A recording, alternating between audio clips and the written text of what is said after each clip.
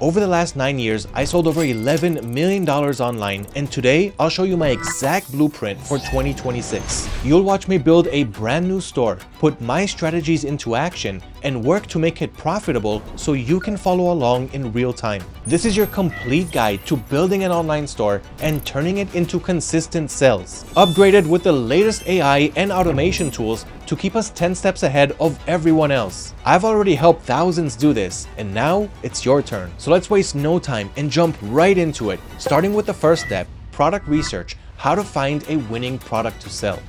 Product research is the heart of your dropshipping business. This is where everything begins.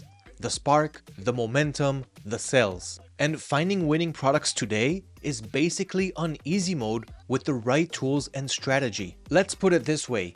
I sold over $9 million of products in the last 8 years, and all of that without AI. But today, you get to use AI, tools, data, shortcuts, all of the things I wish I had back then.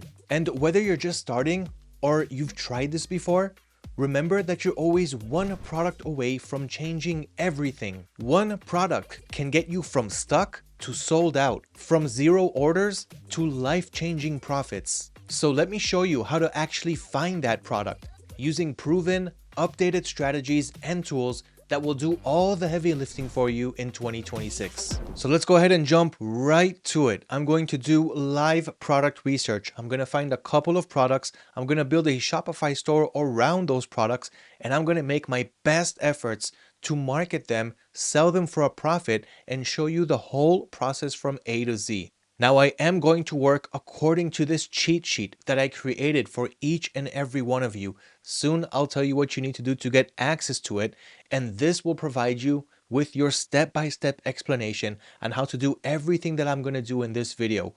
But follow along with me because I always throw in so much extra value into these videos. So let's go ahead and start with step number 1.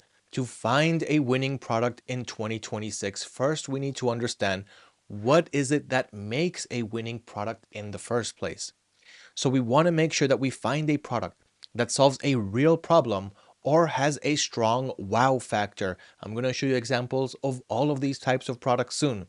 You want to find a product that's very easy to explain in 3 seconds or less what this product is, what does it do. If it's a complicated product that takes more than 3 seconds to explain what it is and what it does, forget about it. Your audience are most likely not going to be interested in it. We want to find a product that sells anywhere between $25 to $80. That is the normal average price range where we can easily sell on. Less than $25 is getting a bit cheap. Your profit potential is going to be really low. And above $80, not a lot of people will want to spend hundreds of dollars on a website that they don't really know, at least not just yet. Next, we want to find a product that has a 2.5 to 3 times markup potential. Okay, so I'm going to show you that, where we can also source these products. What is our buying price? What is our selling prices? How much can we profit? What is the right selling price to have? We want to find products that are lightweight, shippable, and safe, and products that have a proven audience interests. All right, so we want to find products that already proved themselves in the past. They have great videos with lots of views, comments, saves, and trend data. Don't worry about product saturation. Don't worry about, wait, what if I sell a product that other sellers are already selling? I mean, if they're already selling it, who's going to buy it from me? So if you're a beginner dropshipper, I understand your concerns. If you've been doing this for a while, you know how this works. The whole target audience are not just looking at one seller. They won't even be able to find that one seller. You can always sell products that other dropshippers are selling. The question you should be asking yourself is not, is this product saturated? It's, how can I market it at a different angle, a better angle to a better target audience? And I'm going to show you all of that once we get to it. So there's no such thing as product saturation. It's just how you market the product. So those are the essentials of what makes a winning product. And of course, I'm going to break that down now as I do live product research. Another thing that I have for you inside this cheat sheet is a link to the product research dropshipping spreadsheet. This will help you narrow down your winners. As you start to find more and more winning products, you're going to write them down here. What is the product? Who is the source? Are you passionate about this product? Is it hard to find in stores? Is it hard to guess the price? Is it safe to sell? Does it solve a problem or stand out? Sell for over $25? And does it comply with Facebook's ad policies? Because at the end, one of our marketing methods is also to run paid campaigns. But of course, first I'm going to show you all of the free ways, all of the free methods to market your products. We'll get to that when we do marketing. But in any case, we do want a product where we can answer yes to all of these questions. Why do you need to be passionate about it? Because you don't want to sell a product that's boring, that you don't care about. You also want to have fun along in the process, and of course, increase your chances of succeeding. Okay, so we're going to get to that as well, but you have that linked inside this cheat sheet. And guys, if you want access to this cheat sheet with everything that we have inside, I haven't even gotten to it yet, but all you have to do is like this video and comment right below, #Shopify. Let me know what you learned in this video. What is your top takeaway? And I'm going to personally send you a link to this cheat sheet where you'll have everything that you need to know on how to build a successful Shopify dropshipping store. But of course, do stay here in this video because I'm going to actually show you the whole process, and then it'll be easier for you to walk along once you get your hands on this cheat sheet. All right, so let's see some winning product examples and understand better what it actually is that makes a winning product. So I already have some saved here. I'm going to show you them, and then we're going to do some live product research ourselves. We're going to find a nice couple of products to sell on the store that I'm about to build, and hopefully it will become a super successful one where you can follow along, copy my strategies, and do exactly what I'm doing. So here are some winning product examples. The first one is a product that this seller renamed to the Vibracalm. Okay, now the reason I want to show you this one before we do live product research and find these products ourselves is because I want you to see what they did here. So they created a TikTok account called the Vibracalm, and they're simply selling this head massager over here. What's so special about this head massager and why did it go so viral? So you can see that they created a TikTok account and they're just selling this head massager. So I already have the link to the source, which we can easily find on AliExpress. And we can see it right here. So we can source this one for around $17, right? This is the same exact one that we're seeing there. So it cost around $17. And we also have the link in the bio to his product page. So what happens here is the seller created a TikTok account and uploaded several videos on the product. They ordered the product to their address and they made a couple of videos. Now, of course, there are multiple ways to market our products, and we're going to get to that when we reach marketing. But here I just want you to understand some key elements around what makes winning products and how to actually get them to win. So what the seller did here was he uploaded several videos. The first one made 10,000 views, the second one made 7,000, and then 2.5K. And then he really started to work well. 68K views, 68 again, 280,000, 3.4 million. And then he learned that this copy is working well. Then he created another copy that kind of starts the same, but you can't really see the product in the first frame. We're going to get to the whole marketing and hooks later. But here I just want you to see that he just kept creating videos, and it didn't take him that long to go super viral, and he pinned his #1 video, that one that works the best. So again, we're going to do the whole analyzation things later, but here I just want you to see why this is a winning product, what actually made it a winning product. So the seller found a product that answers all of the criteria here of what makes a winning product, right? It solves a clear problem, right? Headaches, migraines, and it also has a wow factor. Wow, that's a pretty cool product. Doesn't have to have both. One or the other is good enough. It's easy to explain in 3 seconds or less what this product is, right? It's a head massager. It massages your head. It's got the right price range, which we'll see soon. He also has the right markup potential from the source price to the selling price, which I'll show you in a minute. It's lightweight, shippable, and safe, and it has a proven audience interest, as we can see over here. This is a proven audience interest. Now you can also check what is the trend for this product. So you can also open up TikTok and don't search for the Vibracalm, right? Because that's not the name of the product. The seller simply renamed it just to make it more difficult for the shopper to find more products like this, or to find the same exact one where he's sourcing it from. Okay, so here on his website, he calls it head massager for migraine relief, right? And this is the Vibracalm website. So let's go to the main page and see, is this a one product store? And as I'm here, I can see that it's a Spanish store, right? Because it says here, catalogo, contacto, instead of catalog and contact. but he's still selling it in English. And we see that we have two variations. 10 heads is $45, 20 heads is $65. He has a pretty good looking website, but we're going to do, again, all of this analyzing seller stuff later. So as we get back to it, we can see that the product page is kind of messy, very blurry, but it doesn't really matter. You can have a super professional or even a very bad looking website. If you are selling a product that people are looking to buy and you know how to target your audience, you know how to find the people who want to buy your product and show it to them in a nice, good, engaging video, they are going to buy the product. That is simply how it works. So we can see that he's selling it for $45 and you can source it for, what was it, around $17, $18. So that is easily more than 2 times the source price. So he's marking it up correctly.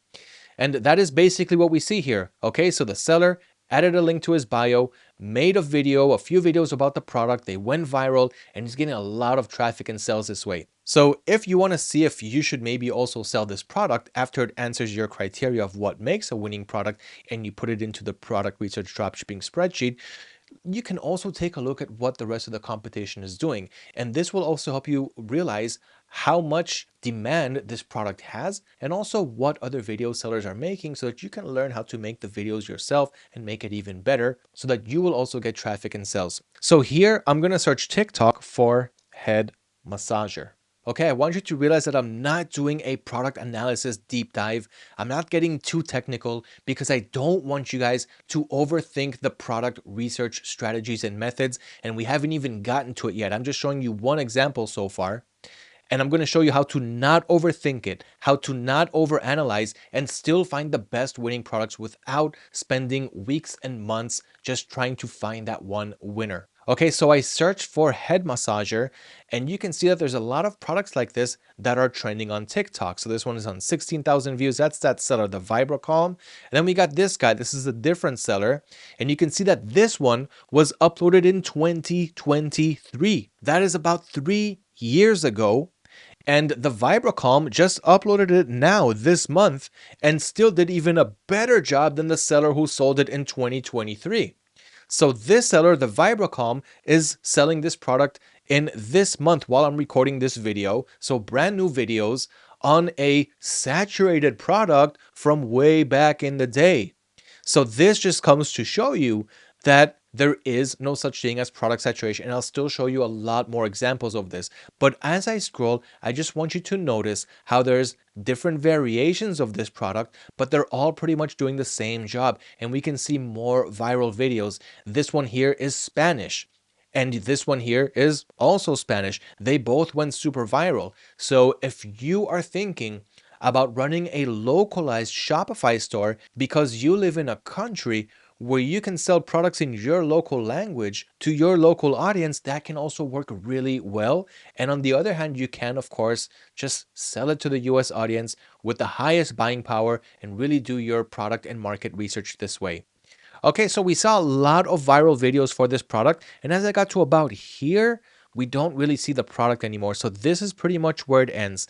So let's see if we can count around how many videos we have around this product. 3, 6, 9, 12, 15, about 18 videos. That's not a lot. And even if it was a lot, you can still enter the competition. But I just want you to understand, this is winning product number 1. And all you have to do is find that product, which I'll do soon, and then learn how to market it the right way. That's it. That's the game plan. That's all you really need to know. Everything else is really easy. And again, everything will be shown and demonstrated in this video. Let's move over to one more product example. Okay, I have other examples here in the cheat sheet. You can go ahead and take a look at it at your own time, but I just want to show you one more. This is another product from way back in the day. Okay, it was trending. People thought it was saturated. You cannot sell it anymore. This video is from 2025. So this is a vacuum and also a broom. Okay, as we can see here, really quick video, 8 seconds showing the product, what it does. It's a problem solver and it does a great job. Now, if I search TikTok for vacuum broom, so you can see that these videos were uploaded. This video right here was uploaded this month, 12,000 views. And this one also super viral, but this one is from 2022, 650,000 views. So out of the views, I want you guys to take down around we would say around 5%, okay? Let's say click-through rate is around 5%. That's the industry average. 5% out of the 650,000 clicked on this video. And out of that, 2.5%, okay, clicked on the link and also purchased the product. So that's kind of how you can understand how much traffic and how much sales these sellers are bringing in. So this one again shows you from 2022, but also from this month right now, 2025, 2026, this product is still selling. I got another one here from 2021. So this one may seem pretty old to you, right? It got 247,000 views in 2021, but still now from this month, from another seller, it made 38,000 views. So you can still sell products that have been in the market for a while. Now, I'm not saying, hey guys, let's sell all the saturated products in the world, but I do want you to have the right mindset, the right mentality here. It doesn't matter how long the product has been on the market. If it's brand new, great. If it's been here for a few years, also great. It just matters on how you market it to your target audience. That's all that matters. Finding the right product, marketing it correctly. Everything else will fall into place. We're going to create a website. We're going to do order fulfillment. We're going to put our business on automation. We're going to do all the right things so that we can build a network of successful dropshipping stores. So those are just a couple of winning dropshipping product examples. But now let's actually jump into it and do product research. So what are the best product research methods in 2026? I have narrowed this down to the number one method that's going to shave off weeks, months, and even years of product research, because product research is something that doesn't end. There are new products that are coming out all the time, and you have to be on it. You have to know about them. You have to understand trends. You have to understand seasonality. There are some products that only work during specific seasons, right? For example, if I go to Google Trends, which is one way to find out if you're about to sell a product, when is the right time to sell it? So I'm going to change it up here to worldwide. Okay, or just the United States, because that is my target audience. And let's say I want to sell pool inflatables. Okay, it might be obvious when is the right time to sell pool inflatables, but this helps you understand more clearly when you should do so. So in the past days filter, I'm going to go with past 90 days, or you know what, better yet, let's do past 12 months to see even a clearer picture. And we can see this in the graph right here. August is summertime. Right before we get back to school, you have a peak. During August 25th to 31st, pool inflatables are peaking in interest, peaking in searches. And then as the summer ends, September, October, November, December, we head into the winter. Of course, there is no peak in search results, but as we move forward towards the year, March, April, May, June, we're already in spring break and summer. This is where it starts to peak again. So you know that February, around the beginning of March, is when you should start to consider to sell pool inflatables. But you do not want to have only a seasonal store, because what are you going to do once summer is over? You don't want your stores to stop making sales. So there's a few ways to go about this. So when it comes to, should I have a general store, a one product store, or a niche store? And inside that store, should it be seasonal products or evergreen products, which means products that are working all year long? The answer is you should start with a general or a niche store. Now, you can start with a one product store, but if that one product doesn't work out, I don't want you to spend weeks and months wondering why it didn't work and thinking that this isn't the right model for you. I want you to find the right product, and it might not be on the first product that you try to sell. That is why we are doing product research. We're going to get a dropshipping store. It's going to come with winning products anyway. I'm going to show you all of the perks and surprises later in this video. But first, I want you to find the right products and create the right store around those products.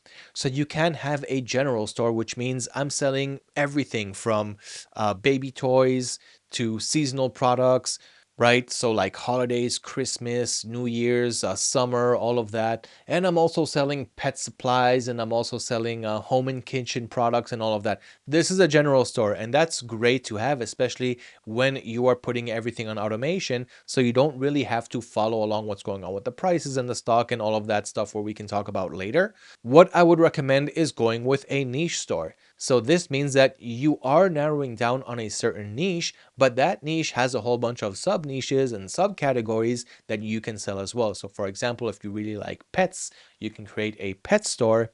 And of course, you'll have all kinds of categories, all kinds of pet categories under your pet store. For example, you'll have pet supplies, pet food, pet toys, and all of those subcategories and niches. Okay, so this way you're not just selling one product. So if it flops, your whole store is not doomed. And it's a niche that you most likely like. You'll enjoy working on it. So I would prefer starting with a niche store. And when it comes to seasonal products or evergreen products, I would prefer to go evergreen products that sell all year long. Now, granted, the seasonal products do sell a lot more during the season rather than evergreen products, but once that season is over, the sales are going to gradually decline. So we want the evergreen products to maintain our steady income, while seasonal products can give us nice peaks and then big drops once they're over. You can have a nice combination of both, but I would recommend starting with the evergreen products. So that answers general store versus niche store versus one product store. We saw some winning products examples. We understand what makes a winning product. We got the product research dropshipping spreadsheet at our hands, ready to narrow down on our winners. But first, we need to find those winners, and that's what we're going to do right now together with the best product research methods in 2026, starting with the one and only, the tool that's been around for years and years now, with a forever updating daily database of winners, having tens of thousands of sellers using this software to automate their online stores. And of course, I'm talking about none other than AutoDS. Now, I have a lot to say about AutoDS, and we're going to jump into it a lot in this video. I've been using AutoDS for about 6 years now. And yes, granted, today I also work in AutoDS because I love the technology. I felt like it's way ahead of its time. And today it is the industry leader when it comes to automating dropshipping stores and businesses. You're going to find out why in this video. You're going to learn how to work with it. You're going to get your trial. You're going to try it out. And you're going to see how there's no way you can look back once you start automating and profiting with your business. So the number one tool today to find winning products is not to go and do it manually. It's not to go to AliExpress bestsellers. It's not to go to Amazon and look for products that you can sell. It is simply to use this wonderful database that's got all of the insider information right at your fingertips, the AutoDS Marketplace. Now, this place has it all. It has a product finding hub. It has an ad spy. It has private suppliers that you can work with, along with retail and wholesale suppliers. We'll get to the suppliers soon. It has a trending product section, which is similar to the handpicked products, only AI helps find those products and put all of the analytics together for you. So I'm going to actually show you how all of this works. We're going to find winning products together. I'm going to create a store around those products and try to sell them. And you're going to sit back and watch the whole process before you also do it on your own. Or of course, you can do it along with me. Again, guys, access this cheat sheet by commenting right below this video, hashtag Shopify. Let me know what is your top takeaway from this video. And I'm personally going to send you this cheat sheet by replying to your comment below. So, product research method number one, the AutoDS Marketplace. Let's see exactly how this works. Now, if you do not have an AutoDS account, that's fine. I also have other product research methods, which I will show you after I show you AutoDS. But I want to start with this because this is what's going to save you all of the time. And when you can get a trial for just $1 and try this out for 14 days, it is totally worth it. And I promise you, you will not look back after you do this. So, this is what the AutoDS dashboard looks like after you open it. Again, guys, all you got to do is head over to autods.com and start your $1 trial. You'll have the option right here on the top right. For me, it says go to my account because I'm already logged in. You'll be able to start by clicking on register over here or entering your email here and click on start dropshipping. So once you register to AutoDS, start your $1 trial, you are going to be connected to this marketplace over here. So here we have a few things. One, we've got the marketplace. Then we've got handpicked products, ad spy, and trending products. This is where we are going to be doing our product research in one of these three sections. But we also have the marketplace. So you already have access to the marketplace with your AutoDS subscription. And then if you go to settings, plans and add-ons, and you activate the product finding hub, you'll also have access to the handpicked products, ad spy, and trending products. And this is what's going to save months and months of work for you, because this has the best trending products that are winning on the market right now. And there is no other place to find these products except for the AutoDS Handpicked Products Hub. Here you have a dedicated team with years of experience finding these products one by vetting the best sellers out there, and then they're going to give it to you with all of the needed information. Who's selling this product? What videos do they have? How much are they selling it for? How much profit are they making? What are their competitors doing? And all of that is inside this hub. Let's look at a quick example. So I'm here in the Handpicked Products Hub, and I've got all of these products that I can see here as I scroll. So first you want to look for something that matches the niche that you want to go with. If you're not sure yet, that's fine. Start doing your product research and you'll narrow down on that as you go. And number two, you want to focus on, of course, the criteria of what makes a winning product and make sure that it matches what you are seeing here. So you want to find products that have good virality. You want to find products that match your niche. You want to find products that are sold around the right price range. So let's go ahead and do that now. Let's see a quick example. I'm going to click on the first one here just as a default. So I can see that this product was just added 7 hours ago. I can go through the images right here before I click to go inside. I can hover over this little chart here to get a brief rundown around this product. How many orders does it have? How many competitors? How much it's being sold for? The engagement score, saturation score, things like that. But let's go ahead and do a deeper dive. So I'm going to click on it, and that will take me to the product page inside the Handpicked Products Hub. So I can see this pet glove over here. You can pet your pets with it, and it also massages them, and it also removes that unwanted fur. I've seen this product for a while now, and it's still selling pretty well. Okay, so you can see what videos people are making for these products, what's making it go viral. You can click on see original ad to actually see the video on TikTok. So if I click on that, of course, it'll take me there. And I can see that it's viral, 1,600 likes, 25,000 plays, and what they did here in terms of the hooks, the text to speech, and everything else that we will be analyzing and creating ourselves later when we get to the marketing section. And you can also see other things like we just saw, the potential profit, how much it's being sold for, engagement score, saturation score, target audience to help you narrow down on your audience that you will be targeting if and when you start to market this product with paid ads. We've also saw these social media ads, and you've got competitors. So these are the websites of the people who are selling these products. So we saw their videos. Now you can also see their websites by clicking on the competitor links. Okay, so I've got one right here. You can see their product pages and what other things they're doing on their website.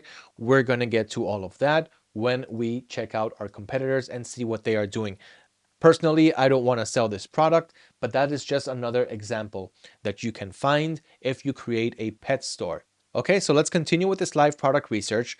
But first, I do want to show you the differences between handpicked, ad spy, and trending products. Then I'm going to do product research live. I'm going to find a couple of products, and I'm going to build my store around those products. So the Handpicked Products Hub has all of these winning products that a dedicated team is finding and uploading them all one by one. Next, we've got the Ad Spy. So this helps you find viral videos on dropshipping products. And then from the videos, you can understand, you can find the product, you can find the seller's website and all of that.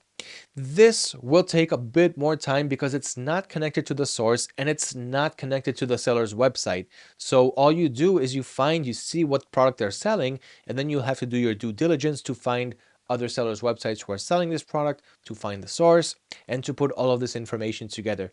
But this does help you spy on the competition in a really smart and sophisticated way, because today it's all about making great videos for your product. And after creating great videos, which we're going to do in this video as well, you're going to be able to get lots of traffic and sales to your website. So here you can do things like filter if you want to see all of these platforms. You want to see Facebook ads, Instagram ads, and TikTok ads. It's not just ads, it's also organic videos, by the way. Or you can go to a specific platform, like if you only want to see Facebook videos or only want to see TikTok videos and so forth. I'm going to keep it on all. And then here you have a smart filter system. Like I only want to see videos that got anywhere between 100 to 1,000 likes. I want videos that have a product linked to it. You can also choose CTA button or call to action button text. and interaction rate. I'm going to go with more than 1%, and that's good. I'm just going to go with these 3 filters right here.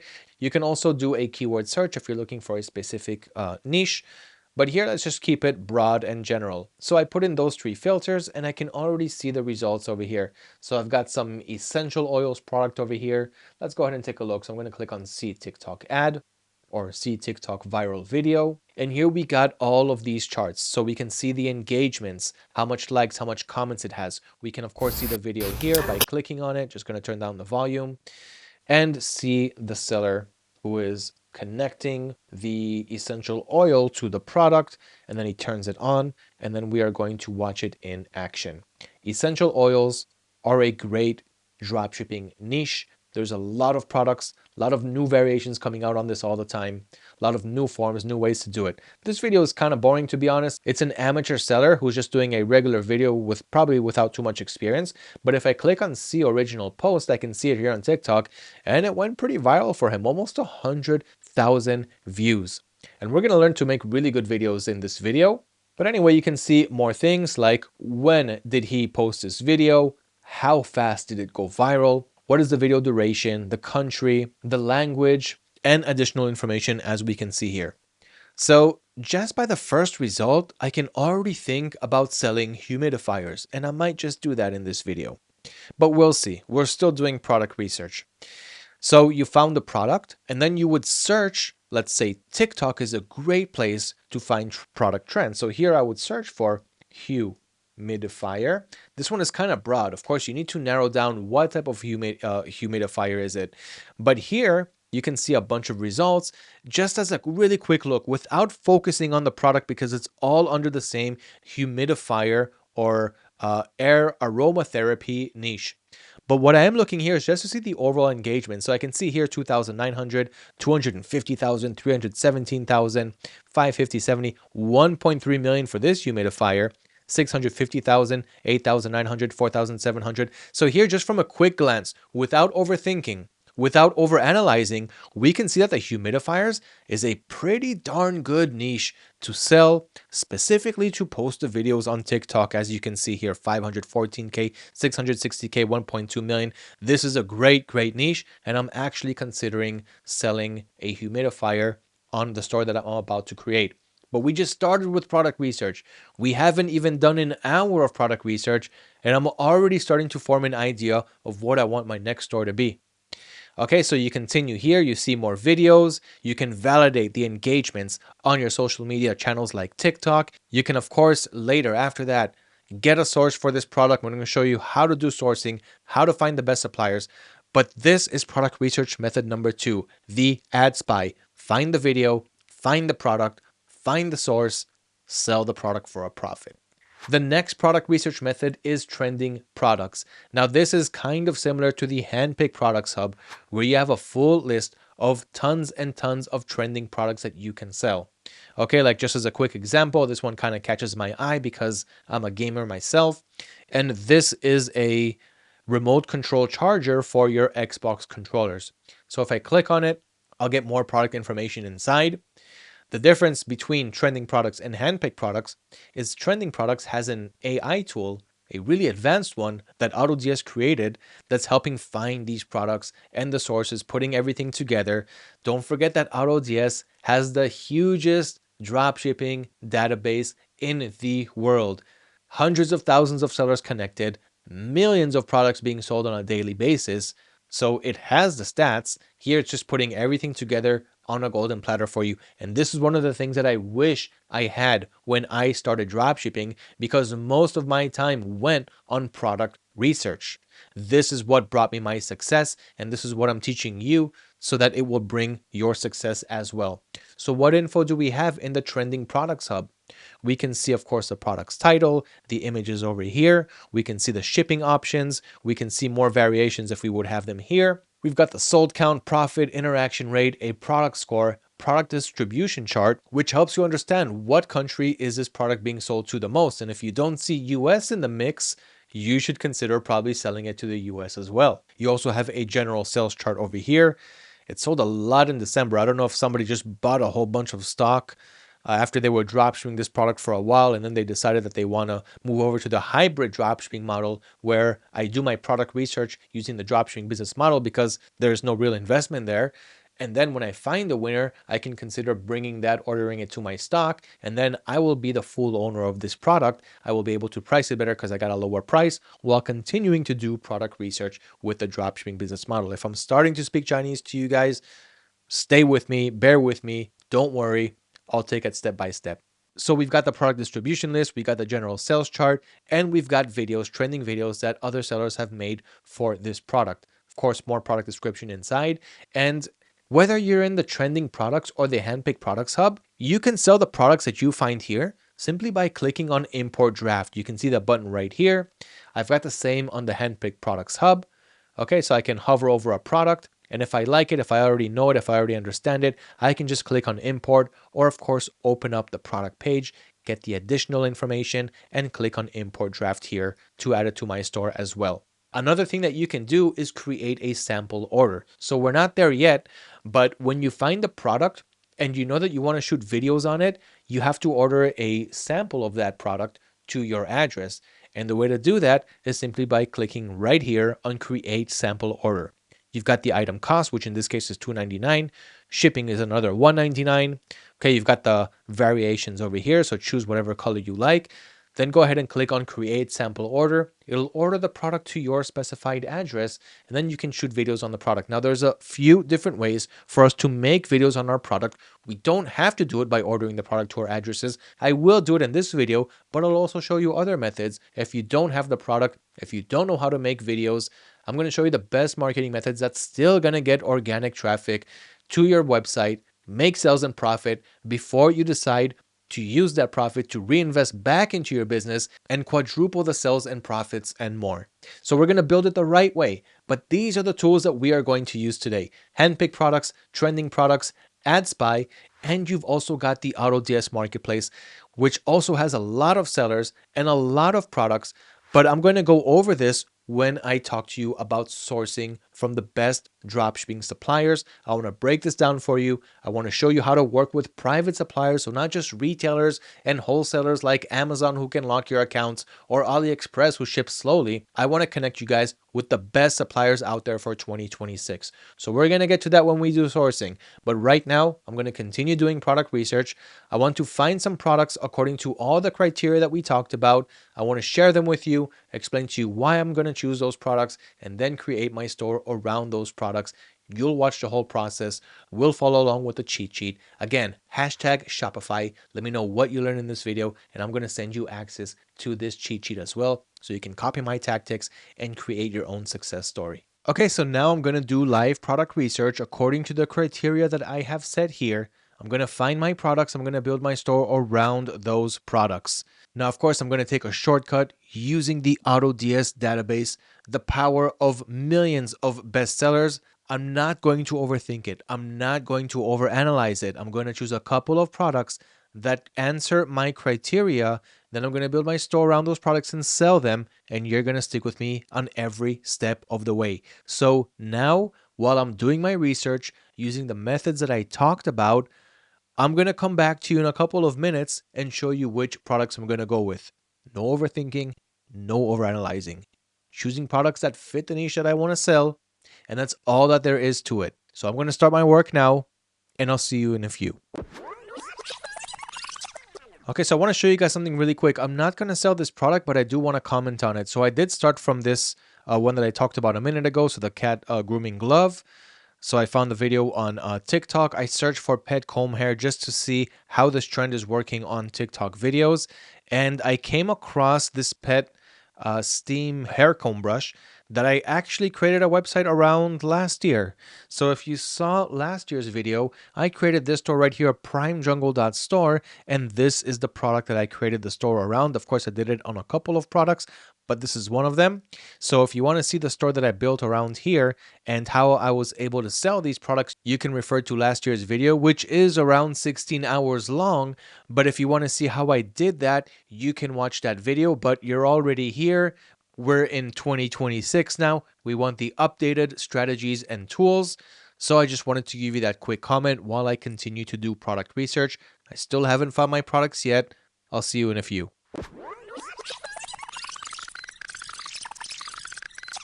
Okay, so here's one product that I found that I actually kind of like. So I'm going to order this one. This is one of the products that I'm going to go for. Okay, so here's my thought process behind here.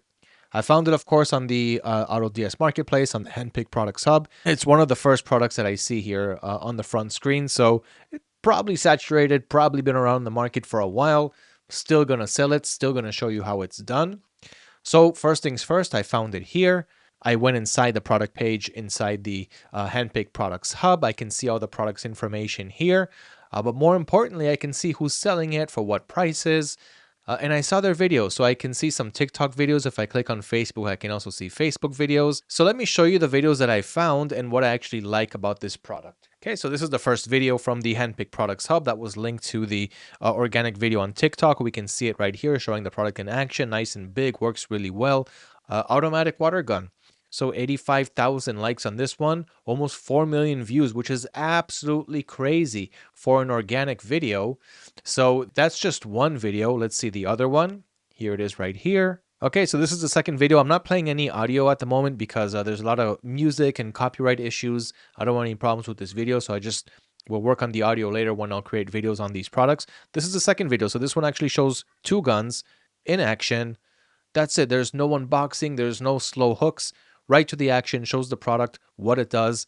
This, I wouldn't call it a problem solver, but you guys know what it is, right? This is a wow factor product, and it actually works. So this video here got 430,000 views. Okay, so I can see that it's kind of viral, but let's see what other sellers are also doing. So of course, I'm going to take that product name and I'm going to search for it on TikTok. So this is an electric water gun.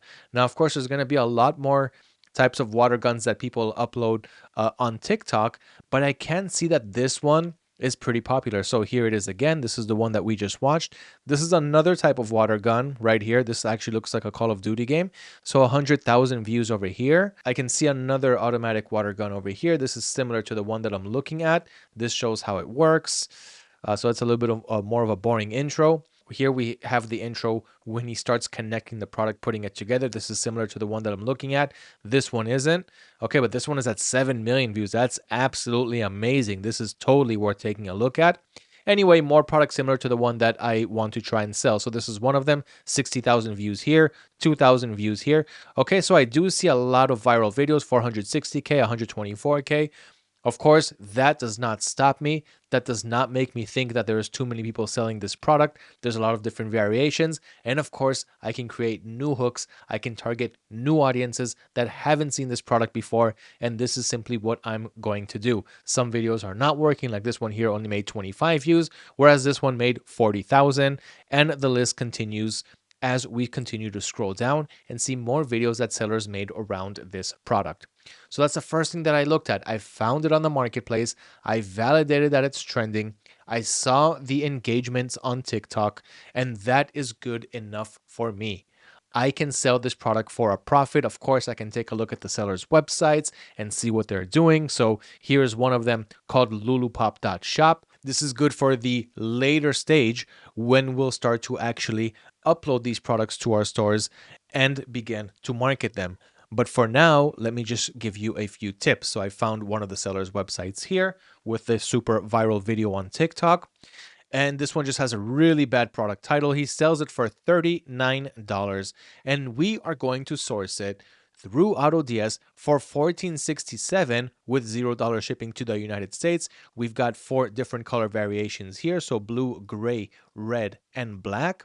And this is the total item cost. Now, even if you see the item cost here and you have orders on the product and you want to source from a better supplier, you can do that through the system. I'm going to show you how to source through better suppliers, even better than the ones that we're seeing here. But for now, this is good enough for me. So I'm going to create a sample order for this product. I'm going to order it to my address. This is product number 1. And I still want to choose another one just so that I can mess around with 2 products and see which one does a better job. Okay, so this is product number 1. My main niche is probably going to be something around gadgets, around the home niche. Also inside the cheat sheet, I did prepare the best dropshipping categories, the best niches for you to sell on, and also products that you should avoid. Okay, so the best categories that I recommend to sell on is electronics and gadgets, pets, home and garden, sports and fitness, and fashion and apparel. Now, of course, there are more categories that we can sell, but these are always going to be at the top because year over year, these categories sell a lot for e-commerce store owners. It's really easy to sell their products, and there's always a lot of buying power. There's always a lot of demand around these categories. Okay, there's also products to avoid. I'm going to go over it really quickly. No brands, no copyrighted trademarks. We are not resellers of big established brands, but don't worry because there's a lot more unbranded products rather than the branded ones and the copyrighted products. So there's tens of millions of products for you to resell. We want to avoid tobacco, alcohol, electronic cigarettes, vitamin supplements, no drugs, no drug paraphernalia, no hazardous and dangerous items. These should all be obvious, but if you're completely new and you're trying to reinvent the wheel here, don't. Just stick to the strategies that I'm showing you that have been proven year after year with all of the best strategies and shortcuts that we have in 2026. So, product number one, I'm going to go with the electric water gun. One, because I simply like the product. Two, I validated that this product is trending, it's in demand. And if we create a good hook, if we create a good video, that is good enough. We are going to sell this product like hotcakes, hopefully, of course. And if not, just remember that you're still always one product away from your big winner. So this product here is being sold at $39, not including shipping. With shipping, the seller is probably going to take around $44, maybe $45, and we are sourcing it, as you saw on AutoDS, for just about $15. So you can easily mark up your price here. We validated that it's trending. We validated that it's profitable, and we validated that it's a good product. I want to sell it. It answers all of my criteria. So this is going to be product number one. Wish me luck. I'm going to continue my product research, find product number two. Let's see what it is. And then I will start to build my store. Okay, so here I go, searching for product number two. Wish me luck. See you in a minute.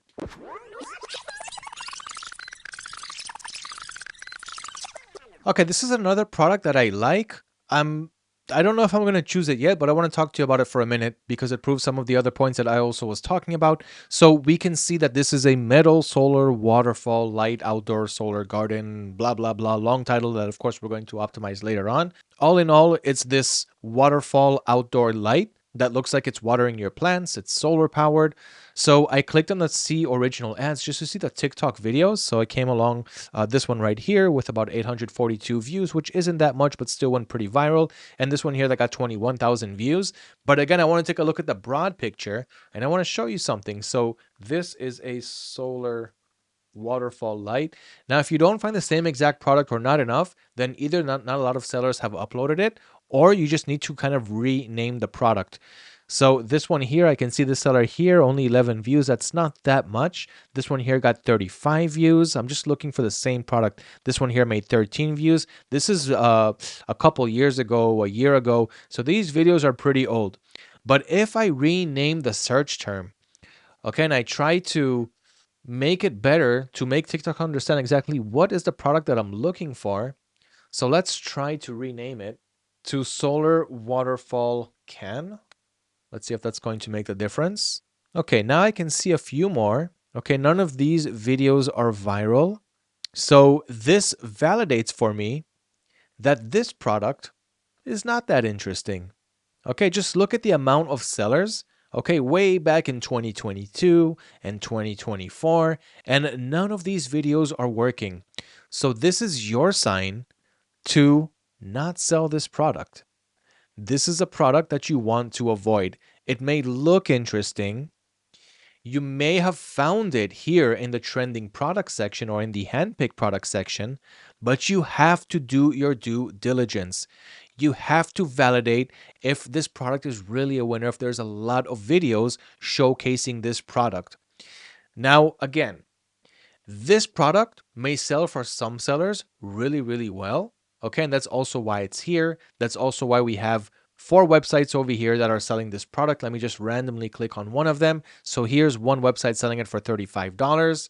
Okay, let's click on another one. Here's another one selling it for $55. And if you include shipping, you're going to get to $62.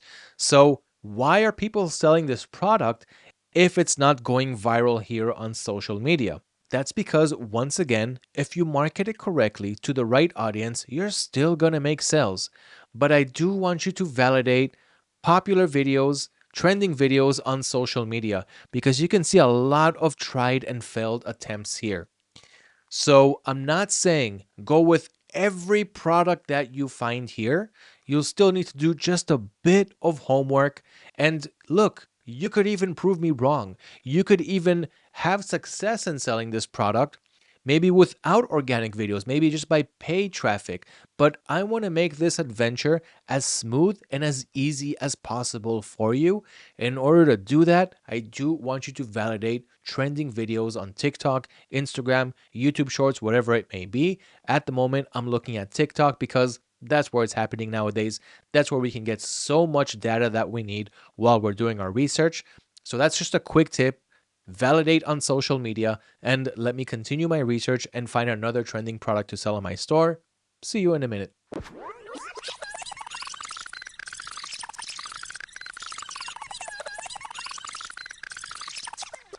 All right, so I found my second product that I'm going to sell on the store that I'm about to build. And this one is a humidifier. I know what you may be thinking.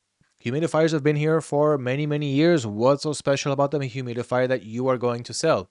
Number one, don't forget that there is no such thing as a saturated product. It's just how you market your products. And two, there's a whole bunch of humidifiers out there.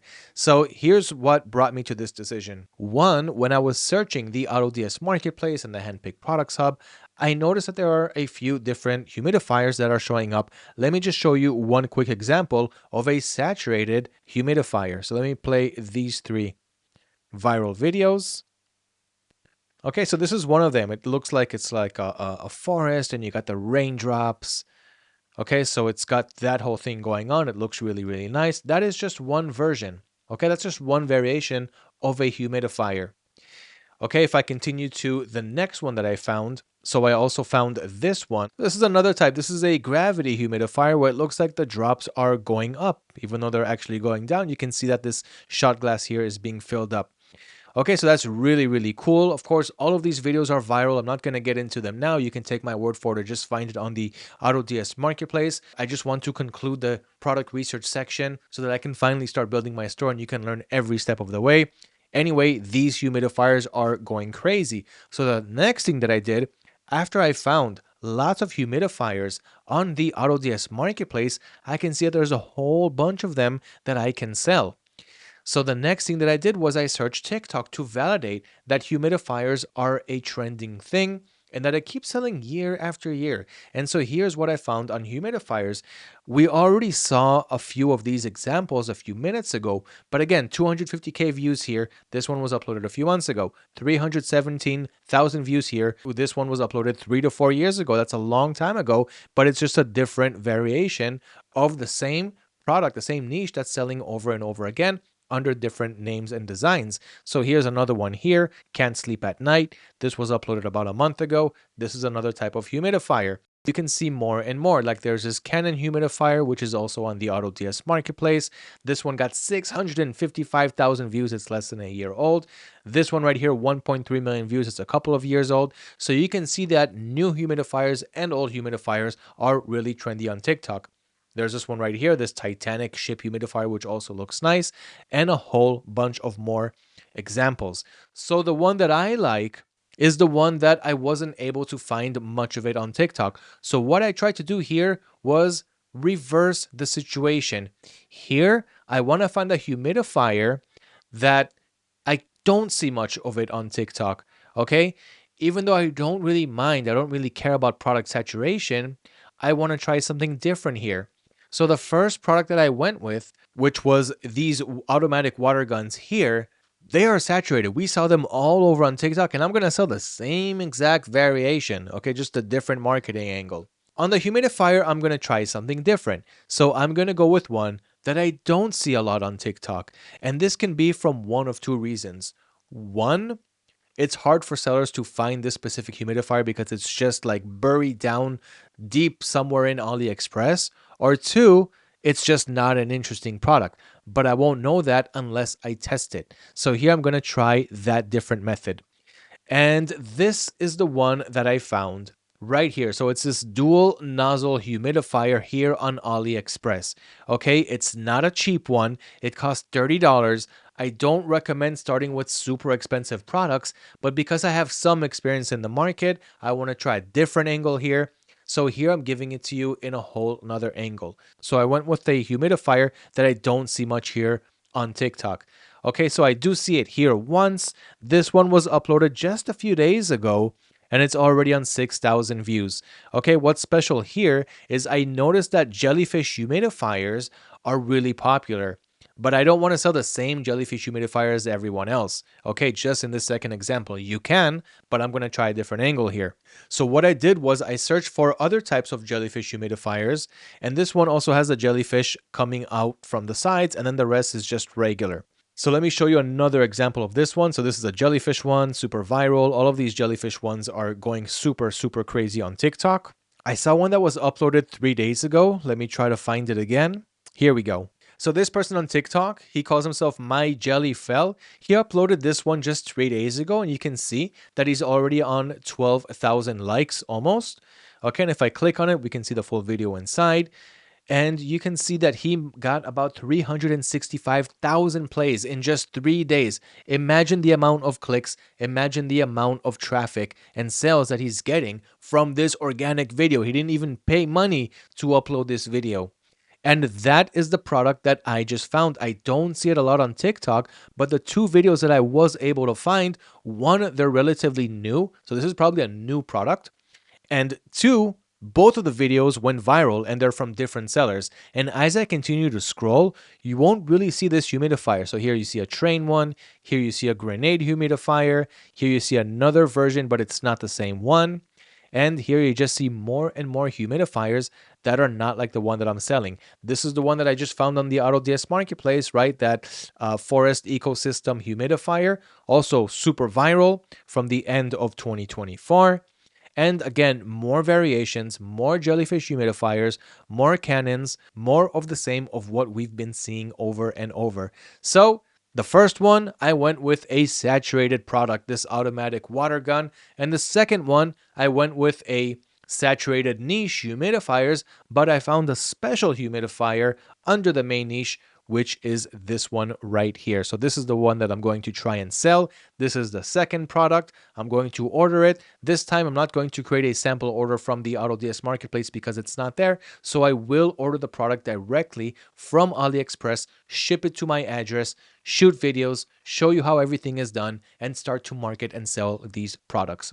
So these are the two products that I'm going to go with in this new store that I'm going to create and show you how to create a money-making business from A to Z. So now that I'm done with product research, of course, there are additional methods like I talked about. So the traditional product research methods are also in the cheat sheet.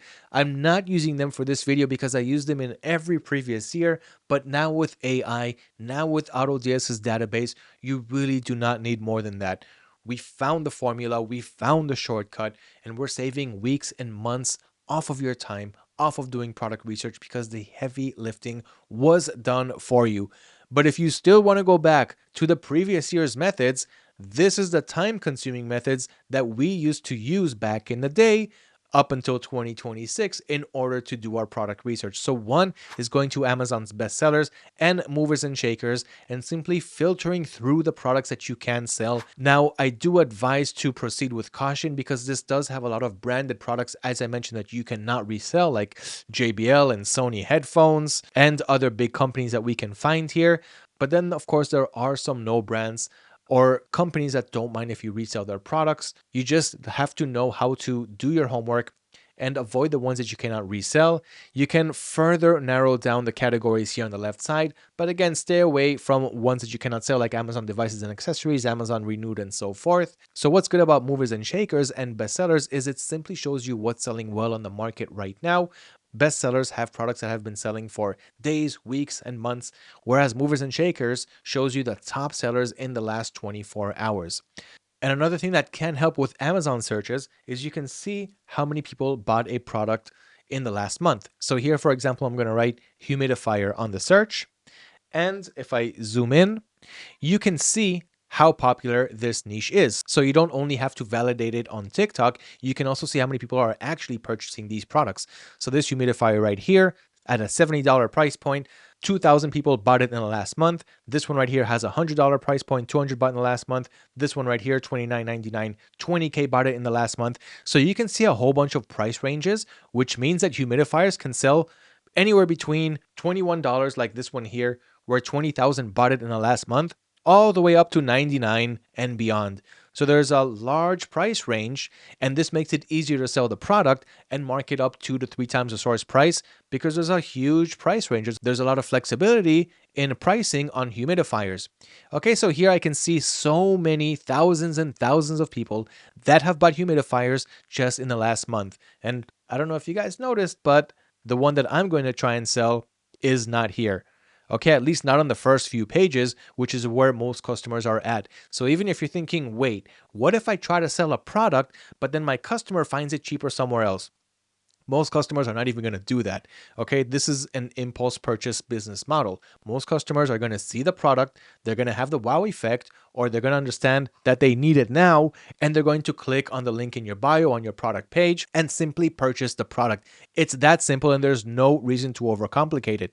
But here I can see that the one that I'm selling is not even here. So that could even up my chance even more. Okay, so that's another way of doing product research. So you're gonna look for products here, find some trends, validate it on TikTok, find the source, and choose if you want to move forward with that product. Another product research method from back in the day is using the AliExpress Dropshipping Center. I'm not going to open it now because there's no reason to. You all have access to your AliExpress Dropshipping Center. Just sign into your AliExpress buyer accounts. Go to your accounts. On the left side in the menu, you will have the Dropshipping Center. I also linked to it right here in the cheat sheet. Again, hashtag Shopify. Let me know what you learned in this video, and I'm going to send you a full copy of this cheat sheet in which you still haven't seen anything of it yet. Next, you've got the reverse product research method. So you can simply go to TikTok or any other social media platform, but I highly recommend doing it on TikTok because it's just super popular right now and everybody's there. So you have so much data that you can pull. So what you want to do there is search for social media hashtag trends like hashtag gadgets, hashtag product trends, Amazon finds, Amazon bestseller, TikTok made me buy it. And then what you want to do is you want to engage with product videos so that the algorithm will slowly start to spit more and more product videos. And then all you have to do is just scroll through your feed and find popular product videos, validate that they're popular, search for the source, and decide if you want to move forward with that product. This is basically how you're going to do your product research as long as it meets and fits the criteria of what makes a winning product. Get all this down because this is the winning formula. You do not have to do it the traditional way. You can easily do it the automatic way. This is my recommendation, but if you want to get your hands more dirty, if you want to search more products, you still have the traditional product research methods, which I am not using in this video, but it still works. You can still go down that road if you want. Okay, so just a quick example, hashtag gadgets. Let's copy that. Go to TikTok, search for hashtag gadgets, and see the results here.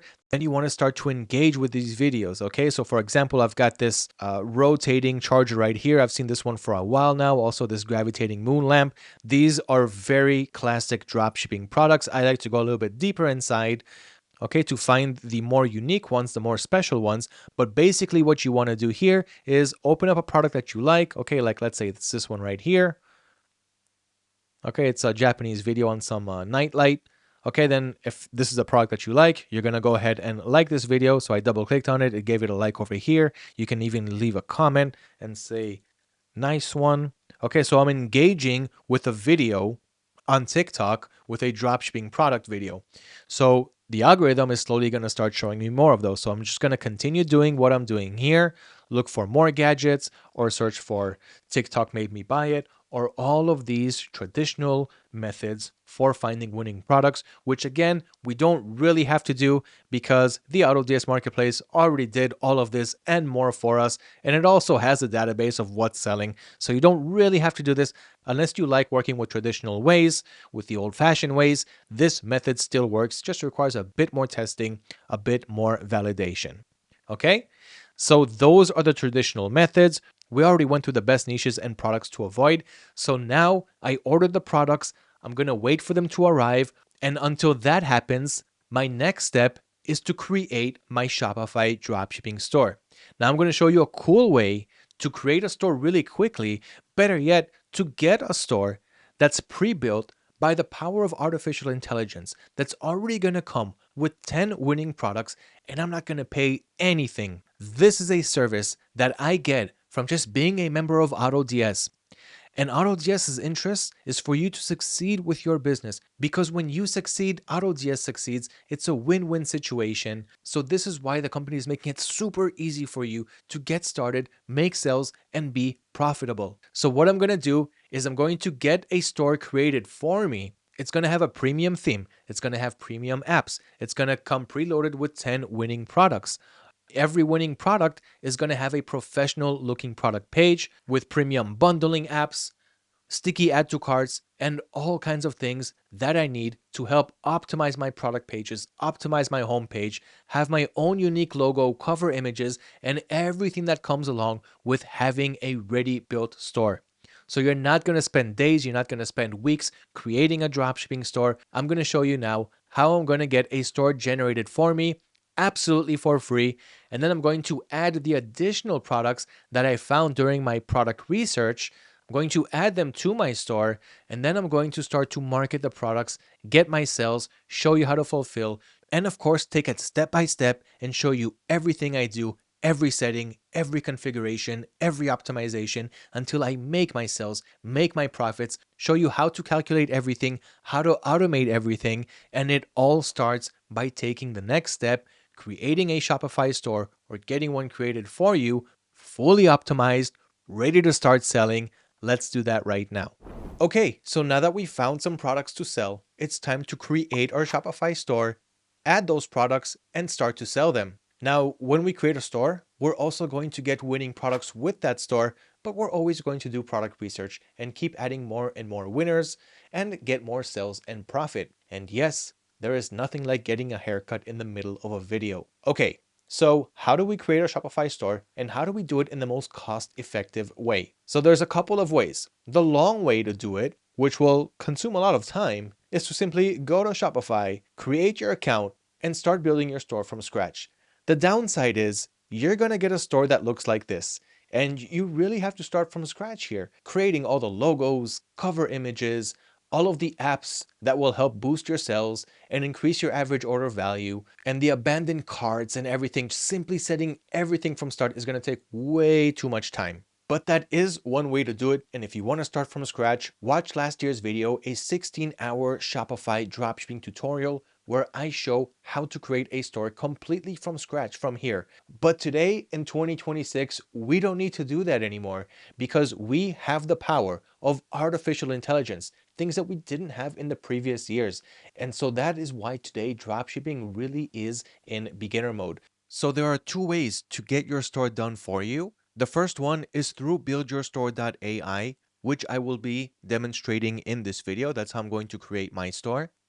And if you have AutoDS, then you can also create your store or get your store created for you directly from the AutoDS platform. So that is also here in the cheat sheet. So I have both methods right here. So if you want to go with the build your store flow, you can see it all step by step over here, which I will be demonstrating in this video anyway. And if you want to do it through AutoDS because you already have the system, just click on that in the cheat sheet and it'll take you through the AutoDS build your store explanation step by step. Both of these methods will run it through the build your store technology. So if you want to do it from the website or directly from AutoDS, it's completely up to you. And if you already have a store, just make sure it's connected to AutoDS and skip to step 3, where we jump to Shopify store settings after we get our pre-built store with the winning products.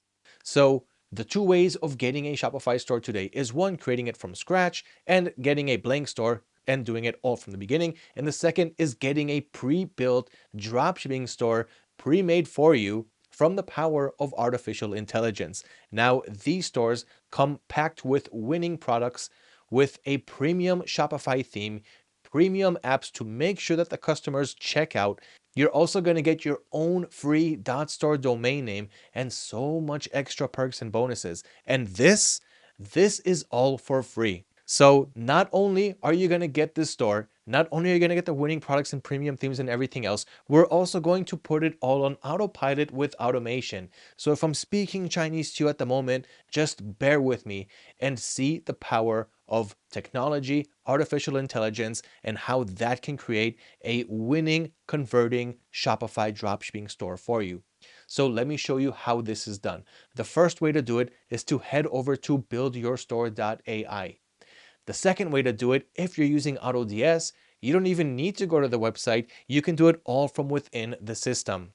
So I'm going to do it from the website, assuming that you don't have AutoDS, but if you do, simply go to the system, click right here on the top left, click on Add Store, then you're going to go with Shopify Store where it says Build with AI, click on Continue, and then click right here, use AI to generate a pre-built Shopify store. You're going to click on continue, then go on to the banner selection and everything else according to the flow. But as I mentioned, I'm going to do it from the website. If you decide to do it from AutoDS or from the website, it doesn't matter. We're all going to get a store at the end. It's going to be connected to automation, and I will continue to the next steps. So whatever method you choose, you can do it now with me as you're watching this video, or wait until the end and watch it and take it step by step. So whatever method you want to go with, I'm going to go ahead and get started right now, and we'll all be at the same pace. Okay, so let's start. I'm at buildyourstore.ai. I'm going to click right here where it says build my free store, or over here, it doesn't really matter. But one second before that, just so you know, Build Your Store has more technologies that it can help you with. It has a Shopify theme detector. So if you're doing some market research, this will help you understand if your competitors are using Shopify themes as well. And the second, which I'm also going to use here, is a Shopify business name generator. That's going to help us create a name for our store. And again, it's all for free. So let's go ahead and get that done. Maximum efficiency, minimum expenses. So I clicked on get my free store, and the first thing that I'm going to do is fill in the information that's required. So what's your full name, email address, and create a designated password. Okay, next step in the flow, pick a niche. So we already did our product research, so we pretty much know what niche we're going to go with. If you still don't know, you can go ahead and click on I'm not sure, and you'll just get a niche chosen for you. And you can always change all these settings later. So even if I choose a niche and decide to change it later, that's always possible. Okay, so in my case, it was a humidifier and water guns. So that goes around electronics and gadgets. So I'm going to go with that niche. And the next step is to choose banners for your homepage. So here you want to choose a couple of banners. And again, all this stuff can get changed later, but as long as you start with something, because this will serve as the foundation of our business. So I'm going to go ahead and choose this one and click on Done. Now in the next step of the flow, it says create your Shopify account. So here we're going to click here where it says Access Shopify, and it's going to open Shopify in a new tab. Okay, so watch what happens as soon as I click on it. Okay, so new tab, and this is to start the Shopify trial. Now, here's the thing. This may change from time to time, and by the time you're watching this video, it could be different. But Shopify is currently giving us 3 months for $1 per month. That is a great deal considering that the basic plan starts at around $39 per month. So instead of paying $120 after 3 months, we're only going to pay $3, and that only starts 3 days from now. So currently the offer is get 3 days of Shopify absolutely for free, and then $1 per month for 3 months. Now, by the time the 3 months are over, you're already making enough sales and profit to cover the expenses of the regular basic plan, which is more than enough. But we're going to go over pricing later because there's no reason we're not pricing anything at the moment. So the first thing that I'm going to do is enter my email address.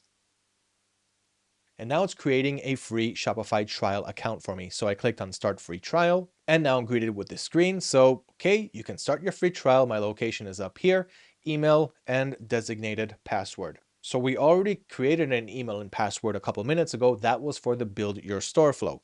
This time it's for the Shopify trial account. So I'm going to click right here where it says create Shopify account. And in the next step, it's asking me, where would you like to sell? We don't need to do any of this. We're just going to click right here where it says skip customized setup. And now it's asking us to opt in for a Shopify plan. Now we're going to have to do this anyway, But for now, you can go ahead and click on skip, I'll decide later, because we want to get our new Shopify dashboard. So I'm going to click on skip, I'll decide later. Okay, now it says you're all set and my trial has started. So here is my new Shopify dashboard. It's still a blank store. I didn't get the AI to generate the store for me yet. We're still at the beginning of the process or towards the middle, but we do have a Shopify dashboard and it looks like this. So remember how I said that all of this is opening in a new tab? So this is the tab that we were working on. But if we go back to the previous tab, that was the Build Your Store tab. So we can see that right now the Done button is green. It was gray earlier because we didn't access Shopify yet. But now that it's done, we clicked on Access Shopify and we created our free trial account. We can go back to this tab and this time click on Done. Now the next step is to link our Shopify store to this page. This makes sure that the Build Your Store website knows to link to our dashboard so they'll know that this is where they need to install the new store. So I went back to the Shopify dashboard. I'm going to hover over the URL. I'm going to copy it, head back to the Build Your Store flow and paste it right here where it says store URL. Then we're going to click on save. And once that's done, click on done. Okay, the next step is to grab your Shopify discount. So what does this mean? It means that now we're going to pay our first $1 to Shopify, and that will be charged in a few days from now when the free plan is over. And that's going to be good for a month. And then, like I said, $1 for every month for the next 3 months. If you still have this deal by the time you're watching this video, take advantage of it because Shopify can change this at any given time to 1 free month or not give anything for free. This changes from time to time, so take advantage of it while you can. So now we're going to click here where it says Access Shopify, and that's going to open this in a new tab. So it takes us back to the Shopify dashboard to the payment settings so that we can subscribe to the Shopify basic plan. So we can see right here while I'm recording this video, I'm not going to pay anything.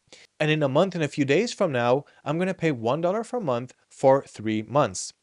And only after that, so in 3 months and a few days from now, I'm going to start paying for the basic plan. By then I'm making sales and profit. It's all good. We're going to be in the money zone in month number 1. But this is how much time they give you to get your store ready for sales.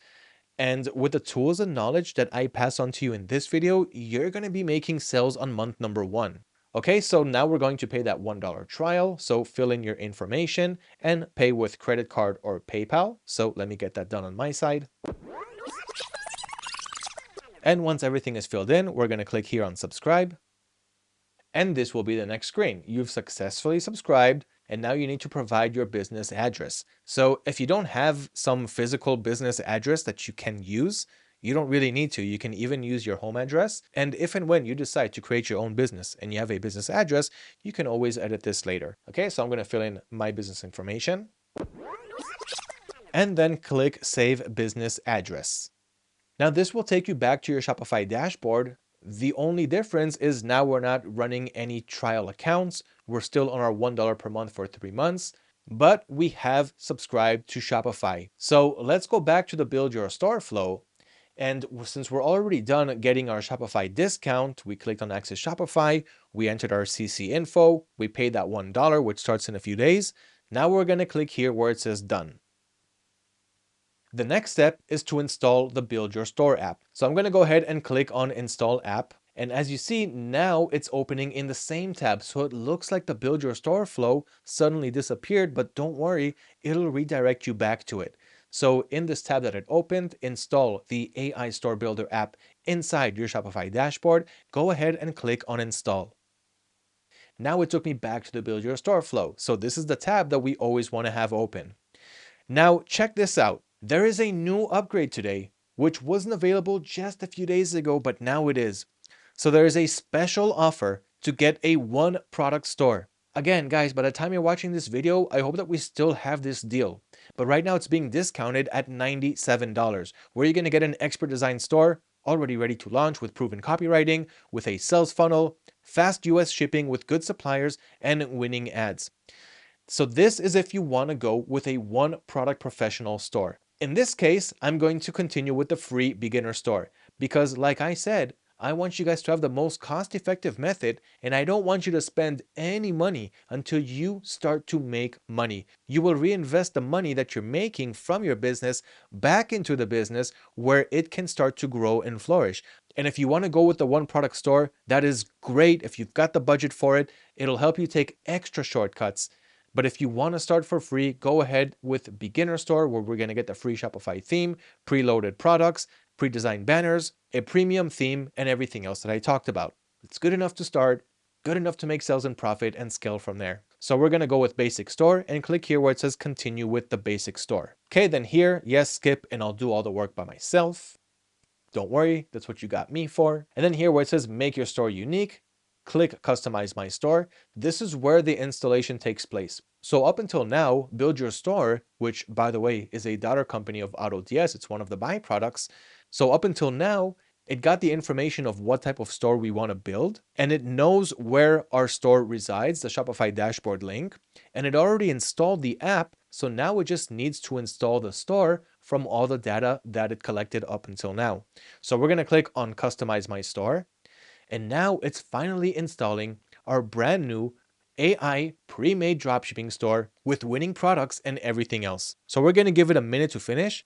Then we're going to check out our brand new store.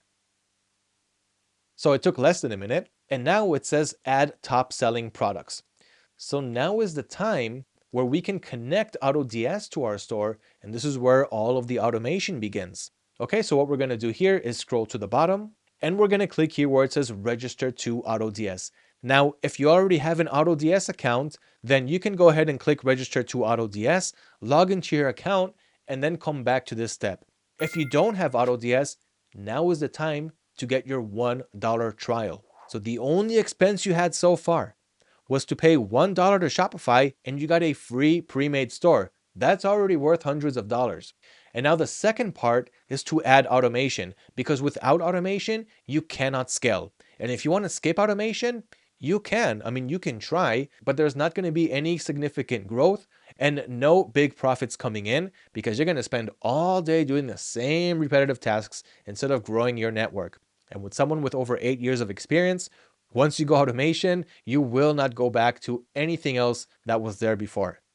All right, so go ahead and try it out. It's just $1 and you're going to get it for 14 days. Try before you buy and you'll see that you're going to stick around with it, especially if you learn all the things that it really can and will do, which I will show you in this video in the store that I'm creating right here. So I'm going to click here where it says register to AutoDS, and it's already going to log me into my account because I already have an AutoDS account. So if you don't, you will be taken to the register page, create your account, choose Shopify as your selling channel, and pay that $1 trial. Okay, then you're going to come back to the Build Your Store flow and click on Done. Quick reminder, if at any time you close the Build Your Store website, even if by accident, just go back to buildyourstore.ai and log in with the credentials that you created in the beginning when you registered to Build Your Store, and it'll take you back to the same step where you left off on. Okay, so I added AutoDS. The next step, your Shopify store is finally live.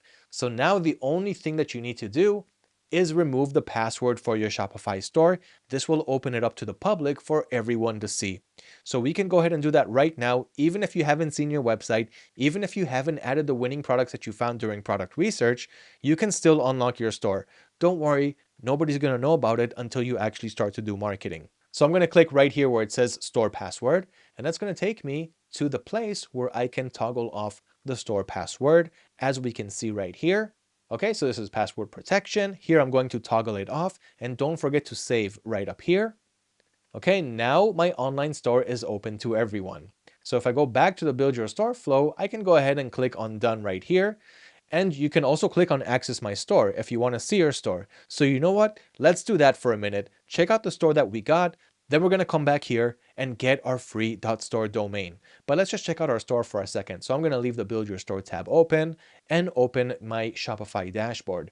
So here I'm going to click on View Store. And welcome to your brand new dropshipping website. Let's take a quick look before we continue. So we've got a nice announcement banner up here. Of course, we can change the text and we're going to do all of that later.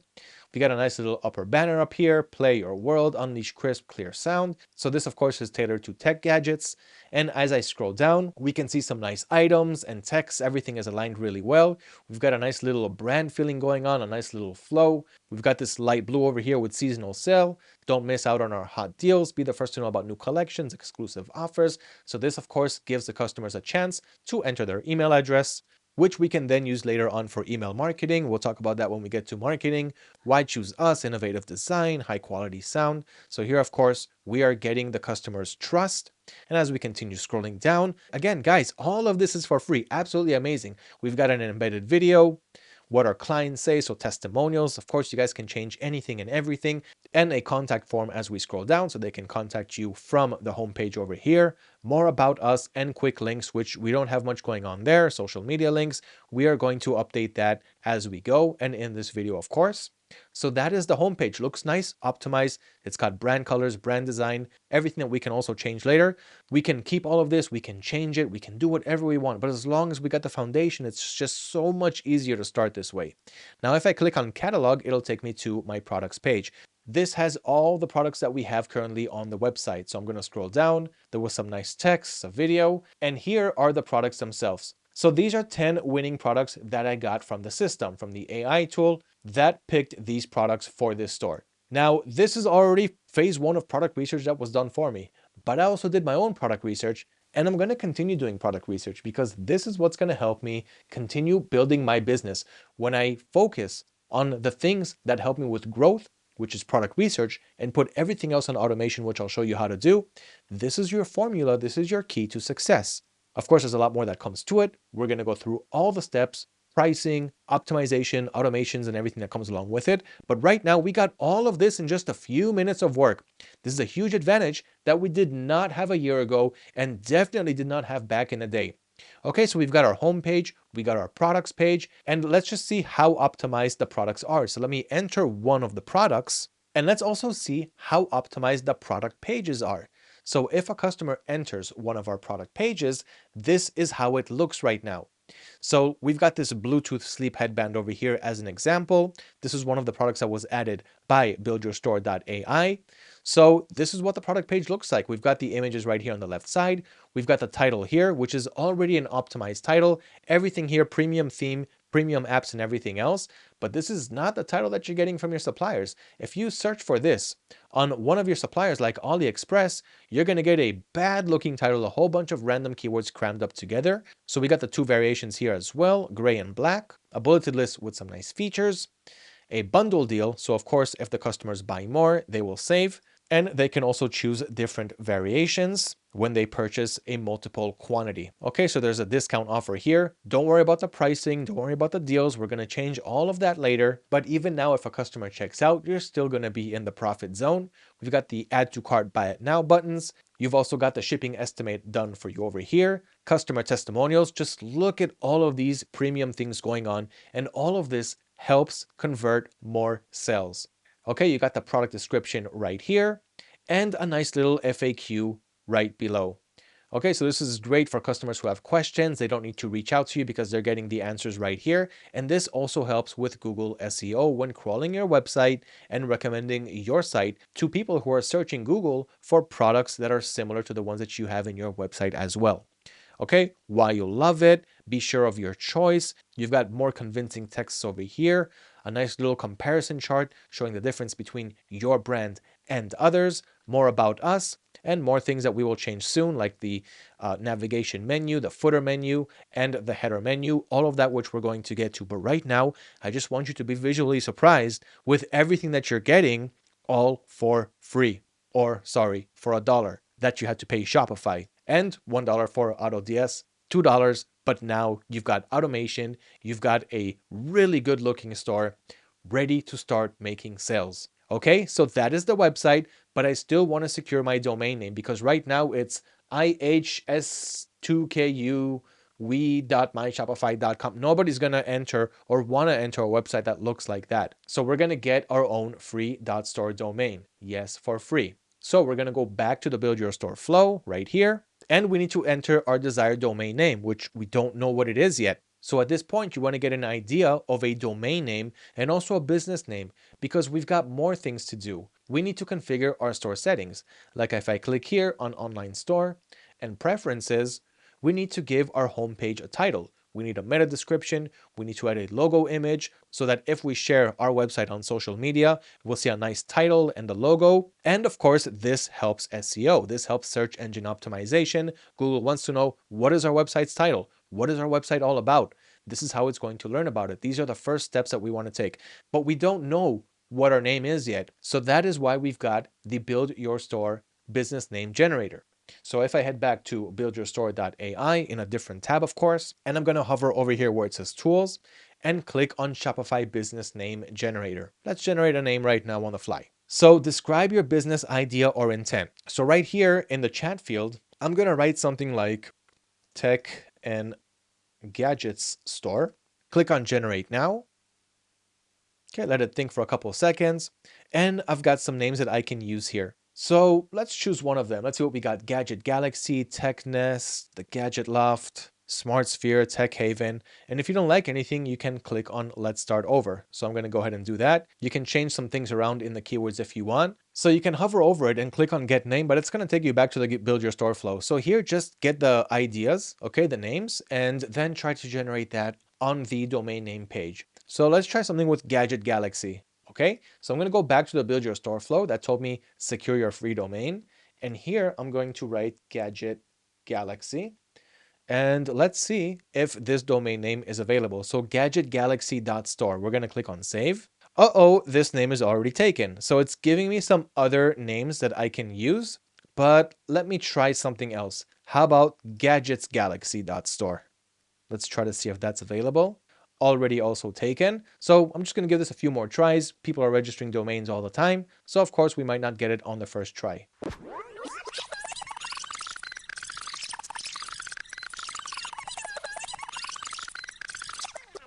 Okay, I got one. So it's going to be gadgetworlds.store.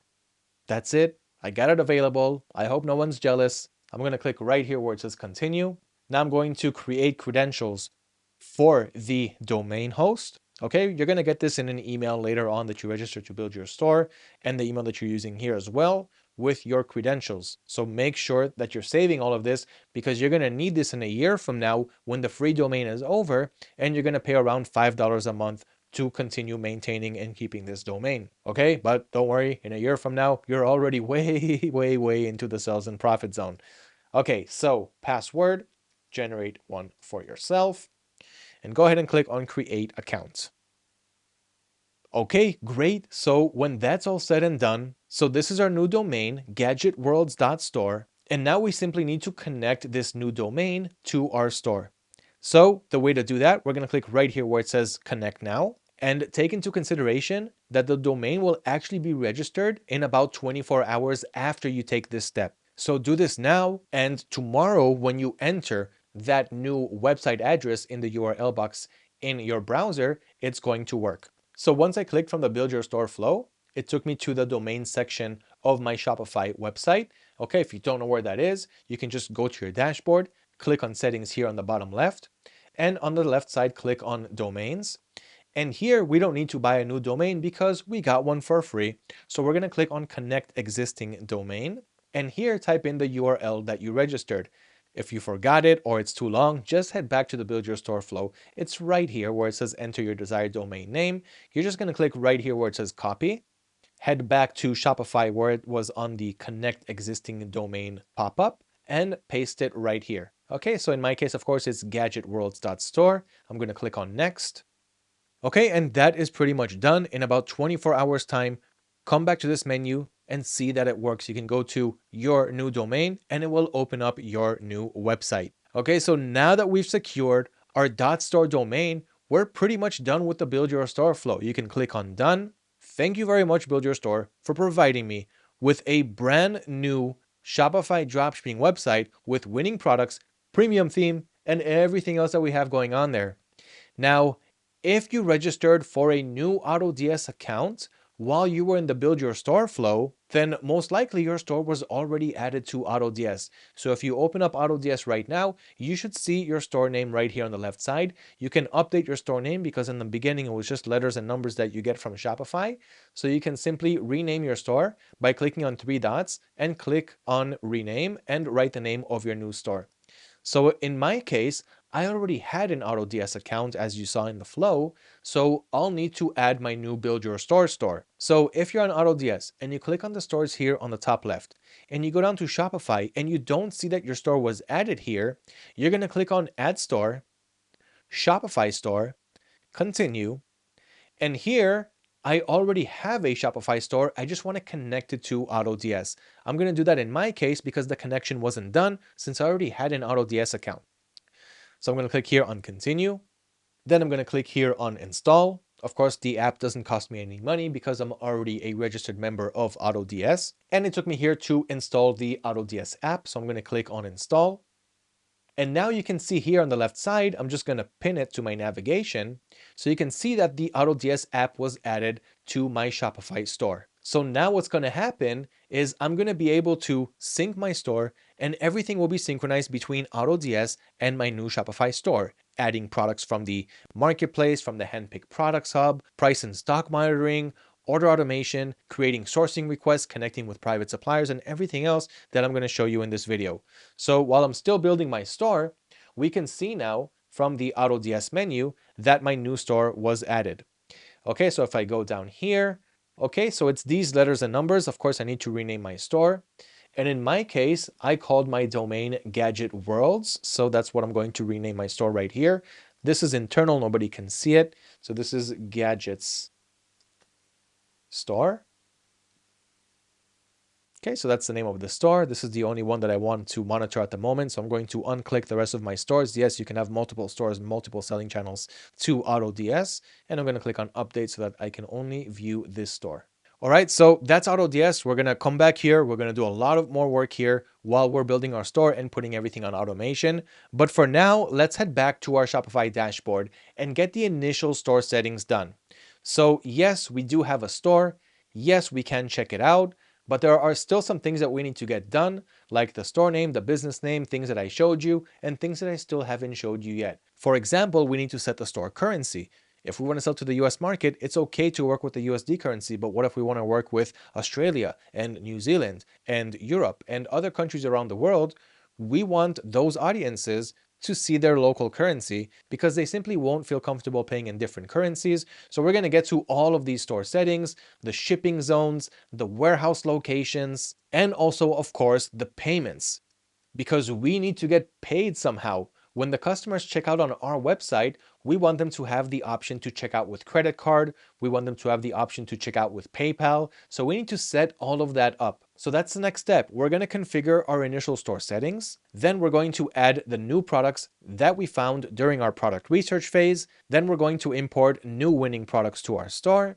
Then I'm going to market those products, get them to start selling, and continue showing you the whole process from A to Z. And once again, remember, all of these steps are all being documented inside the Shopify cheat sheet. So if you want access to this wonderful, wonderful document that's going to take you through every single step that you need to know about if you want to succeed in the industry and make sales and profits that you otherwise could have only dreamed of, get your hands on this cheat sheet as well.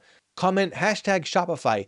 Let me know what is your top takeaway from this video. What did you learn? And I will happily send you this cheat sheet in the comments below. And of course, if you have any questions while you're going through this video, also let me know below so that I can answer you and help you succeed. Because when you succeed, I succeed. It is a win-win situation, and this is the winning formula in order to get there. All right, so now we're all at the point where we finished doing product research. We got our AI pre-built store, or maybe you created one from scratch, and your pre-built store was made by buildyourstore.ai or directly from the AutoDS platform if you have AutoDS, which of course I highly recommend that you do. And of course, our Shopify store is connected to AutoDS so that we can enjoy seamless automation, all of which I will show later in this video. But for now, we have to do the super boring techie stuff so that our store can actually generate sales and there won't be any problems when our customers try to check out on our store. And of course, we need to also make sure that we get paid. So this is the part where we set up the Shopify store settings and configure everything to work smoothly. Okay, so let's jump right into it. And after that, we're going to have some fun. We're going to import products, we're going to market them, and we're going to make our sales and profits. So step number one to configure our Shopify store settings. This is step number 3 on your Shopify dropshipping cheat sheet. If you don't have it yet, comment right below this video, hashtag Shopify. Let me know what you learned from this video. What is your top takeaway? And I will happily send you a copy of everything that I'm going over here. But of course, I'm always adding more things in the video, so stay right where you are. Okay, so the first thing that we're going to set up in step number 3, number 1 is the SEO, the search engine optimization. We want to make sure that our website shows up nicely on Google and it has all the right information. So we've got the homepage title and the meta description. The location for this is under Online Store, Preferences, Social Sharing Image, and SEO. So let's go there together. This is your Shopify dashboard. We're going to go to Online Store, Preferences, and here we have it. And this is the same page where we toggled off the password for our store and open it up for the public. But the next section, as we can see here, is social sharing image and SEO. So here we can add our store logo. So I do have the store logo that came with my store, but I also want to show you guys how to create new logos if you want to change the one that you have. So after we do that, I'll jump back here and I'll update the logo here as well. But for now, let's at least have a title and meta description. And so what happens after we fill all this in is when you share your website on social media platforms or anywhere else, it's going to show up with the icon, the title, and the meta description. And the title and meta description will also show up on Google. So when you search for something on Google, like booking online, then you have the title here, and this is the meta description. And if you're lucky, if your website's doing a really good job, Google is also going to add all kinds of categories and subtopics in your website directly from their search engine as well. Okay, so that's what we're setting up now. And if you don't want to think by yourself, this is why we have the power of artificial intelligence. So what I'm going to do now is I'm just going to head over to ChatGPT, and I have a prompt here inside the cheat sheet. So it says AI prompt because I don't know what AI you're using. You could be using Cloud or anything else. So write 5 homepage titles and meta descriptions for my Shopify store. The business name is Gadget Worlds. Of course, you're going to change that to your business name. Be professional, but add some humor. That's just the way I like it. Of course, you can change it to fit your style. So I'm just going to copy the prompt, go to ChatGPT and paste it right here. Of course, you can be using the free version of ChatGPT. There's no reason to pay for things that you do not need. And so here I've got 5 homepage titles that it's generating for me at the moment. So the first is Gadget World's Smart Tech for Brilliant Humans. Meta description, shop the latest gadgets you didn't know you needed until now. At Gadget Worlds, we make smart tech fun, functional, and slightly addictive. Okay, that's pretty cool. Let's keep going. Gadget Worlds, where gadgets go to shine and you get to brag. Let me just read the titles for now. Gadget Worlds, tech that'll impress your friends and maybe even your dog. That's kind of cool. Gadget World's everyday tech with a twist. I like that. It makes you think, what is that twist? Gadget Worlds, unleashing gadgets that actually make life easier. I don't like unleashing. We can always change those types of words, but AI tools use unleashing a lot. So you can really tell that it's made by AI. Okay, let's choose one. So I think I'm going to go with Gadget World's everyday tech with a twist. Why settle for boring when your gadgets can be brilliant? Shop unique tech finds that spark joy, convenience, and occasional jealousy. That's pretty cool. Okay, let's go with that. So I'm just going to copy, head back to my homepage title, paste it here so we can already see what it'll look like. And then the meta description, copy that and paste it right over here. Okay, so once again, we'll come back to the logo soon. And that is good enough for me. So I'm just going to go ahead and click on save. Okay, now let's continue. Number 2 is markets and store currency. And this is really important to configure because we want to be able to sell to all kinds of different markets. We don't only want to sell to one market. You can for a start, but at the end of the day, you're going to be working with suppliers that can ship internationally. And if you can ship worldwide, then you might as well enable that on your store. So you have your domestic audience, which in this case is the United States, because I created my store from a US location, but you can always change that. And I need to add additional markets. So if people from outside the US enter my website, I want them to be able to have the checkout option. And I also want them to see the currency in their local currency.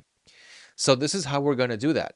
The location, as we can see in the cheat sheet, is under markets. So if you just head over to your Shopify dashboard, and on the left side, you can see markets right here. Okay, so we're going to click on that, and you can see that in my case, United States is active. And of course, they've got their USD currency. But I do want to create an international market as well, because I will be working with suppliers who can ship there. Okay, so let's go ahead and click on Create International Market. And then here you can include or exclude countries from the international market. And the way that Shopify has it set up right now is actually pretty good on its default setting. So anyway, I won't be able to ship to countries like Afghanistan, Albania, and places like that. There could be others that I might be able to, like Argentina, but since I'm not sure yet, I want to go for the countries that most likely will not have any problem. And I can already see from the default view that Shopify already ticked these in. So I've got Australia, Austria, Belgium, and as I continue to scroll, we've got Canada, which is fine. Okay, and we've got Denmark, Finland, France, Germany. I'm going to remove Hong Kong, Ireland, Israel, Italy. I'm going to remove Japan, remove Malaysia.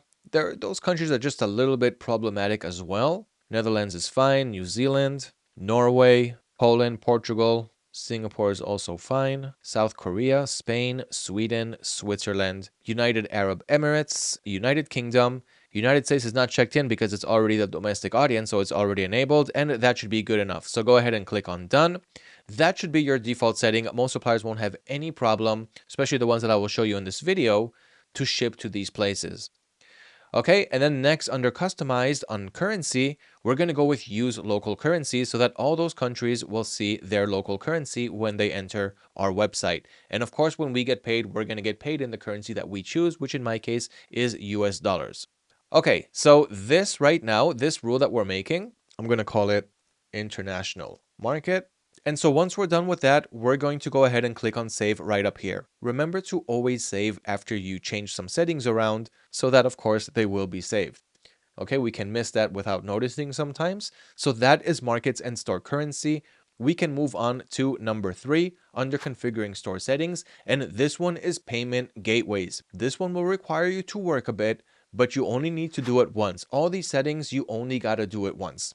So payment gateways enables our customers to be able to pay on our website using more than one method. The default method that we have at the moment is PayPal. So if I go to the finance section here on Shopify, then here I have an option to activate Shopify payments. Another way to get there is to go to settings, and then you've got the payments right here. Okay, so as we can see, if I scroll down, we've got PayPal. Now, PayPal takes a 2% transaction fee, and all we got to do here is continue to set up our PayPal account. So I'm going to do that, but I'm also going to set up Shopify payments. This is a really important one because Shopify payments will allow customers to have more credit card options, more payment options on our website. The transaction rates here are also going to be good depending on what, of course, company we go with, but I'm going to show you the whole list and recommend on how to find the best ones to choose for you.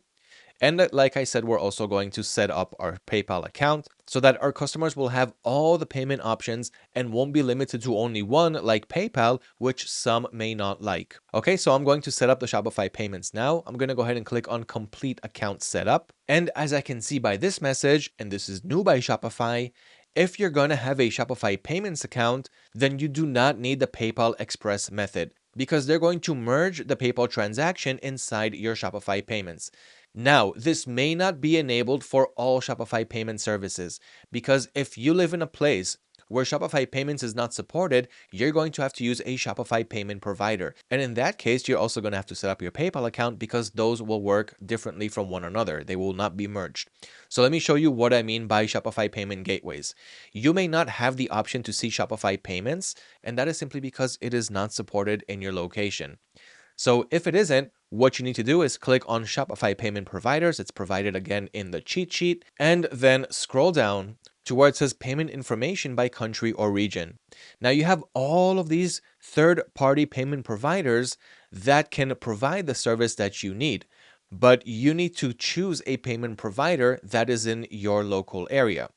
So search for the country where you're from. For example, if you're from Australia, Okay, I found it. I'm going to click on it. Now it's showing me all of the Shopify payment providers that I can use in Australia. So for example, let's see Mint Payments. I'm going to search Google for that, find their website. Okay, here they are, Mint Payments. I can see that they're an online payment gateway. And you can also see here that they merge with Shopify. So you're going to contact them. You're going to understand what their rates are. Okay, you're going to contact sales in this case, fill out the form and ask them what are their transaction rates and how they can connect with you. They're most likely going to get you on the phone and do the connection process together. Okay, so it's going to be really easy. And that is how you're going to do it if you do not have the Shopify payments option. Okay, so in my case, I'm going to click right here on complete account setup. I'm going to click on next, and I'm going to register for Shopify payments right now. Okay, so first thing here, it wants some information about my business. So I'm going to click here on submit details. Okay, and in the next step, you're going to choose if you're an individual, a registered business, or a nonprofit. So in my case, it's a registered business. If you're an individual, go with that option. So select business type, click on next. And now fill in the rest of the needed information. If you went with individual, you're going to have to put your SSN. In this case, it's a business. I'm going to have to put the EIN. So just put the information that Shopify is asking for, address and all of that. And I'll see you in half a minute. And once you're done filling in the information, click on next. Now it's asking me for industry type. Of course, if you went with individual, you're going to have different things that it's going to ask for. Like it may ask for to verify the identity at this stage. So here for me, I'm going to choose the category in which I'm going to choose retail. Subcategory, let's see if we got something like gadgets. We got a whole bunch of stuff. So I'm just going to choose one that also fits my niche.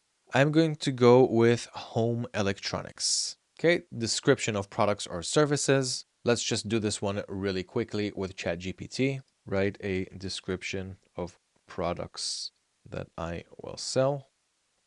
Okay, let's see what I'm going to take from here. At Gadget Worlds, we curate a galaxy of gadgets designed to make your life easier. This is enough. I'm just going to take the first paragraph and write that over here. Okay, looks good. Now we're going to click on next.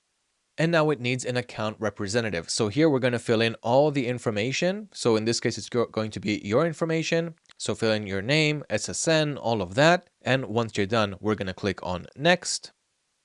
Okay, so last but not least, it's asking for a business document just to verify that the business actually exists. So either a 147C from the IRS or SS4 confirmation letter. Now, guys, don't let this scare you off. If you don't have a business, you went with the individual option anyway, which is the option that I usually go with. But if you have a business, you can register your business to your store. Both methods will work.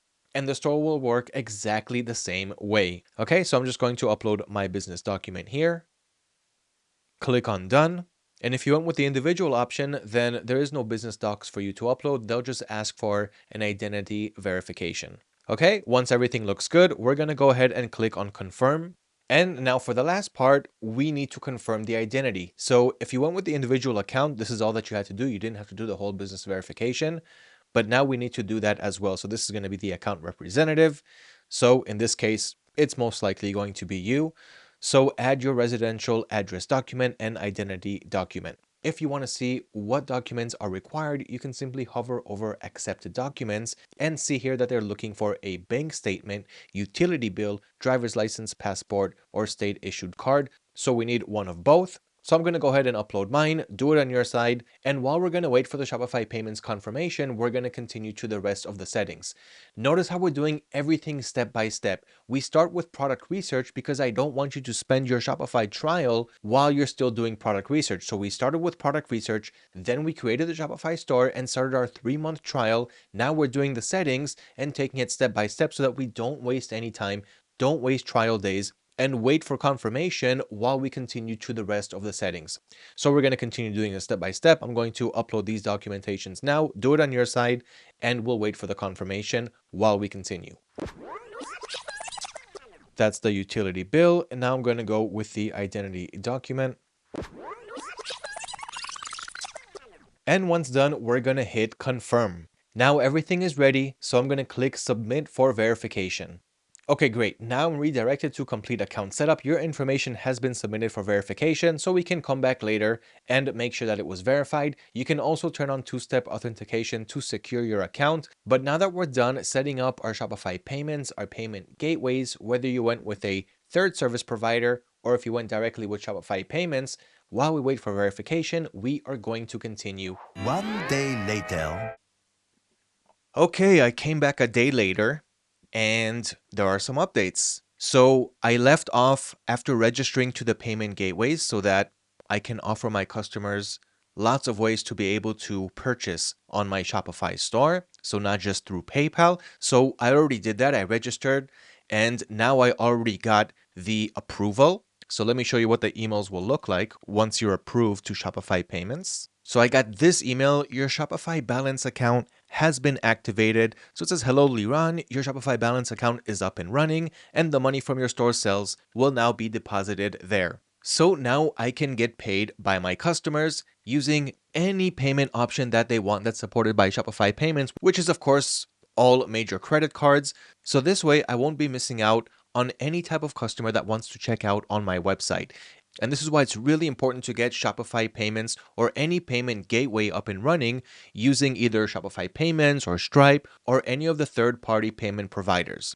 Okay, so now that that's out of the way, and we can also see it here on Shopify. So if I just go to settings and payments, then we can see here that Shopify payments is active. So I've got no transaction fees, which is absolutely great.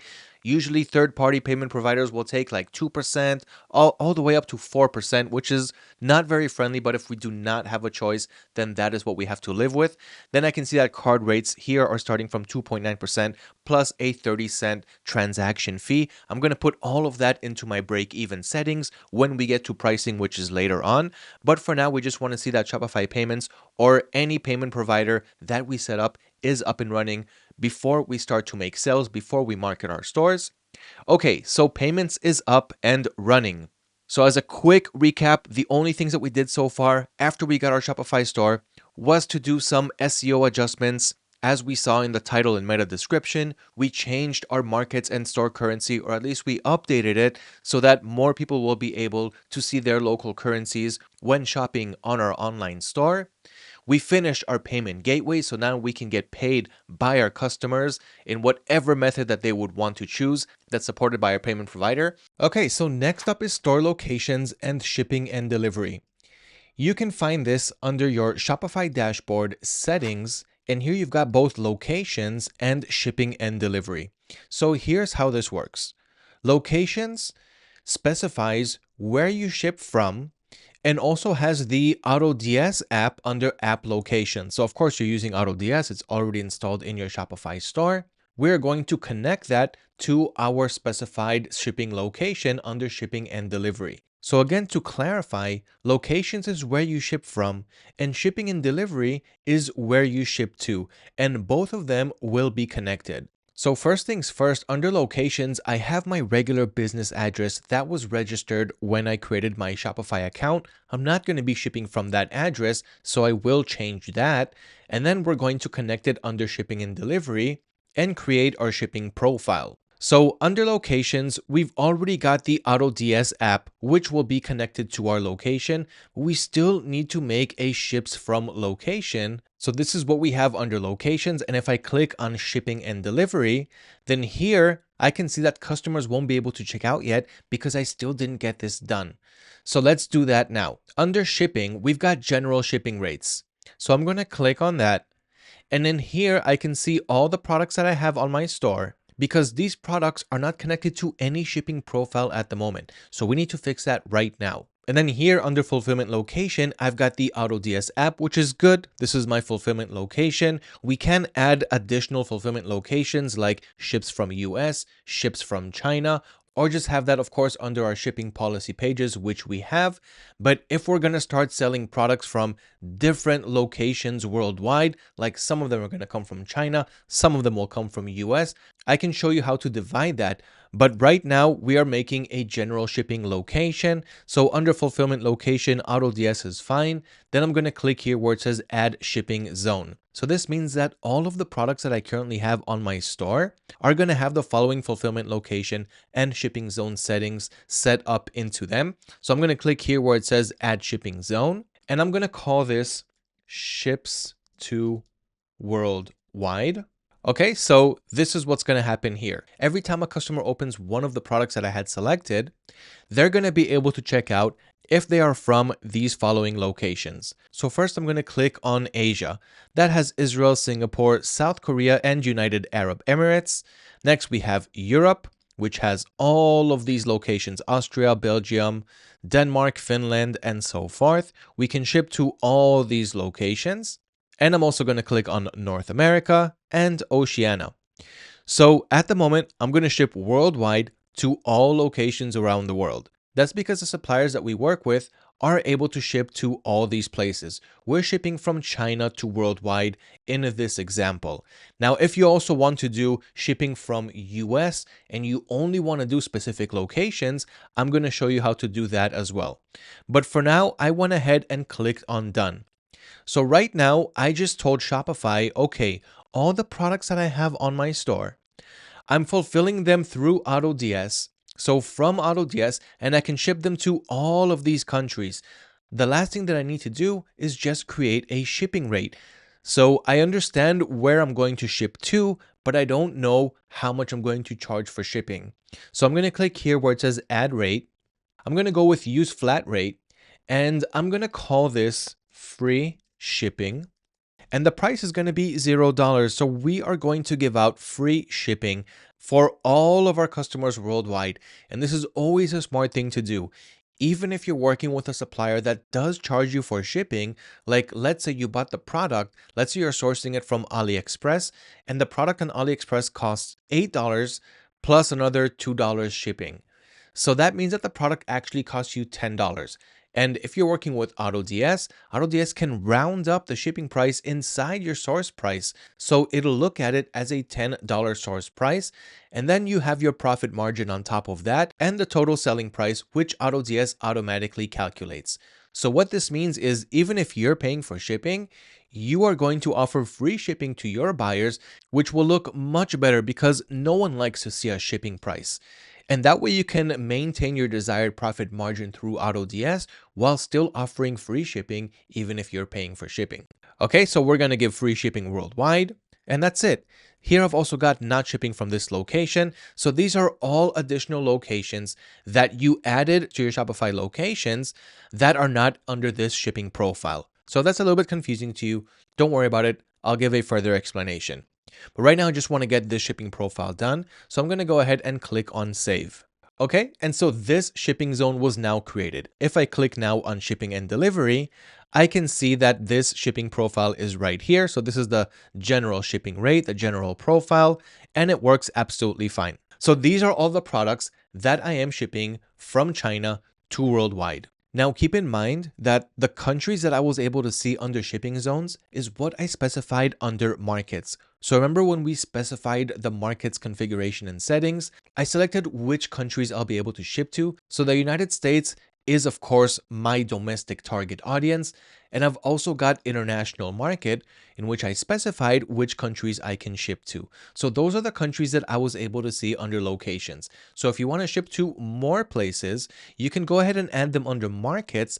Then you'll be able to choose them inside your shipping zones to where you can ship to. Now let's see an example of how to create a shipping zone. So as we can see under shipping and delivery, it says right here, create a custom profile to set different rates or restrict destinations for specific products.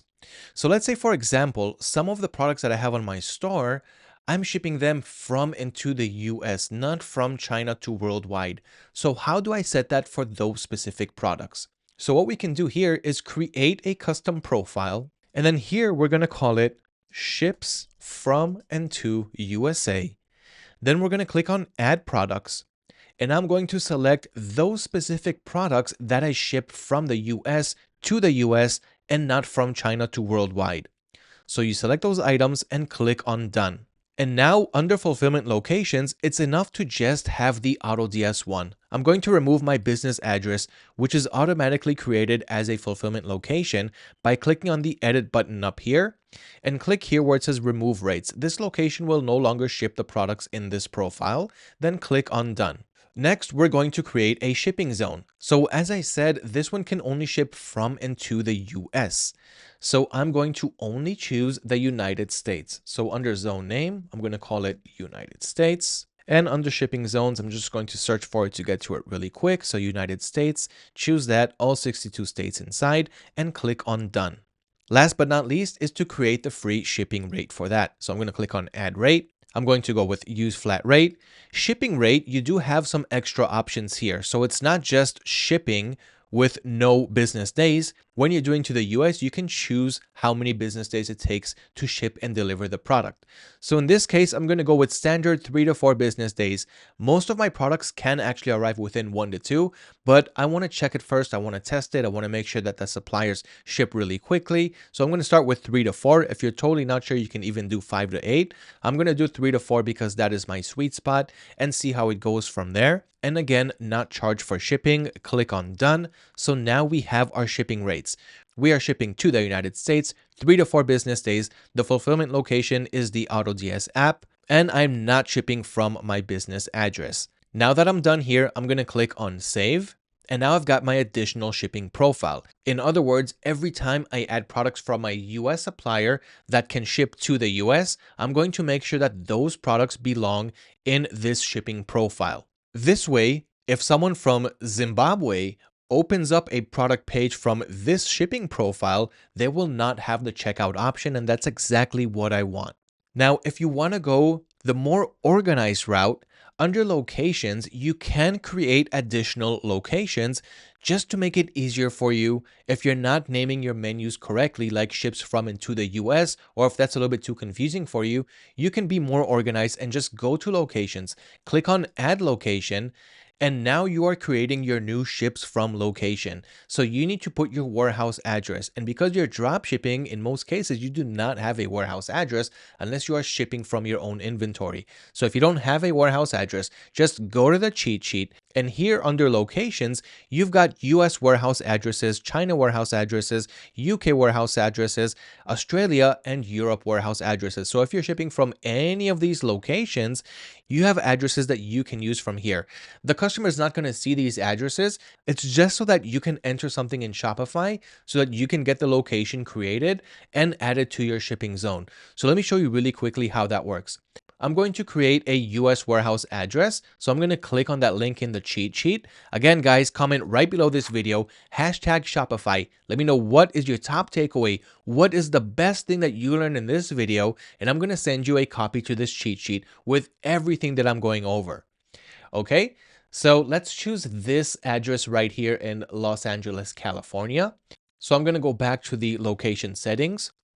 Under the name, I'm going to call it USA Warehouse. Click on done. Then I've got the address. I'm going to click on the pencil icon. The country is the United States. So let's copy the address. So I'm going to go ahead and copy the street name right here. Go back and paste it over here. Okay, I've already got it here. Shopify found the address, so it filled in everything for me automatically. I'm going to go ahead and click on save. Okay, now I've got this location. Okay, so it says USA Warehouse. So I'm going to go ahead and save it over here. And if I go to locations, I can now see that I also have a USA warehouse. Okay, so that's cool. But now I need to make sure that I got the shipping options here. So I can click on shipping here or just click on shipping and delivery. It'll take me to the same spot. So under shipping and delivery, after I created the new location, I can go ahead and create a new custom profile.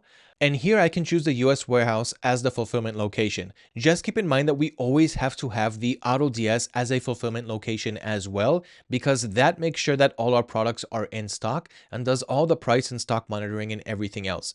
Our customers won't see that our products are in stock if we do not have the AutoDS as a fulfillment location as well. So here I don't need to create a custom profile for ships from and to the US because I already have it here. So I can just click it to edit this shipping profile. And now I'm going to scroll down to where it says fulfillment location. We can see that AutoDS is here, which is great. We always have to have that. But I also want to add the USA warehouse as well. So here where it says not shipping from these locations, I will click here where it says add rates. And I'm going to click on use rates from another location and choose the AutoDS, which is my default selection over here. Click on done. And you can see that it was added next to the AutoDS fulfillment location. So I'm going to go ahead and click on save. So the only thing that I did here was I created a USA location just so that I can be better organized to remember that this warehouse ships from the US and to the United States in the shipping zone. This is not a must, but only if you want to organize your information better. So if I click now on shipping and delivery, I've got my general shipping rates, which is ships from China, and I've also got ships from USA. Now, in this case, those items are coming from China, so I'm not going to keep them under USA, but I do want you to understand how you can create additional locations and additional shipping profiles and put them all together and make sure that everything works seamlessly and smoothly. So I'm just going to click on that shipping profile really quick and remove those products, bring them back to the China shipping location. So I'm going to save that, go back to shipping and delivery, click on general shipping rates. This is my China one. And again, if you want to organize it better, you're going to call this ships from China. So you can remove the general profile, create a new one, and call it ships from China. And so now that I removed the products from ships from into the USA, it went automatically into the general shipping rates, which has this condition, all products that are not in other profiles. So again, if you want to organize things better, you can remove general shipping rates, create a custom profile called ships from China to worldwide, and do the same settings as I did here under general shipping rates. This is just again to organize things better so that when you come to your shipping and delivery and you have a whole bunch of options, you name them well, you configure them well so you know what's going on. But in my case, I know that general shipping rates is everything that I ship from China to worldwide. So that in a nutshell is how to set up your locations and shipping and delivery. After you do this, you'll notice that all your products are now in stock and your target audience will now be able to add the products to their cart and check out. That sums up how to set up locations and shipping and delivery. You also have the explanation, of course, in the cheat sheet, how to set up each and everything. And of course, if you have any questions at any time, let me know below the video because I personally go through each and every one of your questions and answer them. Okay, now that we're done with locations and shipping and delivery, we can move over to the next section, which is store policies. And there's not much more to go. Once we're done with store policies, we're going to add them to our navigation menu, and then we are done with our store settings. We're going to import the products from product research. We're going to learn how to market them. We're going to start to make sales. There's one thing that I haven't showed you yet though, because a day has passed and my domain is already ready. So if I open a new tab, if you remember, my domain is called gadgetworlds.store. So if I go to my store, I'm going to click on settings and domain here on the left side. This was still in the setup stage a day ago. I didn't have to touch anything. I just told you that in a day I'm going to come back. Same thing for you. You're going to have your domain ready, up and running. And as you can see right here, everything is ready. So if I click on gadgetworlds.store, you can see that it's confirmed. DNS records are updated worldwide. This is how we now access the store. So if I just go to gadgetworlds.store, click it right here, boom, we've got our free domain ready, up and running. So the domain is ready, the store is ready. We just have a few more small things to set, and the hard part of the settings is already behind us. The payment gateways and everything around locations and shipping and delivery, this is the most difficult part of setting up our store. Everything from here is going to be a breeze. So let's finish up and get to the good stuff. So now we're going to take care of our store policies. The location for this one is under settings, policies. So real easy, we're going to go to our Shopify dashboard, click on settings. Then we'll click on policies here on the left side. In my case, it's all the way down here at the bottom. So here we have our store policies. Now, this allows customers to get information that they need, like when do we ship, how fast do we deliver, what our privacy policy is, terms and conditions, what is the return and refund policy, how to contact us, and so forth. So these are pages that we have to have on our website, and it's all going to get done pretty easily because we already have it pre-generated right here. We'll just need to make some small changes. That, of course, is tailored to our business's information. So what I'm going to do here is first I'm going to set the return and refund policy. As you see here, it says no policy set. So I'm going to go ahead and click on that. And then here I can click on insert template. So this already has this pre-made template that Shopify creates for us.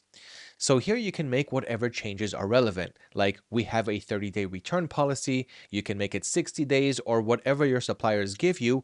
Most are going to give anywhere between 14 to 30 days. So I'm going to leave it on 30 days. And of course, we can always change it when needed.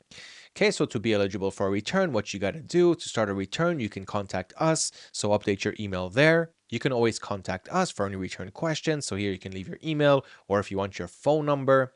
Okay, so just go over all the information here and make sure that it's correct. You can always come back here later and change it.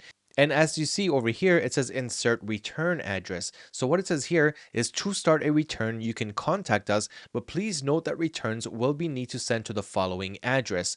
So here, in our cases, we're going to send a return label to our customers if, of course, we are eligible for one. So because of that, we're going to change the sentence right here. So please note that returns will be provided with a return label. In this case, you can change the sentence, you can change the wording around. But what I want the customer to understand here is that there is no specific return address. We're going to work with multiple suppliers. We're going to ship from multiple warehouses, and we're going to have different return addresses. So that is why we're going to send a return label if, of course, they're eligible for a return. So I'm going to leave it like this and click on publish when you're done making changes. Next is a privacy policy. So I'm going to open it really quick.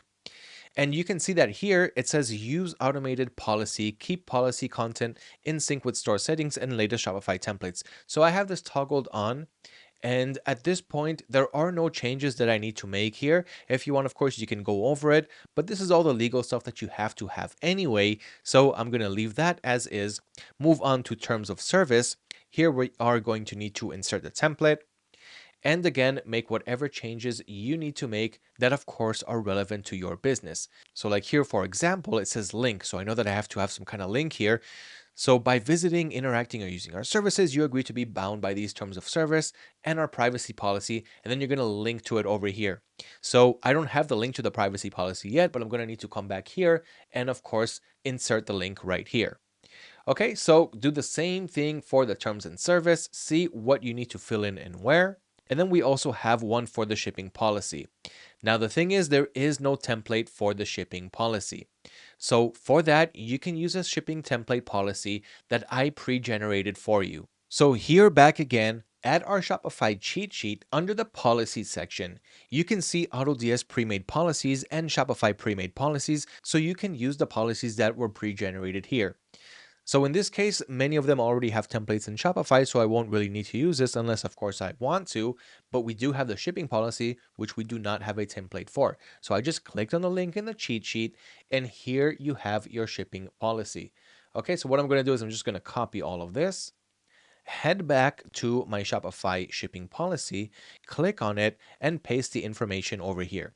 So thank you for visiting and shopping at, and in this case, it's Gadget worlds.store.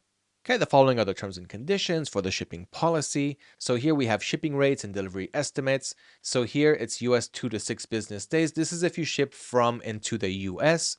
So of course you can change all this information, like you can do worldwide. So if it's to the US, it's 2 to 6 business days if you're doing US to US. And if you're doing China to worldwide or US to worldwide, then here it's going to be 14 to 21 business days. Okay, and just make the changes accordingly.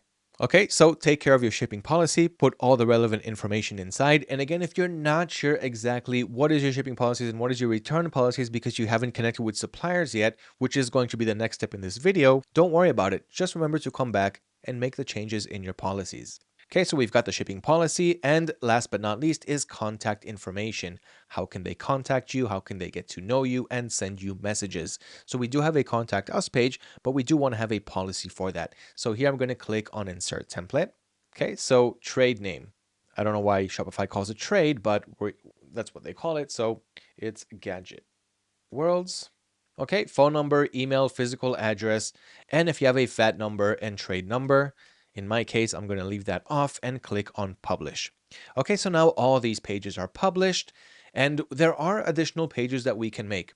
If we refer back to the cheat sheet, we can see right here that the required policies and also pages to have is order tracking, blog, contact us, shipping policy, even our story. You can create a page like that, return policy, shipping policy, privacy policy, and all of that.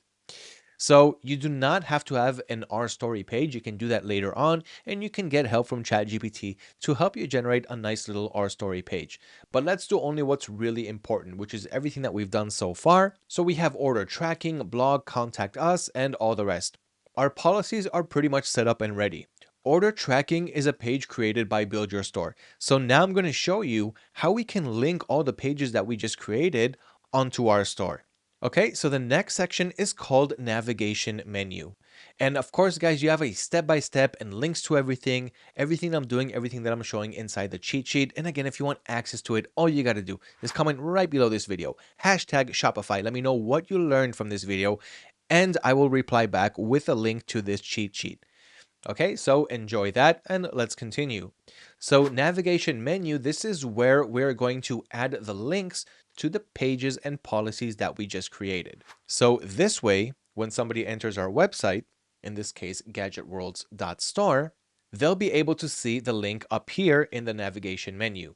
So right now you said we have catalog, we have track order, which was already added, contact us. This is the header menu. We also have the footer menu, and this is where we're going to put all the boring pages like terms and conditions and things like that. So let's do that right now really quick. We're going to head over to Shopify, and here we're going to click on content. So don't go to the settings by accident. You're not going to find it there. Click on content. Then you've got menus. So this is the actual navigation menu, and this is split into two, the top and the bottom. So the main menu and the footer menu. Let's start with the main menu where we already said that we have home, catalog, track order, and contact. So I'm going to click on that, and I want to make a couple of changes. First of all, home is fine. We can leave that, but catalog, I'm going to change that. So I clicked on the pencil icon just to change the text in the URL to products. Okay, you don't have to do this, but I just like products more than catalog. So I saved that. Track order and contact. So now if I refresh the website really quick, we'll see the change that I just made. So catalog, if I refresh, will now be products. Okay, so now let's add the rest of the pages. So we've got this button right here where it says add menu item. But you know what? Before that, contact will be contact us. Okay, great. So now I can click on add menu item, and the label is the text in the link, like the ones that I just changed. But first I'm going to click on the link box over here so I can see all the pages that I can link to. So I'm going to hover over pages, and here I can see all the policies that were created, that were generated. So we've got about us, FAQ, return policy, shipping policy, terms and conditions, track your order, and that's it. So I'm going to add about us, and the rest I'm going to put it on the bottom. So let's add the about us over here. So you can see that the label, the text and link is going to be about us, and the link will be the about us page. So I'm going to save that. Of course, I need to generate an about us page, right? So we're going to do that real quick with ChatGPT, but I just want to show you how the navigation menu is done. So if I refresh right now, we've got about us right here. I think I'm going to have first about us, or I'm going to change it to who we are, and then contact us. Okay, so let's do it like that. So in order to change the order, I'm going to take this one and just click and drag it above this one. And I'm going to change the name to who we are. Okay, approve that, save it.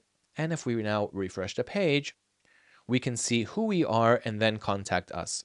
So who we are, if I click on it now, I have this really brief information, but I want to make it a little bit more friendly. So of course, we've got our good friend ChatGPT, free version, no need to pay for it. And I'm just going to send a link to our store. And I'm going to use this prompt. I want to create an About Us section on my e-commerce store.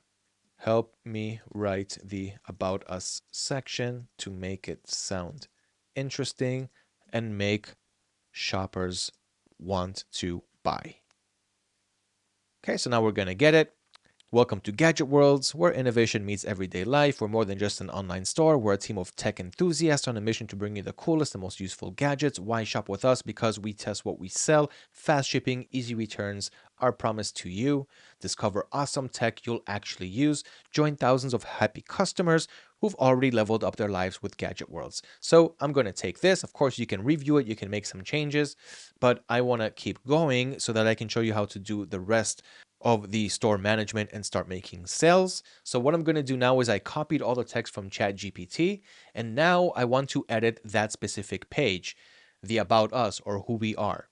So what we're going to do now is click on Online Store here on the left side, and then under Themes, we've got Pages. So I'm going to enter that, and here we've got all the pages that we just saw, and here we are going to open the About Us page. And here I'm simply going to paste what I copied from ChatGPT. Of course, you can make whatever changes you want and click on Save. Okay, so I just filled in the About Us page, and now, of course, if I refresh the About Us on my website, it's going to look much better. So let's do a quick refresh and check it out now.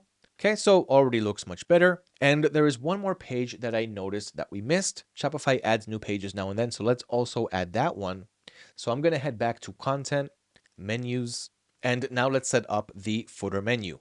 Okay, so here we've only got search and your privacy choices. And by the way, this was the page that is relatively new. It wasn't here last year. So let's see what we've got in there and what we need to edit. But first, let's add the rest of the menu item. So I'm going to click here on Add Menu Item. Remember that this is the footer menu. So this is everything that we're going to see at the bottom. So let's take it from the top. So Pages and FAQ. We also need to edit that page because I haven't seen what was done there. Next, Link, Pages, Return Policy, another page, Pages, Shipping Policy. You can also put shipping policy on top because this is something that customers always want to know about, but you're going to have it in the product pages as well. I always like to add it there. I want to make sure that the customers won't leave my website with any questions, because that could mean that they also probably will not buy because there's something that they wanted to know and we couldn't get their answer for them. And most of them will not want to reach out to us and wait for an answer. These are impulse purchases. So we want to make sure that we answer as many things in the best way possible so that they will not leave our website because they didn't know something that they wanted to know. So we're going to take care of that in the FAQ section as well. Okay, let's see if there's any other pages that we missed. The last one was terms and conditions. Your privacy choices is already there. Okay, so we're good. We don't need this last one. Okay, so I'm going to save this. And now if I refresh our store, we will see the navigation menu here at the bottom, where at this point we only have search. So I'm going to refresh. And here we've got search, FAQ, return policy, shipping policy, and terms and conditions. One thing that I do not see is that extra page that they added called Your Privacy Choices. Let's see exactly what we have on that page. So I'm going to go back to Online Store, click on Pages, and see what is this Your Privacy Choices. So I'm going to enter that one. And this page is automated to stay in sync with latest privacy recommendations. So we do not want to make any edits here. And I do see that it is visible, so it should be shown. But for some reason, it is not showing here at the navigation menu. So I'm going to figure out why that is happening. But for now, we're still good to go. We have all the important pages that we want to have. Now, I haven't showed you this, but Contact Us was created for you. It was generated automatically. It's already linked inside your navigation menu. And here, if a customer leaves some information while they're reaching out to you, you're going to get that to your email. Okay, so that is the navigation menu, and ours is ready with the header and the footer.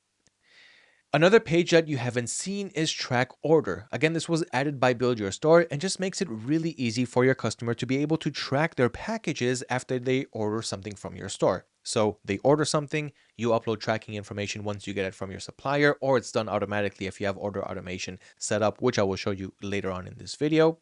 And once you get tracking information and you update it, the customer can take the tracking information, paste it right here, and see what is the delivery progress. So that will save you a lot of customer messages, wondering where are their packages, especially if you're using suppliers that take a long time to ship. So now that the navigation menu is set up, we are pretty much done with all the important settings of our Shopify store. Now, there are some additional pages that we can add, including categories. So instead of clicking on products and seeing all of our products list, the customer will be able, or the online shopper will be able to click on categories and see all of our store's categories, choose the category, and then jump into the subcategory with all of the products there. That's another thing that I'm going to add once we add more products and categories to the store. So I'm going to leave that for later. Same thing for a blog. I'll add it once we actually create the blog when we get to organic marketing. and everything else is pretty much good and set up. Now, this setting is optional. It's called customer accounts. And the reason that I want to have it is because we already have our own domain. And when a shopper creates an account on our website, on our store, especially if they want to check out and purchase something, they don't have to. We do have it as an optional setting if they want to create a customer account. It's also in our settings. But if they do create an account, I don't want Shopify to use their default URL, which they will if we do not change this setting. So what this means is when a customer creates an account on our website, it's going to show up as yoururl.com/customer account, whatever, instead of myshopify.com/customer account number. We don't want the customers to see the Shopify URL. So in order to change this, again, it's optional, but I totally recommend doing it, especially since we have our own domain. So the location here is under settings/customer accounts.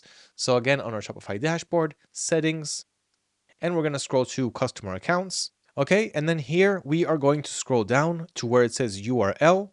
And as you can see, I changed mine, but if you didn't change yours yet, you're going to have this manage button over here or edit, and you're going to be able to choose your URL right here instead of Shopify's URL.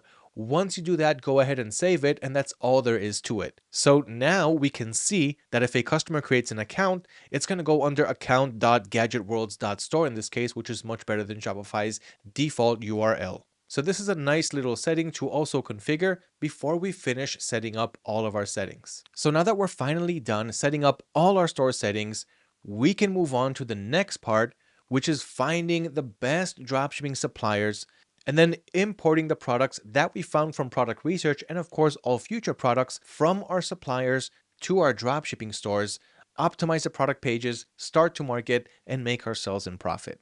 Okay, let's talk about dropshipping suppliers. There are so many suppliers out there that we can use to get the products from them and sell them on our stores. Now, when it comes to suppliers, there are different types of suppliers. There are wholesale suppliers, retail suppliers, and private suppliers. Here are the differences between them and how to find the best dropshipping suppliers for your business. Let's start with what you want to look for in a dropshipping supplier. So I'm going to go through this list relatively quickly because I want to show you the best ones. But before you start looking for a supplier or before you land on one and start working with them, make sure that they have fast shipping and delivery times because customers don't want to wait 2, 3, 4 weeks to get their items. You want to also work with a supplier that uses valid tracking information that you can track and your customer can track once they send out the package. Remember that the supplier is going to send the product directly to your customer. You are not going to touch the product. So that's why you also want to make sure that your supplier has high quality products. And sometimes you can see that if they have customer reviews of other people who purchase products from that certain supplier. Now, you also want to work with a supplier that offers you good return policies because you want to offer returns to your buyers as well. There's a much higher chance that people will purchase and check out on your website if they know that if something goes wrong, they can always return the package. So they know that their money is safe, and returns usually make for around 1 to 2% of our total transactions. So we want to work with suppliers that give us good return policies. And we also want suppliers that have good communication, that we can actually talk to them and there's someone to talk to, and that they also give us good solutions to any problem that we may have. And of course, that they also reply relatively quickly, because when a customer reaches out to us and now we have to reach out to our supplier and ask them the same question, our customer is waiting to get an answer. And the longer it takes your supplier to answer us, the longer it's going to take us to reply to our customers, and they're not going to be too happy about that. So we want to work with suppliers with fast and good communication. And last but not least, we don't want to put all our eggs in one basket. This means that we don't only want to work with one dropshipping supplier. So a lot of beginner dropshippers usually just use AliExpress as their supplier, and they don't think about moving anywhere else or working with multiple suppliers or expanding out of the China region.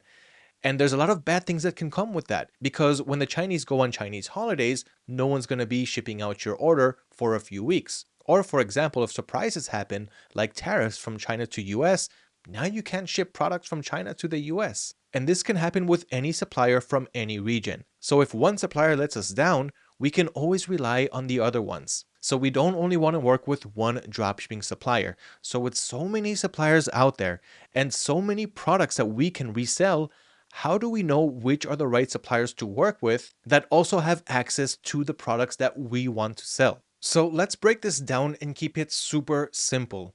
The best dropshipping suppliers out there are all inside the AutoDS platform. And that is simply to make it super easy and accessible for you. Let me show you exactly what I mean and how many suppliers and products you have within the AutoDS platform. And AutoDS suppliers get split to 3 different sections. The first is the AutoDS Marketplace. Now, the AutoDS Marketplace has vetted private suppliers that you can work with, which I'll show you in about a minute. There's also extra perks with working with those private suppliers, like having branding customization, meaning your products get sent out with your branded logo on it, even if you ship one product each time, which usually isn't accessible to dropshippers, but in AutoDS it is, of course. And you also have over 30 retail and wholesale dropshipping suppliers that are also supported by AutoDS. Let me show you a quick example of what that actually looks like. So this means that you can work with any of these suppliers, and this is just a small screenshot example. There's a lot more. So for example, you could go to AliExpress, which is a retailer, Amazon, Etsy, even places like eBay, CJ Dropshipping, Costco, Target, Overstock, all of these retail websites. You can go there, grab products, and import them to AutoDS into your selling channel, which in our case right now is Shopify. And these are just the retail and wholesale suppliers. So you can simply go to their websites, grab any product that you want, and import it to AutoDS. I will show you how to do that in this video, but I just want you to understand how simple it is. Now, AutoDS also has their own warehouse in China. So we import all the best goods into that warehouse. So you'll always have access to the latest and greatest trends with fast shipping from the AutoDS warehouse. So AutoDS is also working as its own supplier as well. And if I just scroll a bit more here, you can also see that you can filter the suppliers by their locations, so by their warehouse locations. So for example, you can see all of these suppliers here that AutoDS supports. And by support, I mean that you can import products from them and you'll have all the automation, price monitoring, stock monitoring, and everything else. So this list of retail and wholesale suppliers can also be broken down by region. For example, let's say I want to find suppliers that are located in Germany because that is my target audience. So I want to ship quickly from Germany to Germany. So here I'm going to click on Germany, and then I can see the suppliers that I can use. And of course, same for any other region. Just click on it and you can see all of the suppliers that you can work with in that region. So all of these are one type of supplier or suppliers that you can work with, that you can import their products and have full automation in your store. The other, of course, is using the AutoDS Marketplace. So let's take a look at what that looks like, because there's a lot of perks and benefits that come with the AutoDS Marketplace. So once you create your AutoDS account and log in, you'll be greeted with this AutoDS Marketplace over here. And here you have a whole bunch of suppliers ranging from both retail and wholesale like AliExpress, Amazon, DHgate, and all of these suppliers. But you also have AutoDS suppliers. And this right here is all of the private suppliers that you can work with as well. So what exactly does it mean, private supplier? It means that all of these suppliers here, these sellers, like this one here is called the Perfect Part Inc. So you can see their products here. Then there's another supplier here. And there's another supplier here called Alienway. And then there's the AutoDS warehouse, which I also talked about. So that's another private supplier. Then you have this supplier here and this one here called Liam Store. So you have a lot of suppliers here that are selling their products. And these suppliers cannot be found anywhere else. This is where you can start to build and maintain a relationship with them, see what products they have to offer, and it's really easy to sell them. All you have to do is hover over a product that you like and click here where it says import draft. This will import the product to the draft section of AutoDS, where you can fully optimize the product before importing it to the product section and having it go live so that other people can purchase it. I'm going to demonstrate all of that in this video, but first I want you to understand what the private suppliers is and all of the perks and benefits that come with it. So let's say, for example, I'm going to take this supplier here called the Perfect Part Inc. So I've got this flashlight product over here. I can see how much it costs. I can see the shipping time, 4 to 6 business days, which is relatively quickly. If I click on it, it takes me inside the product page where I can see more product information. For example, where it ships from, in this case, the US, $0 shipping, so free shipping. And if I scroll down, I got all of the product information and description. So you can see here, I can read about it, I can learn about it, I can see more images, more information about what the package includes and shipping information and all of that. And that's pretty cool. Once again, I can import this to my store simply by clicking here where it says import draft. Another thing that you can do is click on message this supplier, and this will open up a chat between you and the supplier so that you can talk to them, ask them questions, get to know them. So you can do that as well, and also create a sample order. You can do that if you want to order this product to your address, and the AutoDS system will purchase the product, send it to your address so that you can shoot videos on the product or test it or do whatever you like. So this is how you create real easy sample orders. For that, you do have to use Fulfilled by AutoDS, which I will talk about later on in this video when we talk about order automation. And this is what the message to supplier looks like. So if I click on it, it opens up a chat between me and them, and you can send messages. You can see that I did message him in the past. I sent him a message and he replied, and you can continue in this chat window. Now, another cool thing that I love about working with private suppliers, and not all of them have this, is the customizable branding. So you can see right here where it says customizable branding. We don't have it with every supplier. Like here, you can see the Perfect Part Inc. doesn't have customizable branding, but others do. So when you see customizable branding, what it means is if you sell this product right here, so in this case, it's a portable fan. So let's open it up, see the product page. And this one is more flexible. You can see that it ships from multiple locations. It also gets delivered relatively quickly within a week. But here you can also see on the right side, create your customizable branding.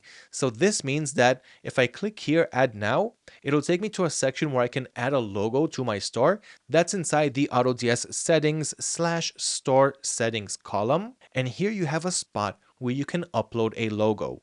So here I added the AutoDS logo. That means that if I sell this product, right, so I import it to my store, somebody purchases the product, and I send it out with order automation because all the private suppliers have their order sent out automatically using the Fulfilled by AutoDS service, which once again, I'll talk about in the order automation section of this video. But if that product gets sold and I send it out, it's going to be sent out with that logo that I uploaded as well, in a little thank you card on the side. So that's another nice way to brand your product and get your customers to remember your store name, remember your business, and eventually refer their friends and their family to purchase from you as well. The branding effect goes a long way, and I highly recommend to take advantage of it. So take a good look at the AutoDS marketplace and all of the private suppliers that you can connect with right here. They all sell winning products, and they're waiting to work with dropshippers like you. And last but not least, we've also got the AutoDS product sourcing feature. What this means is, even if you add a product from an external supplier, like let's say I went to AliExpress or Amazon or Walmart, wherever, and I found a product that I would like to sell. Okay, let's say it's a pet product, and let's say it is this ducky doll specifically. Okay, so let's say this is the one that I want to sell. I will add this product to my store, which I'll show you in about a minute when I do the product importing. But after I add it to my store, I can make a sourcing request. So this means that no matter what supplier you used, if you added a product to your store, no matter where it's from, okay, like even AliExpress, for example. So let's say I add this head massager, which we've seen before in this video. Let's say I add this to my store and I'm able to sell it. And now I don't like the supplier that I used. I want to see if I can find a better supplier with faster shipping and even a cheaper price. That is what the AutoDS sourcing feature does. It'll take the product and it'll look for a better source, faster shipping, cheaper prices, and this will set you up to learn about those suppliers as well, learn about the best, fastest, and cheapest suppliers. No matter what product you uploaded, the AutoDS system will come back to you within a day with a better source. And the way to do it is to simply create a sourcing request. You have one under your orders page. So right here, it says sourcing request. And here's where you can learn more about it. You can easily make a sourcing request by also going to your products page. And let's say I want this product right here to be sourced. So I clicked on it to open up the editor. So I've got this product right here.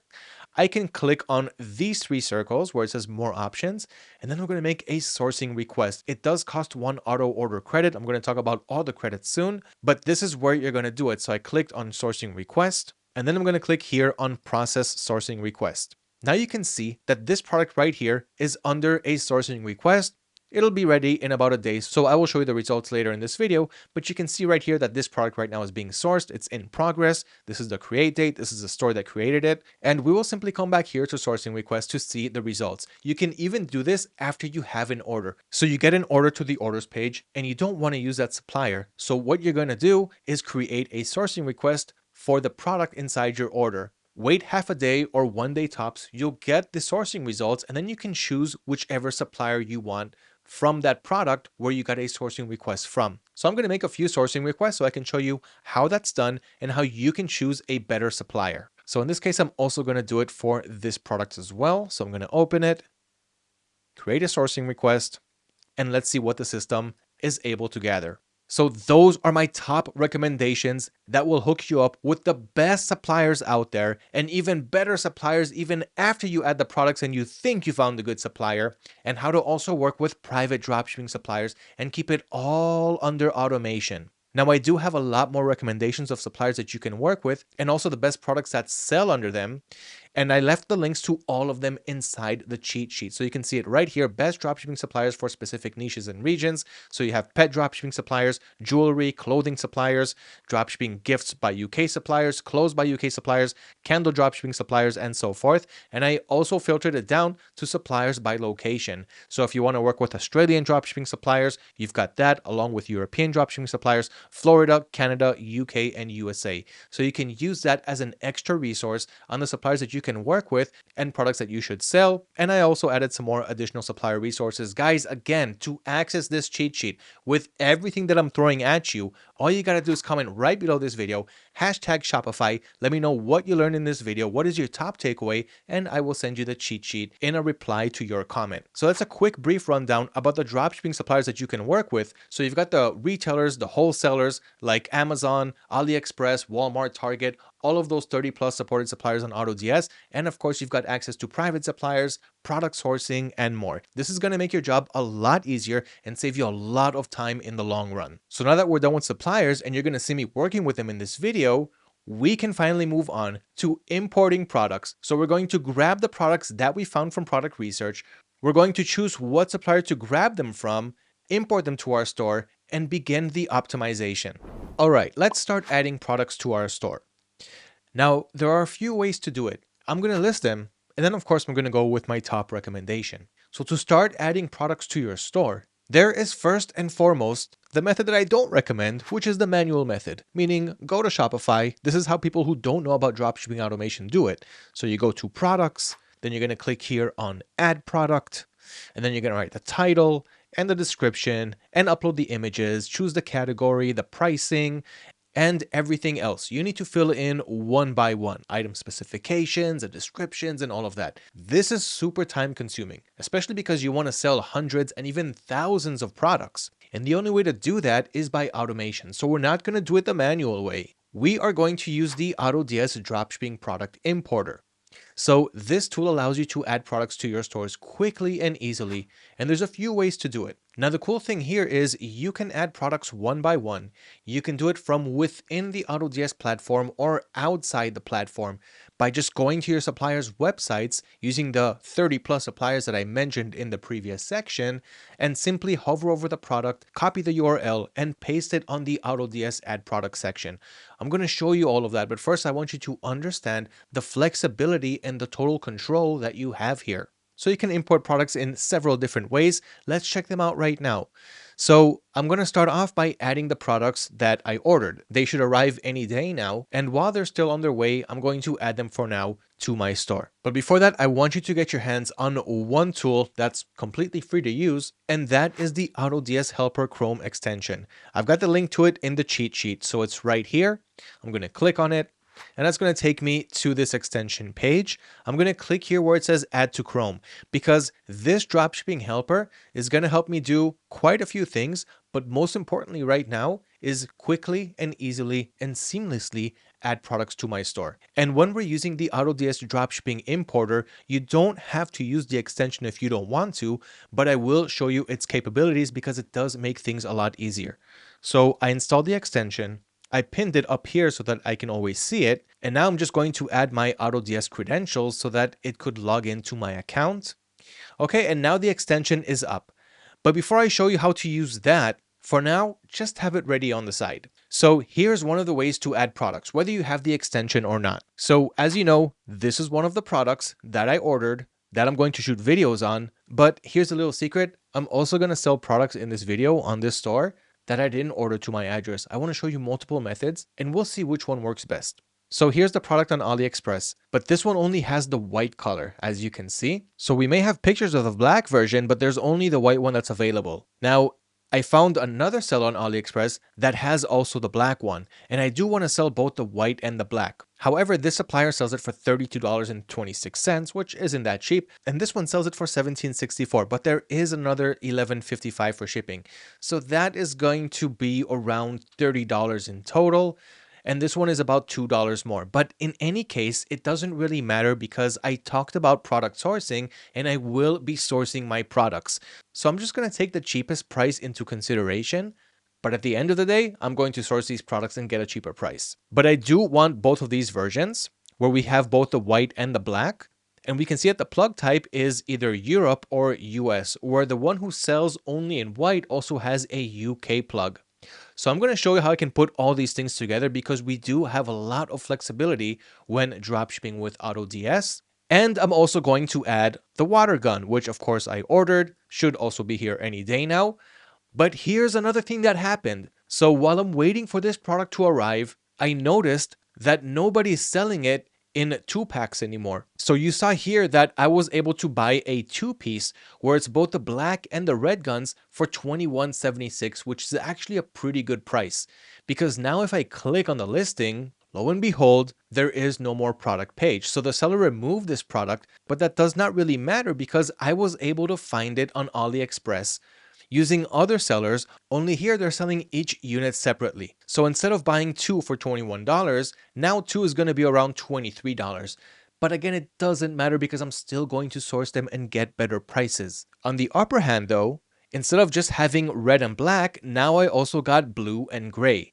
So I've got more colors, I'm going to take advantage of that, and I'm also considering creating a listing with 2 guns, 3 guns, and a 4-pack as well. I'm going to show you how to do that, and this way I'm going to have a product page that no other seller has. Alright, so let's go ahead and start adding these products right now. So I'm going to start with the water guns. So all I'm going to do is hover over the URL, and I'm going to right click and copy it. Now I'm going to head back to the AutoDS platform. And then here I'm going to click on add products, single or multiple, it doesn't matter. It's still going to add that product with its variations. So I'm going to go with single product, paste the URL right here that we copied. I see that the supplier is AliExpress, China, so everything here is fine. And here we can do it in 2 ways. One, edit now quick to do a quick optimization, but then there's also edit product page with AI. I'm going to show you how that's done because it's going to make a really good product page, much better than what we have here on AliExpress, which is a really long title with keywords crammed up inside and a really short and irrelevant product description.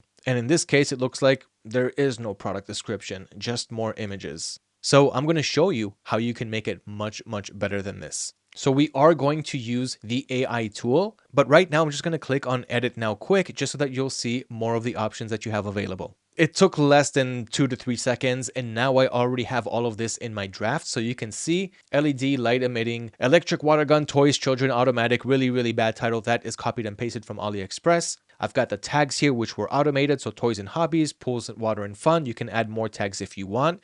Shipping methods, I'm always going to go with cheapest with tracking. I'm not going to go with the cheapest shipping method because it may not have tracking information available. And we always want to have tracking so that when our customers reach out to us and ask us what's going on with the package, we'll be able to send them the tracking number and they'll be able to track it. Of course, we update tracking as soon as it's available, and it'll also be automated with AutoDS, but that is for later on when we get to order automation. So cheapest with tracking. I am not going to go with fastest with tracking because this way the system could choose the highest shipping price available as long as there is tracking, and I still want to be competitive. So I'm going to keep it on cheapest with tracking. Brand, I'm just going to leave it blank.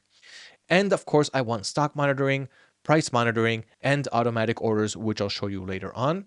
So up until here, everything looks good. There are collections that I could add it to. So right now I'm just going to add it to the homepage, but soon when I'll create more collections, and of course I'm going to show you how to do all of that, we are going to tie each product to its relevant collection. So up until now, everything looks good. Besides the title, of course, I'm going to click save just so that I can move on to the next section. Of course, you can move on, but I don't want you to forget saving your drafts. Okay, so now here's the description page. So this is everything that we saw on AliExpress. And again, this makes it a lot easier when you're using the importer rather than copying all of the images here from AliExpress, which really isn't that easy because all of this is just one long image and it just doesn't look good on your website. And we are going to change it. So I'm going to show you that soon. Let's continue optimizing this product. So we saw the product description. There is no text, only images, which is not good for a product page. We're going to optimize that. Then there is variants. So these are the variations that we have available. So again, guys, all of this got automated for me in just a couple of seconds. So you can calculate how much time we're saving here and then multiply that by the amount of products that you want to add. You can save weeks and even months just adding products into your store and get all of that done within a few minutes. So these are the variations. We've got red, blue, gray, and black. We can see that they're all in stock. We can see the pricing here. Of course, we are going to change the pricing. So I can click here to edit each and every variation. So let's do the red one for now. We can see that the buy price is $14.22, and we still need to do our pricing. So what is our break even? What is our fees? What is the profitability and all the other options that we have here? We'll do that when we get to the pricing section. But right now, I just want to add these products to my store. We'll do pricing later. So all the variations are in stock, which is great. So that's the same variations that we're seeing right up here. So red, blue, black, and gray. Next, we have product images. So all the images got imported as well. And there's a few things you can do here, like drag the images to change the order in which the customer will see them on your website. You can also set another one as your main image. And you've got more tools like removing, adding watermarks, rotating, and even opening up an advanced image editor where you can do more things like adding shapes, adding texts, adding filters, and things like that. So I'm going to leave it as is for now and move over to item specifications just to show you that everything here was pretty much automated. So the recommended age, the material it's made out of, and everything else. So you can add more specifications if you want. You can edit each one by one, remove them, or edit all of them at once. For now, I'm just going to leave it as is because I want you to see other product importing methods before we continue with product page optimization, which we're not doing yet. So this is one way to import products to your store. When you're done optimizing, you're going to click here where it says save and import, and it'll move from the draft section of AutoDS to the product section.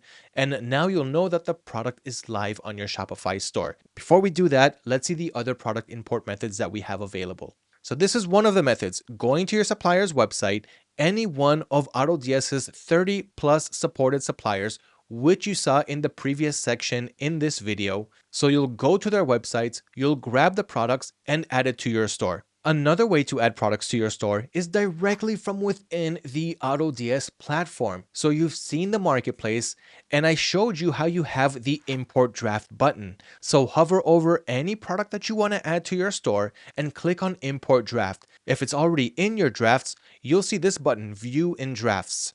So then you can optimize it and import it to your store. And it doesn't matter if you're in the AutoDS marketplace, the handpicked products, or the trending products hub, they all have an option to import the product by hovering over and clicking import. And like I showed you, it's also inside the product page itself. So here I'm inside the product page. I've got import draft right here.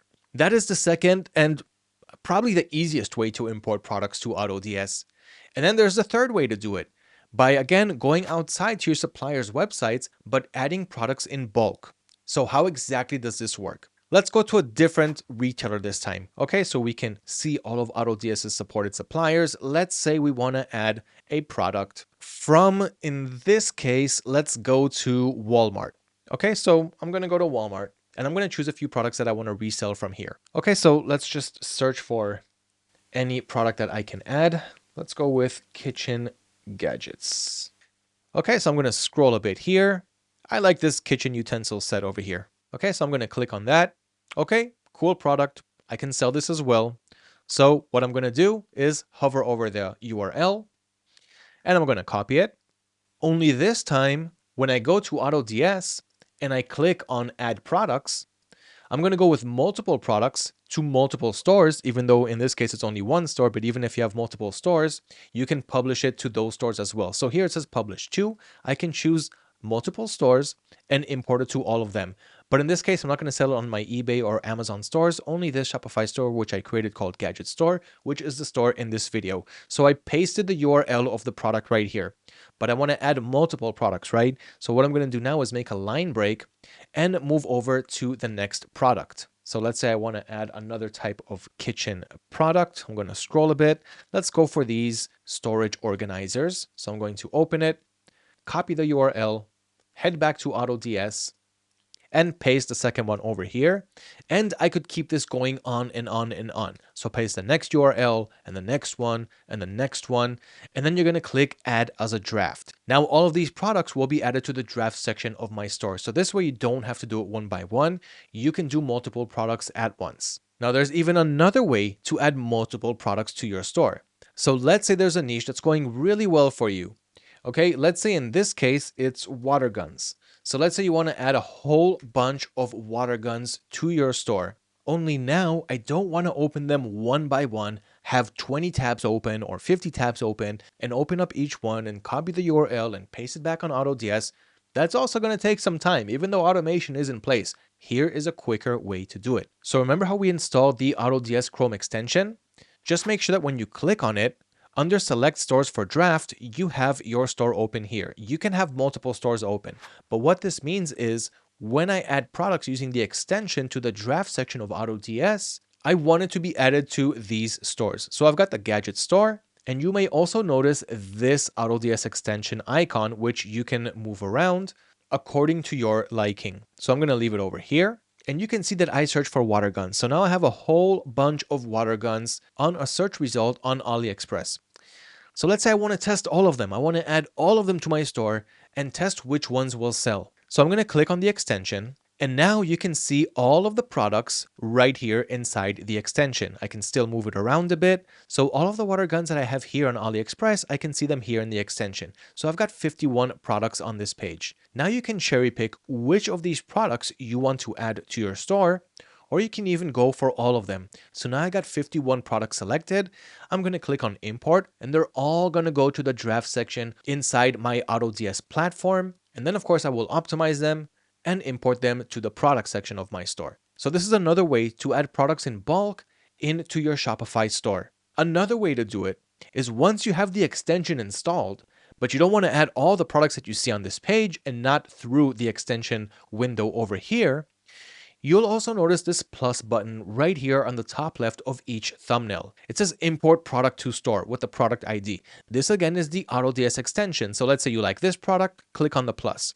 You like this one, click on the plus. Every product that has a plus allows you to import the product quickly to your store. So that is another way to get it done. And again, this works on any of AutoDS's supported suppliers, not just AliExpress. So on AutoDS, for now, if I go to the draft section, I can see the automatic water gun, which I just imported. I'm going to remove this fitness product because it was only for demo purposes. So I'm just going to click on those three dots, click on delete draft, and then here click that I'm sure. And that was deleted from my drafts. I still need to import that humidifier. So let's do that right now really quick. This is the product page right here, but this one is only in white. I want the one that also has the black version. So here we go, white and black. So this is the one that I'm going to add to my store. And I can also do that through the AutoDS extension. So I'm just going to click on it. And here I'm going to click on import. And that's how easy it is. Now, if I go to the draft section, I can see that it's being created here as I speak. And again, in just a couple of seconds, this humidifier is up and running. It's not published on my store yet because I still need to optimize it. That's why it's in drafts. And once it's ready, it's going to move to products. But let's just check it out for now. We've got the variations right here. So 2 in black, 2 in white, US and Europe. And we've got everything else, the images, the item specifications, everything that I showed you before we start optimizing. So that is another way to add products to your store. So now that you're familiar with all the ways to add products to your store and you see how simple it is, there is absolutely no reason to do it manually. We're here to scale, we're here to make the big bucks, and the only way to do it is through true and seamless automation. Now let's move on to optimizing our product pages, because again, we do not want to have the same product page as our suppliers, because at the end of the day, it just does not look good. It doesn't have the right info. It's not urging the customer to purchase with all of the right features and all of the right specs. So this is how we do it in the best way possible with minimal effort. So I've got the title, which once again looks bad. It just has a whole bunch of keywords crammed together for this product. And in the description, as we saw under product page, there is no description. There's just a whole bunch of images. Now, this could get the job done. I could probably still generate sales this way, but it is not optimized. And I want to be able to sell a lot more. And I will be able to do that with a much better looking and an optimized and professional looking product page. So as always, there's a few ways to do everything. And there's always my top recommendation. So here are the options. One, you can just rewrite the title to however you think it should be. I don't recommend that, but if that's what you want to do, you can just go ahead and rewrite the title right here. So for example, automatic electric water gun toy for children. But again, you are not a marketer, at least not yet, and you don't know how to write perfect product titles and descriptions. The second way to do it is to just go to ChatGPT and create a prompt like rewrite product titles and descriptions for my e-commerce store for this product. And I'm going to paste the title that I got from my supplier, which in this case is AliExpress. And here it's going to make a title and a description. So here the title already looks better, LED electric water gun with sensor lights. So the words make sense. You can actually read the title and understand what the product is instead of just having a whole bunch of words crammed up together. And here is a product description. So we didn't have one until now, but ChatGPT knows how to create a product description based off of our title. So in this case, we got a title and description. Now again, it's fine to do it with 1 product, 5 product, 10 products, but it still does take a little time, which is still great because a couple of years ago, we didn't even have ChatGPT for this, but we still want a good looking product page. I don't want all of these images and I don't want to just replace it only with text. I want to have a nice combination of both and more things that help the customer gain their trust when they're going over our product page. This part is really important. Your product page is more important than how your homepage looks, because at the end of the day, you're going to be running videos and ads and people are going to click on them and enter your product page. They're not going to enter your homepage right away. Your product page is what's important. As soon as they land on it, you want to have all the right information to make them want to make an impulse purchase. And this is the best way to do it. So there is this option here on AutoDS. It's called Generate Product Page with AI. This is the AI product page generator, and it only works for Shopify stores with specific themes, like the theme that we got from Build Your Store. Now, there's also another way to do it. You can use this option here where it says Optimize Description with AI, but that's going to pretty much do the same thing that I did from ChatGPT. It's not going to make a nice template on my product page. So I want to show you a nice before and after of how this is going to look. So in order to show you a before and after, you can try to memorize everything here, what the product page looks like, but I'm actually going to click on save and import so that it'll actually upload to my Shopify store and that you can really visualize what a product page looks like before and after the product page template updater. So here, before doing any optimization, I'm going to import the product to my store. So now it's moving from drafts to products. So in about a minute, I should see it here on the products page, along with the rest of the products that I have on my store. Okay, and here it is. So the product has been imported. I can also see the progress up here. Okay, so here's the product, totally unoptimized, but I can see it's right here with the variations, with the pricing and everything else. So if I click right here to edit the product, it'll take me to the product editor page. So I'm going to leave this open. This is pretty much what we saw when it looked like in the draft section of our stores, only here we have a bigger view, but I want you to see it on Shopify. So I'm going to click on view on Shopify here so that I could see what the product page looks like. And here it is. Of course, the other way to do it is through your Shopify dashboard. Just click on products and you will see it here. But I wanted to see it right away. It's really easy to do it from AutoDS. So here's my product page. And we can see the title here, which doesn't look good. Don't worry about the fact that it says sold out. Don't worry about the price. All of this is going to update very, very soon. Here are the variations. So we've got red, we've got blue, we've got gray, and we've got black. Now, there is no colors here in the variations because it shows as sold out because I just added it to my store. So the system still needs to sync with the supplier. So don't worry about that. It's going to be fixed in about a minute. Here we have the bundle pricing. So buy 2, buy 3, buy 4, buy 5. I'm going to show you where you can control all of that if in case you want to turn it off or change the pricing and all of that. But anyway, this is the product. It doesn't have a description. And overall, it's just incomplete. It's not good enough. So what we're going to do is the power of AI and automation. So back on AutoDS, I'm going to click on the product tab. Of course, I'm on the editor for this product on my products page because it's actually live on my store. Now remember, you can edit the product whether it's in drafts or the product section, it doesn't matter. But I wanted you to see what the before looks like. And now we're going to see the after. So I'm going to click here where it says generate product page with AI. Remember that you have other options like using ChatGPT for free or using optimized title with AI here and then do both title and description. But I actually want my template updated to make it look much better. So this is how it's done. I'm going to click on generate product page with AI. Now this will use your AI credits. As you see, I have a balance. I'm going to show you where you can load that soon. But your AutoDS account already came with some AI credits and also auto order credits that you can use for free with your AutoDS subscription. So here you can choose a tone. Do you want to make it sound more funny, more sellable? I'm going to go with sellable. And under temperature, I'm going to go with a balanced one. Okay, now that I'm done, I'm going to go ahead and click on generate product page. And now, right before my eyes, it's being done. You can see that it's creating prompts, the percentage is going up, and 5 seconds. All done. So this is what it looks like now, but I'm going to give you a better view. So let's go ahead and save this. Okay, and now that it was saved, I'm going to click again on view on Shopify. So it'll open the product page again on my Shopify store. And let's do tab by tab. So this was the before. Okay, it looked like this, and this is after. Let me just make sure it's zoomed in on the right setting for both. Okay, so here we have 125 for both. So first of all, you can notice that here, the title is already bigger and it's not zoomed in. It's the same amount of zoom. Images too. Next, the reviews also looks better. So this is the old page where you see 5 stars, 345 reviews, but here you see 5.0, 263 reviews. So there's that nice number as well. But let's actually get to the good stuff. So here there were just a few bulleted points, but here it's actually tailored to the product. So ultimate fun electric water gun with LED lights for thrilling summer battles. And also, of course, the title, right? Light up summer fun with the LED emitting electric water gun, automatic sensor, water pistol for kids. Now, can you agree that that does sound better than LED light emitting electric water gun? Toys, children, automatic sensor lights, water pistol, summer, outdoor, not really saying anything. It's saying a lot of things, but it's actually saying nothing. So the optimized one already looks a lot better. Now, as I continue to scroll down, we can see customer testimonials over here. And as I continue to scroll, check this out. So we've got a featured on and we've got an image here on the left side. And then here we've got text on the right. Water warfare awaits.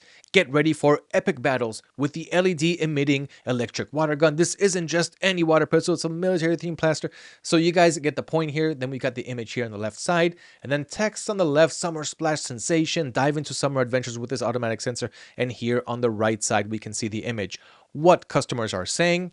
Now, there is one thing that I'm going to do. I am going to change the colors a bit because I don't like the gray on the white background. So there are a few things that we can change here. I'm going to go with a black background instead of this gray. So I'm going to show you where you can get all of this done. And you can do it on your stores as well. You can also change the color of the text or anything else that you want. Next, we have a frequently asked questions. So all of this was added just by clicking on generate product page with AI through AutoDS. So we also got an FAQ. What age is this water gun suitable for? And if the customer clicks on it, they'll get the answer. Is it safe to use? How is it powered? Can I use it at the beach or pool? So you got all these questions and they all have answers. And the AI was able to do this by the really bad product title that it got from the supplier. That's all that it needed to create a product page, super optimized, that looks like this. So this is the new, this is the old.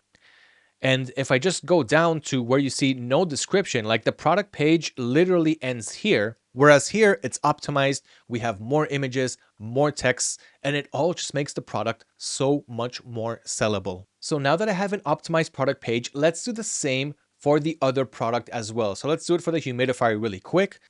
So here we've got bad title, bad product page. Just look at all the text here. It starts by parameters, which this is not going to sell the product. The customer is not going to be like, oh my God, look at the timing methods. Look at the capacity. Oh, the material is made of ABS and PP. I'm totally going to get it now. This is not going to sell your product. So again, here I'm just going to scroll up. I'm going to click on generate product page with AI, and then I'm going to do the same thing right here. So more sellable, balanced temperature, generate product page, give it less than a minute, and we've got a new optimized product page. This is why we need to use automation. This is why AI and automation together not only save us a lot of time, but make our websites sellable, professional, ready to sell in front of our customers. So here it is. Let me just save it and let's import it since we're already here. Make sure it goes to the product page. Okay, you can also check the progress up here. So I can just click on it, take a sip of coffee, and it's done before I even took the sip. So let's exit this and let's open it here on the products page. So now I'm on products, click to edit. Then I'm going to click on view on Shopify. Okay, and here is the product, optimized title, nice bulleted points. And as I scroll, images, text, all of the real important elements that help a product sell, all done for you, including the FAQ here at the bottom. And just this right here not only saves time back and forth between you and the customer because they have questions that they want to ask. And if you don't answer them, like I said, most of them won't even reach out to you and definitely not purchase the product. This helps a lot. Okay, so now that we have all of this and it's super optimized, looks good, it's ready to sell. So that is how easy it is to import products to your store using one of various methods and also optimizing our product pages to make sure they look good. They have all of the important elements, they answer the customer's questions, and they make them want to do an impulse purchase. Now we still have to do more things like learn how to price our products, what is our break even, add them to collections, maybe even optimize some of the images, but I want you to understand how easy it is to get all this process done. Because from here, it's just rinse and repeat. Add more winning products, optimize their pages. Add more winning products, optimize their pages. We don't have to do the settings anymore. We don't have to create a store anymore. There are other things that we can do, like create new store logos, update the cover images, and also change things like the colors of the backgrounds, text, fonts, things like that, which I will show you as well. But up until now, everything can be on rinse and repeat mode. Product research, add more winning products, optimize the product pages. These three are repetitive as you continue growing your business. Let everything else be automated because this is how you're going to grow. And then all that's left is to market your products, make sure that people see it so that they'll actually be able to know that your store exists and make an impulse purchase. You keep the profit between your source price and your selling price. And we're about to get to that with all of the exciting ways that we can market in 2026. And believe me, I'm going to shock you in some of the methods that you're about to learn. All right, let's move on to website design and branding. Now, don't worry, there's not that much that you need to do here. Maybe nothing at all because you already got a store that's designed and branded. But if you still want to make some changes, I'm going to show you how to do it in the next step. It's going to be quick and easy. Then I'm going to recommend some of the best Shopify apps that you should install on your store before you start making sales. And these apps are absolutely free to use. So I highly suggest to install and try them out. And that will take us to our next step, which is finally marketing. And I'm actually ready to do so because I've already gotten the products that I ordered. Now remember, you do not have to order the products, but if you do, you'll be able to take new pictures and also record your own videos for the organic marketing, for running short videos, and also for the ads. So I'm excited to get to that. But before I do that, we will go over really quickly on design and branding, show you how everything is done, how you can change logos, cover images, all for free. And then I'll finally get to show you the best way to make videos for your products, even if you don't want to order them, and even if you don't want to pay someone else to do it. This is a new feature that just came out in AutoDS, and it uses the power of artificial intelligence to make the videos for you. So I'm going to do that as well, and we're going to see if I can make sales from those videos while also trying to make my own videos. So you're going to be able to see all of the ways that I make videos for my products and try to sell them. All right, so let's not get too ahead of ourselves and start with website design and branding. Now, of course, you got the links to everything that I'm showing you inside the Shopify cheat sheet. So let's go ahead and get started. The first thing that you can do is change your logo and cover image. So if you remember my website, which I'm sure you do, the homepage looks like this. So this is my logo. Let me try to zoom in a bit right here on the top left. And these are the cover images that I got with my store. Now for me, again, it's enough, but I'm going to show you how to make edits anyway. So inside the cheat sheet, you want to go into your theme settings. So that is under online store. And then you've got your themes. So you're going to click here on the right where it says customize. So here I'm actually customizing my theme.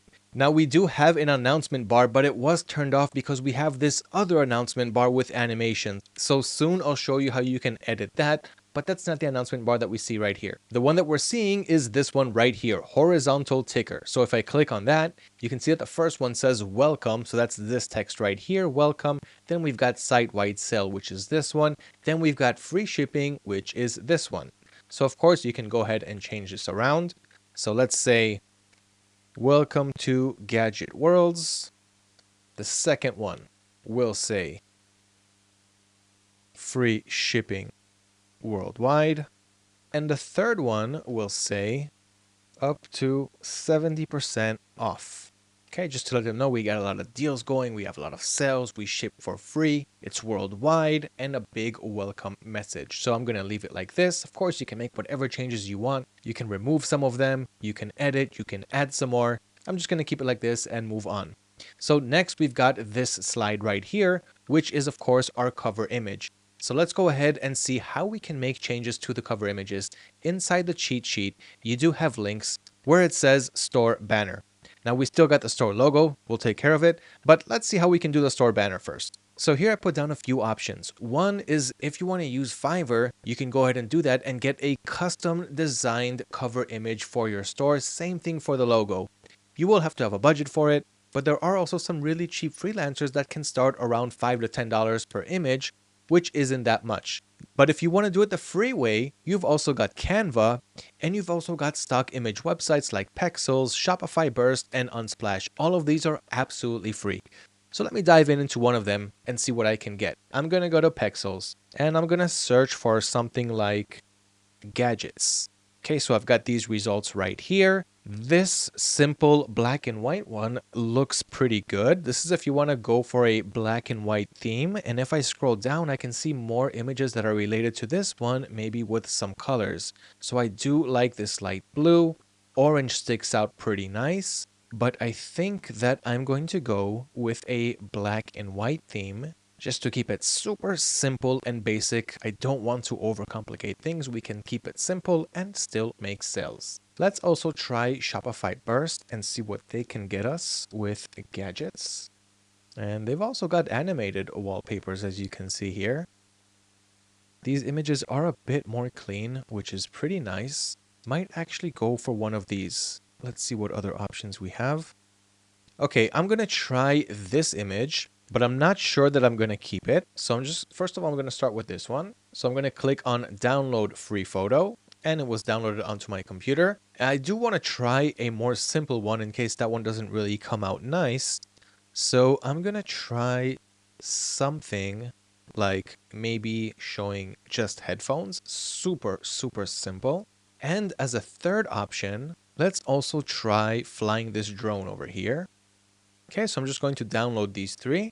Now that I can see that they're downloaded onto my computer, on Shopify, I'm going to click on where that image is. Again, I'm in the Shopify theme settings. And then here I've got the picture for this image. So I'm going to click here on change. Then I'm going to click on select from library. I'm going to click on add files, go to my downloads, and start with the third one, the one with the flying the drone. Okay, so I can see it's being uploaded right now. and it's done. So I'm going to click here on done. Okay, and that's actually not so bad. Let's see how the other ones would come out. I don't want to slide. I'm not sure if customers are really going to interact with this. So in order to move the second image, the second banner, I'm just going to hover over it right here and click on the trash can. Okay, but I still want to see how the other images might look. So I'm going to click again on select from library. I'm going to click on add files, and let's also add the headphones. I'm going to skip the one with the blue background because I just wanted that as a just in case the simple clean ones don't come out good. So let's go ahead and try the headphones. Also not so bad. We'll need a little bit of rearranging just to make it fit inside. But I did like the other one. So I'm going to go with select from library, and we're going to keep the one with the drone. Okay, now I'm going to change the text that we see here. So instead of play your world, unleash crisp, clear sound in the palm of your hand, because we're not showing headphones anymore, now we're going to reword this. To make it fast and simple, I will use the help of our good friend ChatGPT. So here I'm going to add the image, which you can do if you didn't know. So I'm going to take a screenshot of this section right here. Okay, I'm going to copy it and paste it here into the chat field of ChatGPT. Okay, so you can see it was pasted here, and I'm going to write generate better texts for my e-commerce store, where it says play your world and the text on the bottom. It's a gadget store. Make it sellable and engaging. Okay, let's see what ChatGPT can come up with. Okay, so how convenient is it that we can use ChatGPT to also send pictures and texts? So here's the results that we got. Option 1, elevate your everyday. Explore the smartest gadget designed to simplify, amplify, and electrify your life. Let's keep going. Just listen to the hooks in the meantime. Next level gadgets right at your fingertips. I think this sounds a little bit better. And the third is the tech that moves you. Fourth is command the sky. I'm not going to use that because that speaks only specifically to that product that we have in the banner image, which is that drone. I'm going to go with next level gadgets right at your fingertips. I'm just going to copy that, head back to the editor where we're on the theme customization. And then here on the left side where it says slide, play your world, that's the one that we're looking at here. And then the editing is always going to be on the right side. So this is where we change the image. And as you can see, there's also an option called mobile image. I'll zoom in a bit more. So you can select a different image to show on mobile if you want it to be different. If let's say the alignment didn't come out that good, or let's just say it just doesn't look that good on mobile. So you can always change it there. So here is the heading, which we have a new one. So next level gadgets right at your fingertips. And the next line, which is discover powerful, innovative tech built to inspire. From drones to wearables. I'm not going to leave that second sentence. Let's just take the first one. Okay, go back. And again, this is just testing. You can always change these things later. Okay, and then we've got the button label here. We can change whatever we see inside this button. As you see, it has this nice little hover effect. So it can be shop now. It can also be anything else, like browse our products, see our collection. I'm going to leave it as is. I might change it later, but I want to move a little bit faster. So this part is complete. So we've got the first part of the template after the announcement banner, and now we're going to move to the next. So this one is called multi-row. And as you see, we've got these products here. This is the multi-row that we're looking at here. So we've got these 3 rows with these 3 products. So this is just to change those products with other products that will show up on our homepage. So I want to do this, but before I do that, I want to take new images of the products that I want to promote, which, as you know, is the 2 guns and, of course, the humidifier. So I want better images. So what I can do is I can add those products now to the homepage, and then I can just change the images later when I take them. So here I can just click on the first one, and then I can just change the image. So I'm going to click on select from library. And I'm going to upload the image of the first product that I want to promote, which is this one, and I will change it later. Okay, so this is the product image. And now I'm going to change the description because, of course, it's a different product. So we need a different title, which is what we're seeing here, and a different description, which is what we're seeing here. So I'm going to do that really quickly because I already have the product description already written up by the power of artificial intelligence. So this will be the title. And I'm just going to make it a little bit shorter. Light up some more fun with the LED. We're going to remove emitting, electric water gun, automatic water pistol. Okay, and then we've got the description. So let's copy it from our product description. I'm going to take this sentence. Water warfare awaits. Get ready for epic battles. So we're going to put that here. And because it copied the text exactly as is, it kept the header here. I do want to make it the same as the rest of the text. So what you can also do if the text formatting is not good is right click and then just paste and match style. Okay, so this is the first one. Now the thing is, the button here where it says buy now is still linking to the previous product that we had here. So I need to link it to the new product.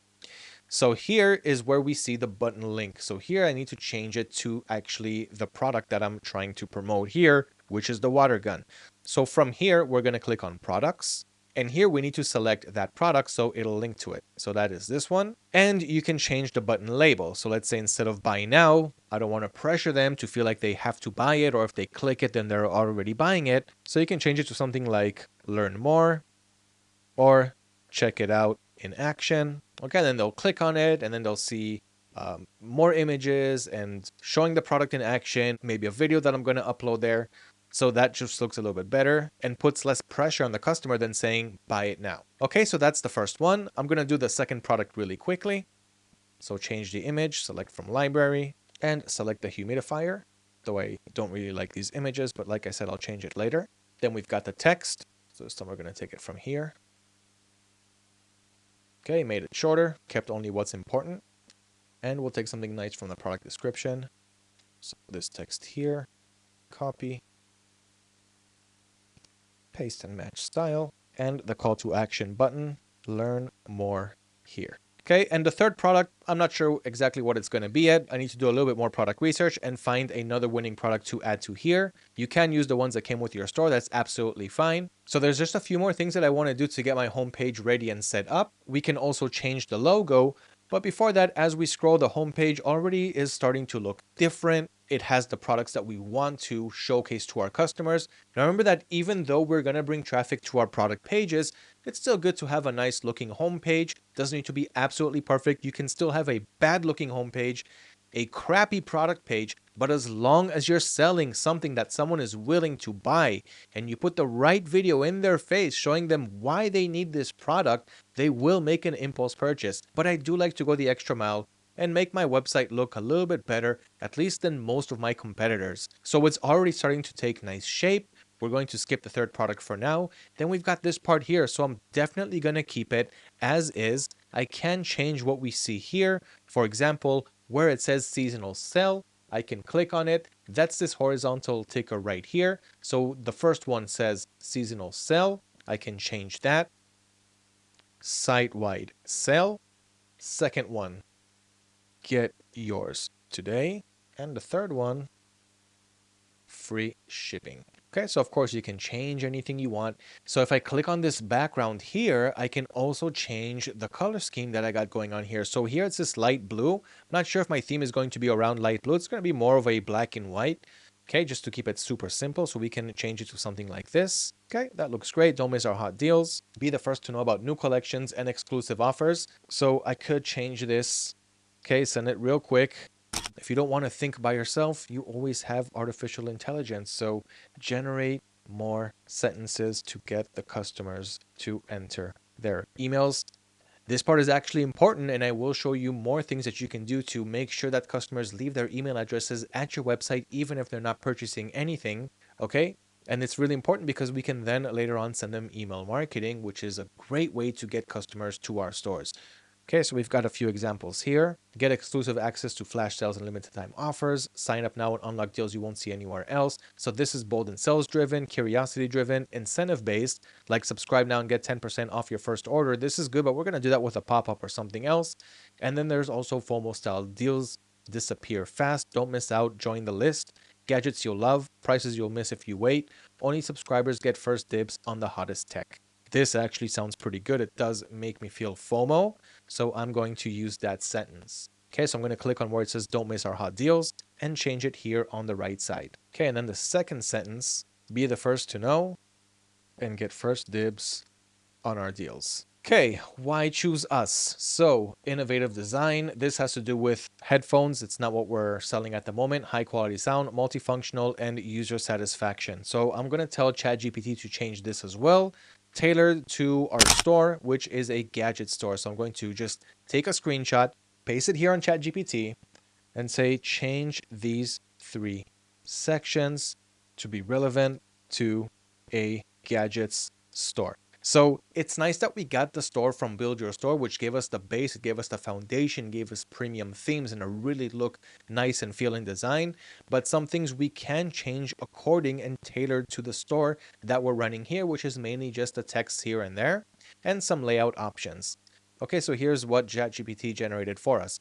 Cutting edge tech, premium performance, versatile and practical. Customer first experience is definitely something I want to have. Okay, so we've got 4 examples here. Let's go ahead and add them for now. So the first one is cutting edge tech. So I'm going to click on the first one, write that, and it's nice that it comes out with the emoji as well. I'm going to keep that. It looks nice. Stay ahead of the curve with the latest and greatest in smart gadgets. It's very relevant to our store and what we're going to sell here. Okay, the second one, premium performance. From powerful speakers to precision drones, our gadgets are built for high performance, delivering top tier quality with every use. Okay, so we just got to make sure to add those products as well, or just change the product names. It doesn't really matter as long as we have something that's more relevant and our homepage can be ready to start making sales. This is the third one. And last but not least, and also very important to have, customer first experience. We're here to make tech easy and enjoyable, fast support, trusted products, and a commitment to your satisfaction every step of the way. Absolutely wonderful. Okay, and here, instead of why choose us, I'm just going to change us to Gadget Worlds. I want the brand to start registering into their subconscious. So why choose Gadget Worlds? This is why. I'm not sure about the emojis now that I see that we do have the icons on the top. So you know what? Let's just remove the emojis. We don't want it to look messy. We want it to look simple and professional. And as you see, I'm saving every time I make a small move because sometimes my Mac mouse makes me go back and it doesn't save changes. So I don't know if you guys have the same issue. That's how I overcome it. Okay, so why choose Gadget Worlds? This part looks great. Okay, I'm going to remove this video. We don't really need it here. You can add another video, but for now, I'm just going to remove this section. So of course I clicked on it. You make edits on the right side, which is not what I'm looking to do here. On the left side is where you can place things or remove them. So here where it says video, because I clicked on it, it's showing me this. I'm going to delete it and remove that section from my home page. Okay, testimonials, I'm going to leave that here. Contact form, I'm just going to change the word, making it a little bit more friendly. So let us know what's on your mind. Okay, name, email, phone number. Not sure if I have to have their phone number, but it's not a must. Okay, then they'll leave their message. They're going to send it and we'll get it to the email that we registered with onto Shopify that we have in our settings. Okay, then it's just the usual stuff about us, the footer menu. So that's it. We already have a front page. The only thing that might be changed here is the colors that we have here. And that's simply because we did not go with the blue theme at the end. So what I can do is change the background color here. Now we already have black below that. So if I do that, it'll look the same. And of course, we'll also have to change the text, but that's also fine. Let's see how that will come out. So the background color and the text color is going to be white. Okay, so it looks like this and that looks fine. Okay, it looks very natural, looks great. I'm going to keep that. We might add something between why choose Gadget Worlds and what our clients say because they look kind of similar with the blocks, but we'll figure all of that out later. This is really not a must and we already have a homepage that is built to sell. Okay, so I'm going to save this and let's go check it out live. So gadgetworlds.store, and here we have the front page. So the cover image is aligned a little bit differently, and that's simply because I'm running a 4K resolution and every resolution is going to see things a little bit differently. So we might adjust that later on. It's not a must, but I will check out some other examples. But for now, I do want to move on because I don't want to spend too much time on one little thing that you already get and you'll already know how to make it better. And I will do so as well in this store also and show you what I did. But for now, I just want you to see how we got all of this done in just a few minutes. Black and white theme looks really good. We got the products that we want, and we're not confusing the customers with fancy colors. This website doesn't look like a clown, and it actually looks professional. So this homepage, as I said, is ready to sell. The last thing that I want to show you before we move on to Shopify apps and finally start marketing is how to make a quick logo for your store. So back to the cheat sheet, you'll be able to see the different ways to create logos. One is using Fiverr. You have a link to it. And I like Fiverr because they got so many freelancers that you can work with, but that will require, of course, a budget to hire someone to get your logo done for you. Same thing with Canva. You have a free and paid version, but for this store and for our needs, using the logo that you get from Build Your Store is enough if you created your store from Build Your Store. And if you did so, and if not, and you want to change or you want to make a new logo, you have Hatchful, which is my recommendation for making a logo to get it done really quickly and easily. This software was acquired by Shopify, so it's free to use and it makes great logos for your store. So the first thing it's asking you is what's your brand name? As we know in this case, it's Gadget Worlds. So I'm going to click on Start Designing. And so here you have to choose a niche that is similar to what you're selling at your store. Now, in my case, I'm selling gadgets. So that can be toys and games, it can be electronics. And if you don't see anything that's similar to what you're selling, you can also go with other. In my case, I'm going to go with electronics and see what pops up. Okay, so from here we click on continue. And it just took a couple of minutes to get all of this. So these are logos that you can use for your brand. And you can change things like the fonts, the colors, the background, things like that, which is going to be in the next step. But first, see if there's something that you like from here. And if you don't like anything, you can click on regenerate, okay, and let it keep generating new logos until you find one that you like. Okay, so I'm just going to regenerate a couple more times and see if I like something from here. Even though I don't mind keeping my original logo, it's definitely good enough to make sales. But if we're already here, might as well go with it. So I like this one where it actually shows like the earth, right? Like the globe, the world, so Gadget Worlds. Let's click on that one. And now I'm going to click on customize. Now I'm going to move to color and I want to look for a more black and white feel, which is similar to this one. Okay, you can also change the color palette as well, but this is good. This can get the job done. You can also change other things like I mentioned, like the font. So if you don't like it, I think it's good. The name, in my case, it's Gadget Worlds, and the symbol. So that's this little earth thing, which in this case is actually pretty spot on. So I'm going to go ahead and click on finalize. Okay, and that's it. Where do you want to send the logo to? I'm going to enter my email address and click send logo. Okay, now I'll wait to get it in my email. And here it is. Your brand new logo is here. Click on that. Click on download now. And it was downloaded right here onto my computer. So if I open it, it's a zip file. So I'm going to unzip it, enter. And here I've got a few logos. So one is transparent. So it's going to look like this. Then you've got the regular one, which looks like this. Okay, so let's go ahead and add it to my store now. So back to where we were at online store, customize. And then here, I'm going to click where it says theme settings. So I'm going to get out of where I was up until now on the home page. And I'm going to stay in the same area, but I'm going to click on this wheel icon where it says theme settings. Then we've got logo here on the left side. I'm going to click here on change, select from library. Then I'm going to click on add files, going to open up that folder and add the logo file, which in this case is this one. Okay, let's click on done and go ahead and see how it comes out. Okay, so now it was changed to this. Yes, the logo is small. It was also small before that. We can make it bigger by changing the width over here. Okay, so as you see now it's more noticeable. And I think this is a pretty good size. I don't want to make it too big because it's just making this section way, way too big. So maybe we can just make it a little bit smaller. Okay, and that's fine. I'm on a 4K monitor, so everything looks a lot smaller. I'll need to do some zooming for you to see it better, but I think you understand the overall picture. Let's go ahead and click on save. And we've also got the favicon image. So the favicon image is what you're seeing right up here. So right now the favicon image on my Chrome tab is Shopify, but I wanted to change to my new logo. My store favicon looks like this. This is what we got from Build Your Store. I know it looks really small, guys. My video editor is zooming in a lot so you guys can see it, but this is the favicon and this is the old logo. So we're going to change that right here, select from library, and go ahead and choose that same one that we just uploaded, and we can save. Okay, now there are more things you can do here, like changing the schema, changing the colors, changing the fonts, changing the typography. I don't want this video to be 16 hours long, so I'm going to leave it right here as is. We changed the homepage, we optimized it, we changed the logos, we created nice free logos, nice cover images, everything for free. We're keeping it super cost effective. So now we can move on to the next section now that our homepage is done. Let me just show you that the favicon and the logo's updated. So let me refresh right here. And now we've got the favicon right up here.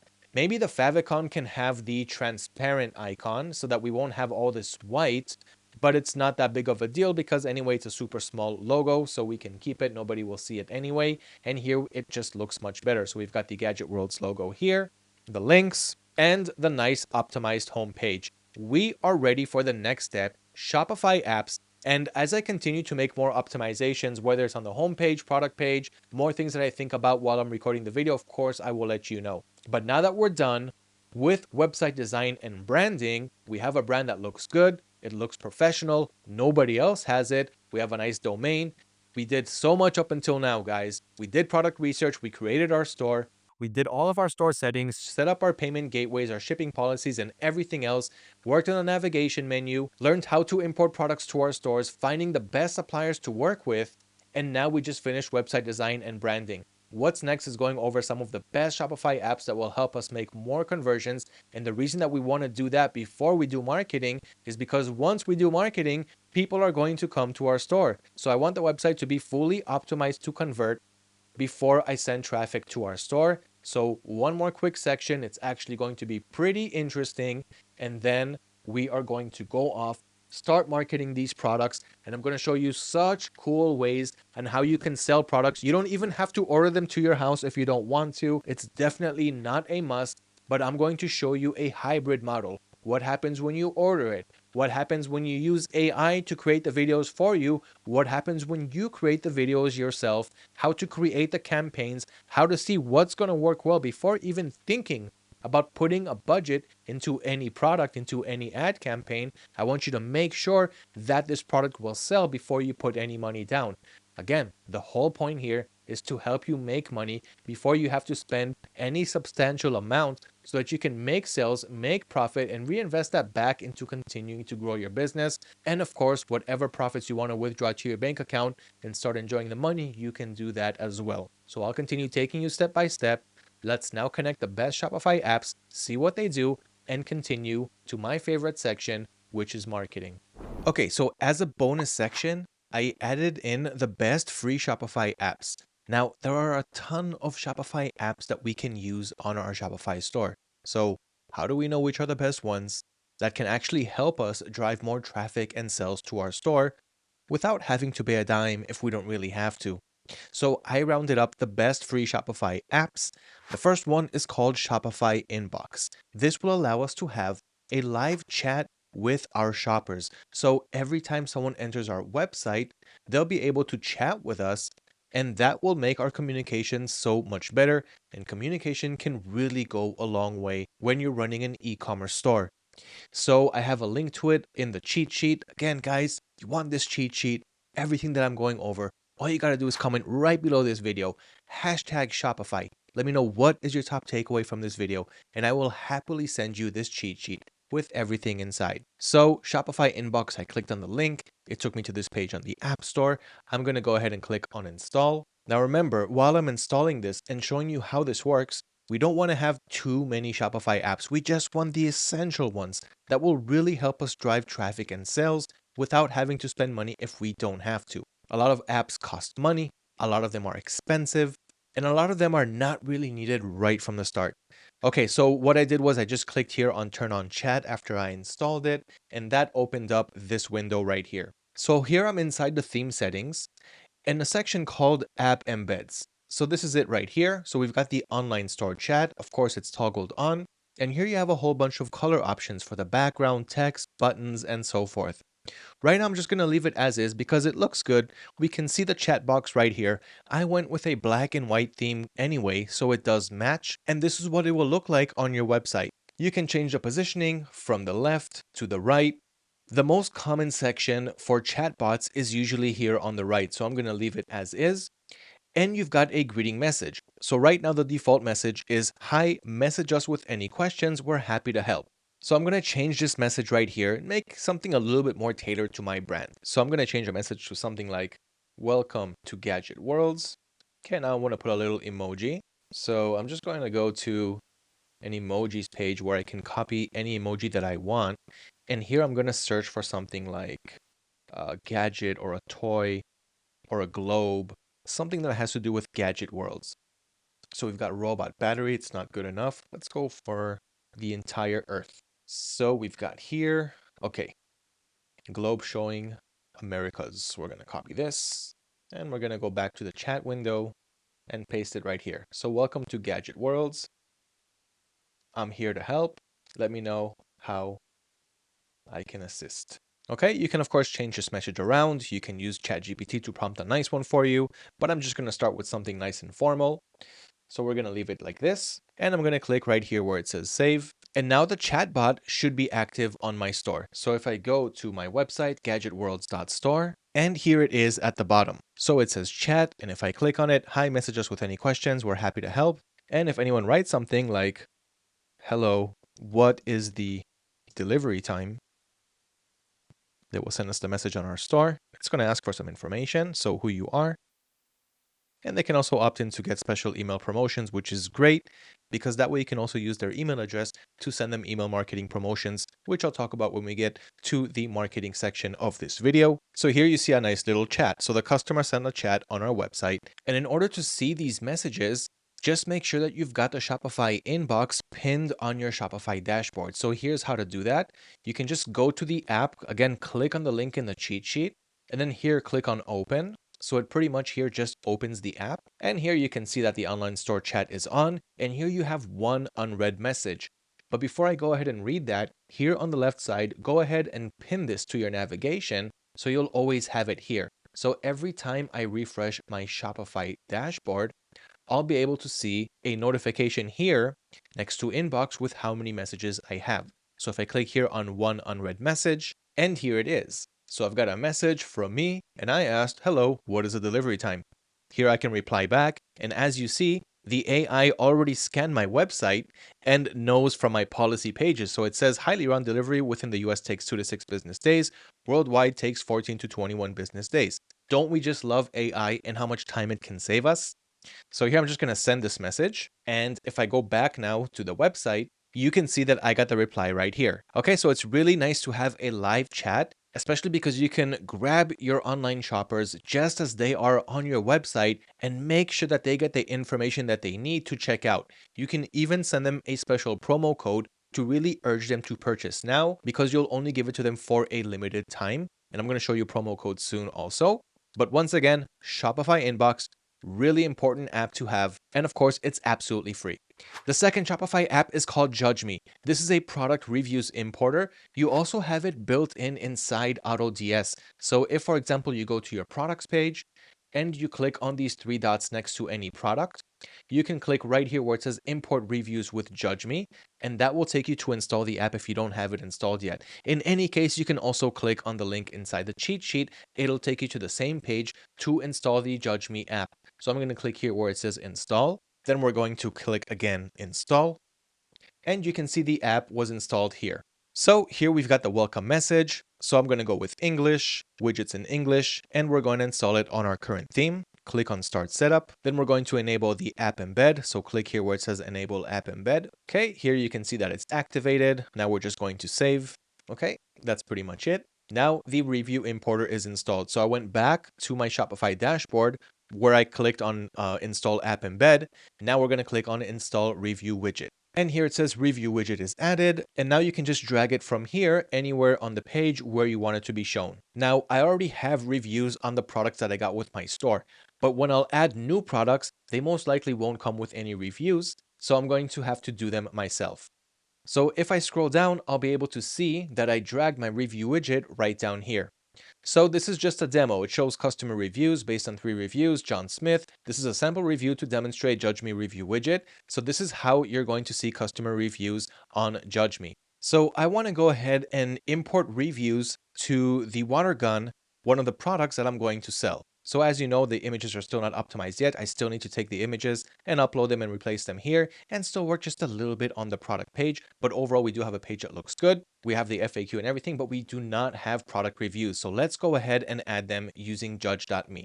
Okay, so back to my Shopify dashboard, I want to pin the Judge Me app here as well on the left side. So what I'm going to do is I'm just going to search for it really quick. Okay, it's this one right here, Judge Me Reviews. I already have it installed. So I'm just going to pin it right here to my navigation. And then here I'm going to click on Reviews. And now I want to click on Import Reviews. Now I want to import reviews from where I actually have reviews on this product. And in this case, it's from AliExpress. So I'm going to hover over here where it says AliExpress. And then here I'm going to click on Install App. So here we need to enter our store domain. So in my case, of course, it's gadgetworlds.store.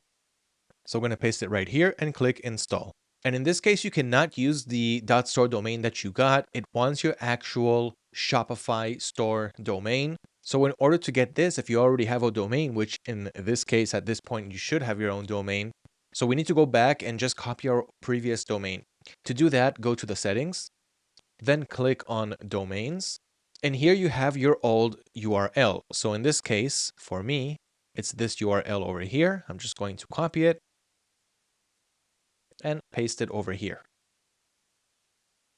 Okay, then we're going to go ahead and click on install. And now this installed Judge Me Ali Review Importer because I want to import reviews from AliExpress. So I'm going to pin this to my navigation as well. And here I have a list of the products on my store. And I can also paste the AliExpress URL for those products and it will import the reviews from those products. So here I'm going to find the link to my product on AliExpress, which is this one right here. So I've got these reviews and some of them even have images, which is nice. The image reviews look even better. So what I'm going to do is I'm going to take this URL, I'm going to copy it, and I'm going to head back to the Judge Me Ali Reviews importer, find the water gun, which is this one right here, paste the AliExpress URL, and click on import. So here's the Shopify product, the URL, the language, which is English, and here's the number of reviews that we want to import. I can leave it on 15, it's enough, and click on import reviews. Now, of course, this app also gives customers the ability to leave reviews on the products on your website. But until you start to get that, in this case, we're going to use reviews that customers left for this product, but on AliExpress. It's the same product, same reviews. So I'm going to use that on my store as well. Okay, so now that we imported the reviews, we can see it if we click here where it says Judge Me Ali Reviews. You can click on Imported Reviews. And that will show you the reviews that were imported for this product. So you can see the reviews over here. And here you can remove the ones that you don't want. Like you see these ones where it says AliExpress canceled order, fighting for a refund. Your customers are not purchasing from AliExpress. They're purchasing from you. This has nothing to do with your service. So I can go ahead and delete these reviews and just skim over the rest. See that there's nothing unusual. Like these ones over here in a different language, there's no reason to have them. So you can also multi-select over here and then click here where it says delete reviews. And as we continue to skim through the reviews, so these are 15 reviews, you can again import more, but this is enough just to get started. And I've also got some photo reviews here, which is great. Okay, so I'm going to go ahead and go with these reviews. So in order for all of this to actually show up on the product page over here, what we need to do is edit that page and add the review widget. Here's how that's done. So we're going to go to our theme settings. So that is under online store. Okay, and then here we're going to click on customize. And now we want to go to that product page, which in this case is this one right here. So you can pretty much just browse your website and go to the section, go to the page where you want to add the imported reviews. And here is where we're going to do it. So let's choose the right spot to put it in. So that's after they go through the description, they kind of get more curious about the product. They're looking for a little extra something that will give them the confidence boost that they need to make an impulse purchase. They do have this quick testimonials over here. And so I want to add it after this testimonial section right here. So I'm going to put it between the quick 3 testimonials that we have. So between that and the FAQ, the frequently asked questions, is the perfect place for these testimonials. So I want to have it right after this section right here, which is called multi-column. So what I'm going to do is I'm going to click on add section. And then here, instead of sections, I'm going to click on apps. and I'm going to click on Review Widget. Then I want to make sure that it's exactly where I wanted it to be. So I'm just going to drag it to below the multi-column and above collapsible content, which is the FAQ. Okay, so here it is. And this is what it looks like. So I will change the brand colors because we are going for black and white. So we don't really need all of this green. That we can do in the Judge Me app settings. So first, I'm just going to save this. Then I'm going to click here where it says Customize Settings in Judge.me. Then I'm going to scroll down and click on Branding over here. Primary color. In this case, it's black. And I'm going to save my changes, of course. And now let's see what it looks like on our product page. So this is the product page, and we put it between what our customers are saying and the FAQ section. So let me just refresh this. And lo and behold, here are our customer reviews. So it's in black, it's not green, it doesn't go outside of our brand colors, and we have all 3 pages, the 15 reviews. So there's 5 on each page, and overall looks really good. So we got the product page, we got the product information, and then we've got customer reviews, which looks absolutely amazing and gives the customers the trusting feeling that they need. And this will go a long way into making customers trust your brand, trust your product before they purchase it, and really convince them that they can purchase from your store and they're going to be happy with the product. So take advantage of Judge.me product reviews. The next app is called Essential. This is a frequently bought together app, and this is a really good one to have, especially if you're looking to up your average order cart value, so your AOV, and this way you're going to make more profit because the higher your product price, the more the customer pays you, the more profit you're going to make because you're profiting in percentages. So the higher the price, the more profit you get. And what this app does right here is it puts products together. So for example, you can see in this screenshot, okay, if you're purchasing this product, just so you know, this one is usually frequently bought together with this and this and this product. And then the customer can check those in as well. And then they'll have a nice bundle deal. They're going to claim the offer. And then they're going to add all those products to their cart and check out, and not just that one main product. So I'm going to install, but I will implement this later on when I import more products and I add more categories to my store. But for now, I'll just have it installed because what do I care? It's free, and soon I'm going to need to use it on my product pages. So it's already installed. I can already create a new offer, but I will do that later on. Like I said, when I import more products. The next Shopify app is called Ecom Send. This helps you with store pop-ups and also with email marketing. And remember, I'm only going to recommend the best apps that will not cost you any money and it will help you convert more sales. So I'm going to click here where it says install, and now it's installing that as well. I will take advantage of this when I go to the marketing section and I start to actually bring traffic to my store, which is actually pretty soon. But right now, I'm not going to create a pop-up. I'm not going to do email marketing because I don't have an email list yet. And I will create the pop-up when we do marketing. So just have those apps ready for now because we are very, very close to marketing. It is the next step in this video. And the last app is called Shopify Translate and Adapt. What this does is it allows you, at least the free version, allow you to have your website translated to your customer's local language. So the free version allows you to auto translate 2 languages, and that's more than enough to get started. So you'll have English, and then you'll have auto translation to 2 more languages. And once you're good with 3 markets, 3 languages, I don't think you'd mind taking the paid version and trying more locations, more markets, more traffic to your store, and more sales. So that is the 5th Shopify app. Again, you got all of them in the Shopify cheat sheet. Take advantage of them. And now let's move forward to one of my favorite parts, marketing. How do we bring traffic to our stores? How will we make people know that we are here and we are selling products that they want to buy? This is all done with marketing. It started with product research, finding products that are in demand, that are trending, that are impulse purchases. But now nobody knows about our products. Nobody knows that our store exists. Marketing is where it all goes down. And a lot of people make a lot of mistakes in marketing.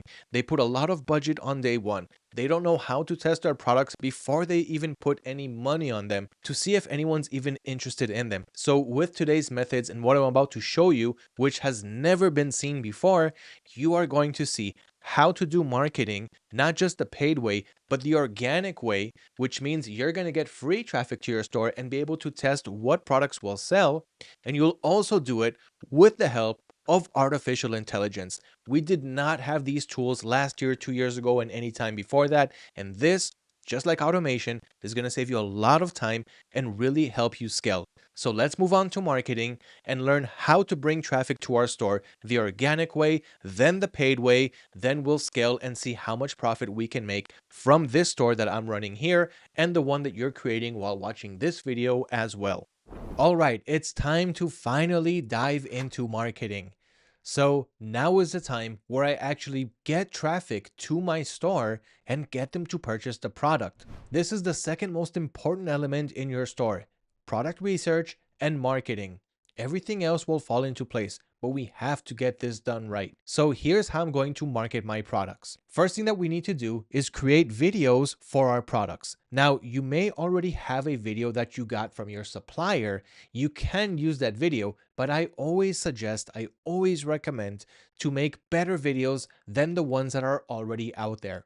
You can already learn from what works by seeing the competitor videos, that which you should have done and which you still can do when you did your product research. And now we're going to make our own videos, and I'm going to publish them in two different ways. The first one is going to be an organic reach, meaning I'm going to make videos. I'm also going to get videos made for me. I'm going to show you everything soon. But first, I'm going to make videos for my products. Then I'm going to post it on social media channels like TikTok, Instagram, YouTube, Facebook, and so forth. Then I'm going to see which short videos work the best, which ones are getting the best views, and I'm going to use those videos and put a budget on them to run paid ads through TikTok. So I'm going to do all of that here, and I'm going to explain everything, show you step by step, and we'll see just how much traffic and sales I'm able to generate using the free organic method and the paid TikTok ads method. But first, we need to make videos for our products, and we're going to do that in two different ways. One, I'm going to do it by myself. So I already shot photos and some videos of the products that I ordered, which I don't think I showed you yet. So these are the water guns. So I've got the black and the red ones right here. Okay, looking good. I'm not going to turn them on because I don't want to get my whole room wet, but you'll see it in the videos. And the second product, as you know, is the humidifier. Okay, so I already shot some videos and some photos. I will be shooting some more, but I want to show you the first draft of what I have here. So here I've got some images, which I will, of course, rotate to put them in the right direction. Okay, so now that I have them all aligned, so I've got the black gun, I've got the red gun, and I've got the humidifier. And as you can see, I did some nice RGB images of the humidifier. I will probably do the same for the guns as well. I just wanted to have them in a clear background so we can actually see the details of the gun. And for the humidifier, I shot one in front of my gaming PC, just so that we can see a whole bunch of LED lights going on, and other still images with a plain colored background, as you can see over here. My cat was getting a little curious, so she decided to be in the photos as well. She likes seeing the little smoke steam coming up, and she tried to catch it a few times with her paw, which was kind of cute. So I'm probably going to add those photos as well. So as you see, we've got some nice images here. Okay, I show the different colors. And also in front of my LED gaming PC. Here I was able to make a nice photo captured exactly at the time when the jellyfish steam was coming up. So anyway, you can see the images, and I've also got some videos where you can actually see it in action. And my cat was just looking at it, being super curious. So I'm going to see if and how I'm going to add her to the video because she's not the main part. And here you can see me with the remote control, changing the colors. And I also changed the settings, so the type of steam that comes out, as you can see over here. Okay, so the important part here was just to capture the products in action. Here's another quick video that I made, and I'm still going to make more videos. I'm going to try more copies, but this is just the first round, getting images of the products in action, as you can see in all of its different colors, in all of the different shapes and forms that it can work. Same thing for the water guns. So here, for example, is one of the clips that I made. So it starts with a first-person point of view, as if you're playing a video game and you're looking for a gun to carry. Here's how it looks.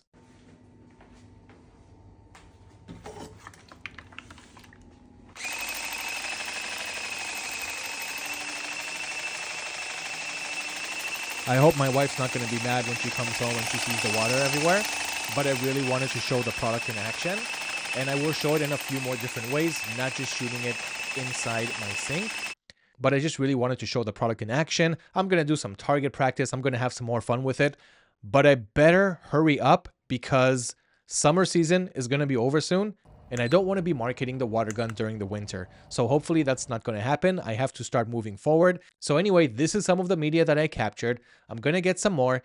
So what I'm going to do is I'm going to update the product pages with the additional images because these look a lot better than what the supplier has when I imported the products from my supplier's website, whether it's from AliExpress or the AutoDS marketplace. We can always make it better if we purchase the products and make the media ourselves. So I'm going to be changing the product images, the main images, the secondary images, and I'm going to edit these videos. I'm going to make more videos in two different ways. One, I'm going to keep recording my own copies, and I'm going to show the products in action in different shapes and forms. And two, I'm also going to use CapCut to edit my videos because it's absolutely free to use. I'm going to show you step by step how I'm going to edit my videos using CapCut. And last but not least, I'm also going to be creating videos using this powerful new AI tool that creates videos for me automatically. It's called Create UGC. I've got a link to it right here in the cheat sheet. And this creates videos for your products using AI avatars, where you can choose plenty of AI avatars to either make a react video where they react to the product,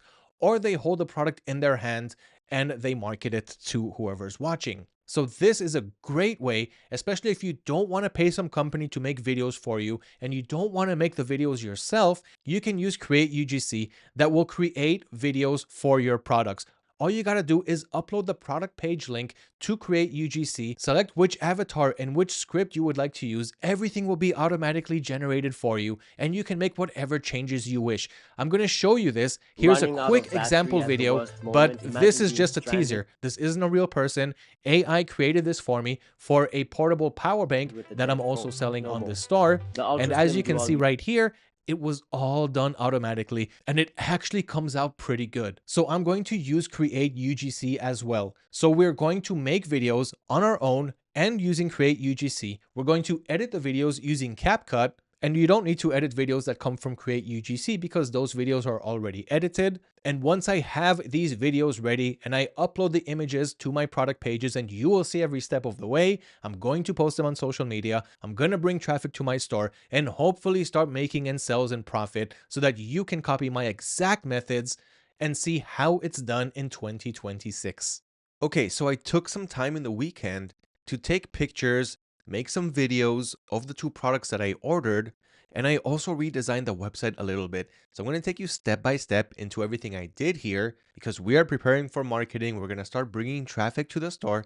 So we do want everything to be in place. So before I go over the website, let me show you what I did when it comes to creating content on the products. Now remember, you do not have to order the products and make the content yourselves, but this is one of the options that you have available.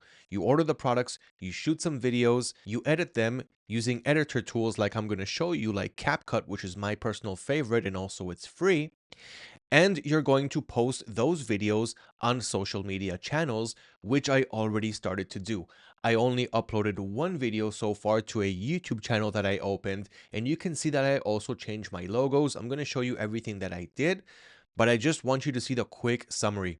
So I only uploaded one video so far, and to be honest, I didn't edit the video at all. I just cut a little from the beginning and from the end, and I left everything else as is. This is the first video, the first organic video that I tried posting just to see if it's even gonna get any views. And as you can see here, it did get 1,000 views, and it pretty much stopped there. 8 likes, average percentage viewed, 80% of a 30-second video. So if I click on go to video analytics, you can see that within a day it raised to 1,000 views, and it just pretty much stayed there. That's not bad for a first video without editing, without any text, without music, just raw video footage. So even if you don't have any editing skills, you can make videos that will work. And that is just one quick example and my first shot with these products. So let's start by taking a look at the design changes that I made on the store. So first of all, you may notice that the logo is different. I ended up making a logo on Canva because there is a free version. It will take more time to make a logo like this rather than going to places like Hatchful that I showed you or Fiverr, which requires a budget. So Canva is just a little bit more time consuming because you have to actually create the logo from scratch, but you can use templates, which makes it a little bit easier. So I'm going to give you a quick demo run, but I do want us to push towards marketing. So let me just quickly show you how this works. And if you want more information, just let me know in the comments below and I will help you out. But basically, you're going to create a free Canva account. You're going to create a new design. So you're going to click here on create, and where it says, what would you like to create? You're going to write logo. And here it's going to create a 500 by 500 pixel logo, which is good enough for the logos that we want. Then it's going to open this blank canvas, and you're not going to have anything here. It's just going to be white. And then you can start searching for designs that you like. So for example, you can go to design, or you can click on text because we're just trying to make a logo, and then search fonts and combinations. You can just search here for words like logo, and then you'll have all of these texts here. Now, wherever you see this icon, it means that you need a pro version of Canva. But if it's clean like this one, then it's already included in the free version. So here you can take a logo that you like let's say I like this one. So I'm going to click on it. Of course, I'm going to remove it later because I'm not going to use it, but I already have a logo here, and you can change the text. So here, for example, you can call it gadgets and then change the other one. I know it looks a little bit messy because I'm already working on a logo that I already finished, but if I push it down here, let's say you're going to call your business Gadgets Universe. Okay, let's remove that TM. Okay, and then I'm going to add more things, more elements like headphones or some gadget, and maybe a picture of stars or universe, anything that resembles that. Okay, so here on the left side, you can click on elements and then search, for example, for something like a globe. Okay, and then here, let's say I want to go for a graphic, so I'm going to click on see all, and I could click on this one. Okay, resize it and put it over here. And you guys get the point. So you're going to save this, you're going to export it, that's going to be your logo, and then you're going to update the logo on your store. You already know where that is because we've been there a couple of times. But basically, we are now making changes to the online store. So you're going to be on online store, themes, and where it says build your store theme, we're going to click on customize. And here's where you have all those customizable options, like the logo is under theme settings, if you remember, and you have logo right here. So you're just going to change the image here. But for me, I started from the top, I went through the sections, and I made relevant changes. You may notice that the banner here also changed. This is just another image that I grabbed from Pexels, Unsplash, all of those websites that I showed you that give you free images from the Shopify dropshipping cheat sheet. Once again, hashtag Shopify. Let me know what you learned in this video. What is your top takeaway? And I'm going to send you a copy of this cheat sheet under your comment below. So I changed the banner. I removed the button from here because it was just too much text. It's okay just to have this. So next level gadgets right at your fingertips. We have a banner image of a whole bunch of gadgets. And as we scroll down, we've got our hottest categories.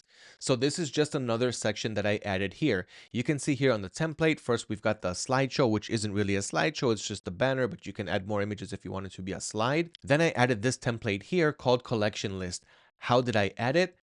I just clicked right here where it says add section, and then you can choose what you would like to add. So let's say you want to add an image banner or a slideshow, an image with text next to it, which I have further down below on the homepage. So here I went with collection list. You can also go with featured collection. You can feature a product, but for me, a collection list is fine because I want them to know that there's a whole bunch of categories on this store because this is the homepage. Now keep in mind, when we market our products, we are going to link to our product pages, not to our homepage. But if anyone goes to my product page and they decide to click on my homepage, I do want it to be visually nice and to make them understand that this is a huge gadget store with a whole bunch of products. So I added a collection list, which is what we can see over here. Then what I did was I clicked on it so I can make the changes here on the right side. I changed the word from collections to our hottest categories. And yes, you can add emoji. So I added a fire emoji next to the word hottest, and you can make additional changes. So I added more collections. I think the default was 4. So I upgraded it up to 6, and I changed the collections that I want the buyers to see.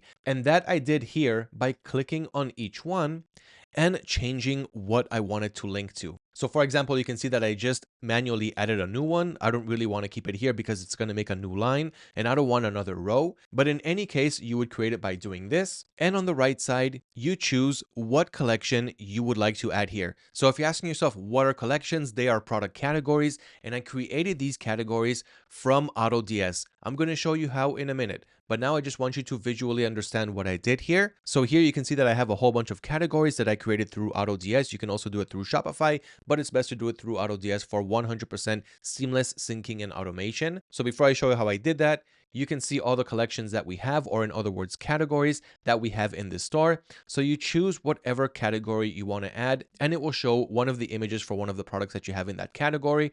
I will change some of these later. For example, here, I don't like the image that it used in projector, so I will change that soon. But for now, I just want everything to be in place. So let me just remove this blank collection. So here on the left side, I'm just going to click on the trash.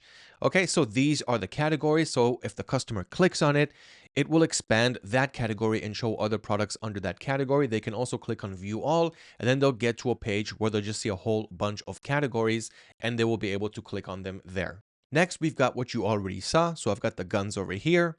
I've got the aroma diffuser over here, and I did change the images because I did take new images of both the aroma diffuser and the automatic water gun, and I still need to create content on them. So let's go back to the home page. So I've got 3 featured products. One is the gun, one is the aroma diffuser, and the third is a product that I simply imported through AutoDS. So it's this portable blender. And as we scroll down, we already saw this. Why choose gadget worlds? I removed the testimonials from being too close to this one.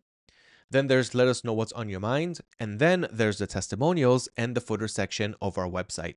So this is the total look of the home page. I also added a categories link over here and I changed products to all products. So now the customer has 2 options. Let me just show you what the front page looks like, not through Shopify. So this is the viewer's point of view. And if they click on categories, they'll see all of the categories that I added. And for example, if they want to see the portable fans, they're going to click on that and they'll see all the portable fans, which in this case, I only imported one. But of course, I'm going to add more products soon. I just wanted to have everything in place at the moment. And it's the same if they're on the front page and they click here on view all under our hottest categories, they're going to go to the same category page. Then they can click on all products, and this will simply show all of the products on our store and not the categories. So this is just all the products that you're selling on your store. Then there's the rest of the links, which you already saw. So this is what the homepage looks like now, and it was really easy to get all of this done. You already know the steps, how to create a homepage like this. Let me just show you really quickly how I created the categories. So now you can see that I have more products on this store, and I added all of them through AutoDS. So all of these products are being sold. We can see the buying prices, the selling prices, the variations, the profitability, the item ID, and the selling ID. So where we're buying from, where we're selling it on, the store where we're selling, and the tags that we have. But if I click on one of these products to edit it, then you can see more information inside. So this is the product editor for that portable blender. And if I go to the product column, then you can see here under collections that it's under kitchen tools. So that means that I have a category called kitchen tools. And every time I add a kitchen gadget, I'm going to make sure that it's under this collection. Now you can create collections by simply typing what that category or collection name is. If you already have it on the list, then you're just going to choose it from the drop-down menu as you can see here. But if you didn't create it yet, you're going to have to type it out once, then just click on it and it'll create that collection for you. So for example, if I was just going to upload a whole bunch of portable blenders, and I want a category only for that, then I would call it portable blender. And then I'm going to click here to create that category. Once that category is created, you'll be able to see it and select it under your collections on Shopify. So that's how easy it is to create collections, to create categories and assign products to them. And I added these products really easily through the marketplace and through the menus that I showed you here. Handpicked products, trending products, and of course the marketplace with private dropshipping suppliers. In this case, since I'm selling in the electronics and gadgets niche, I just simply clicked on that category over here and I imported products that I saw from here. I already see a few more that I can add, so I'm going to do that now. Since I do have a projectors collection, let's add this product, this one as well, and this, and this. So I just quickly added 4 projectors.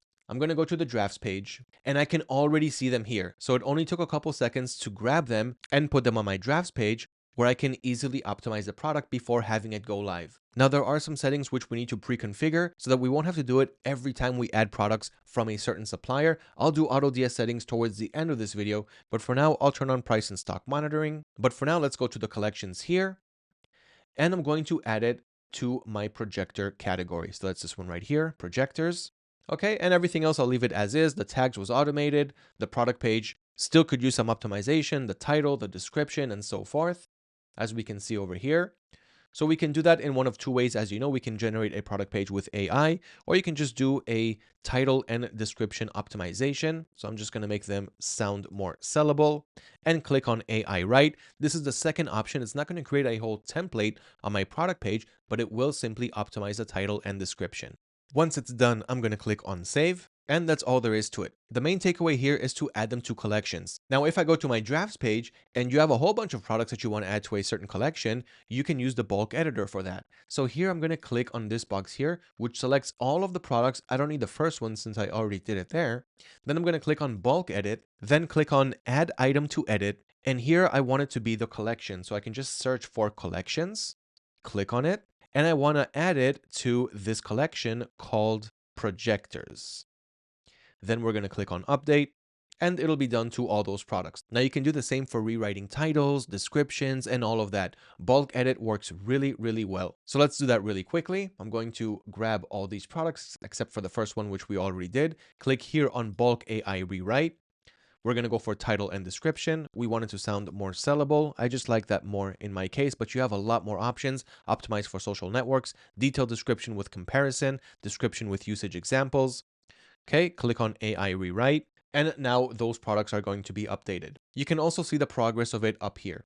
So that's really quickly how you can add products, add them to collections, fill up your store with products so that when you start marketing your products and an online shopper clicks on your ad, clicks on your video, and goes to your product page, and then they click to see your categories or your homepage, everything will be filled up nicely and you won't just have a nice looking product page, but everything else is kind of broken. Now remember that you do not have to have the best looking website in the world. As long as everything is in place, it'll do the work, and make sure that you fill up your store with some products and some categories so it won't look or feel broken in any way. You'll have a nice looking store and online shoppers will trust your store, trust your brand, which will of course lead them to add to cart, check out, and purchase the product. Now with the extra images that I took for these products, I did add them to the products as well. So let's see one of them, for example. You can already see that I changed the image over here. And this, by the way, here is my gaming PC.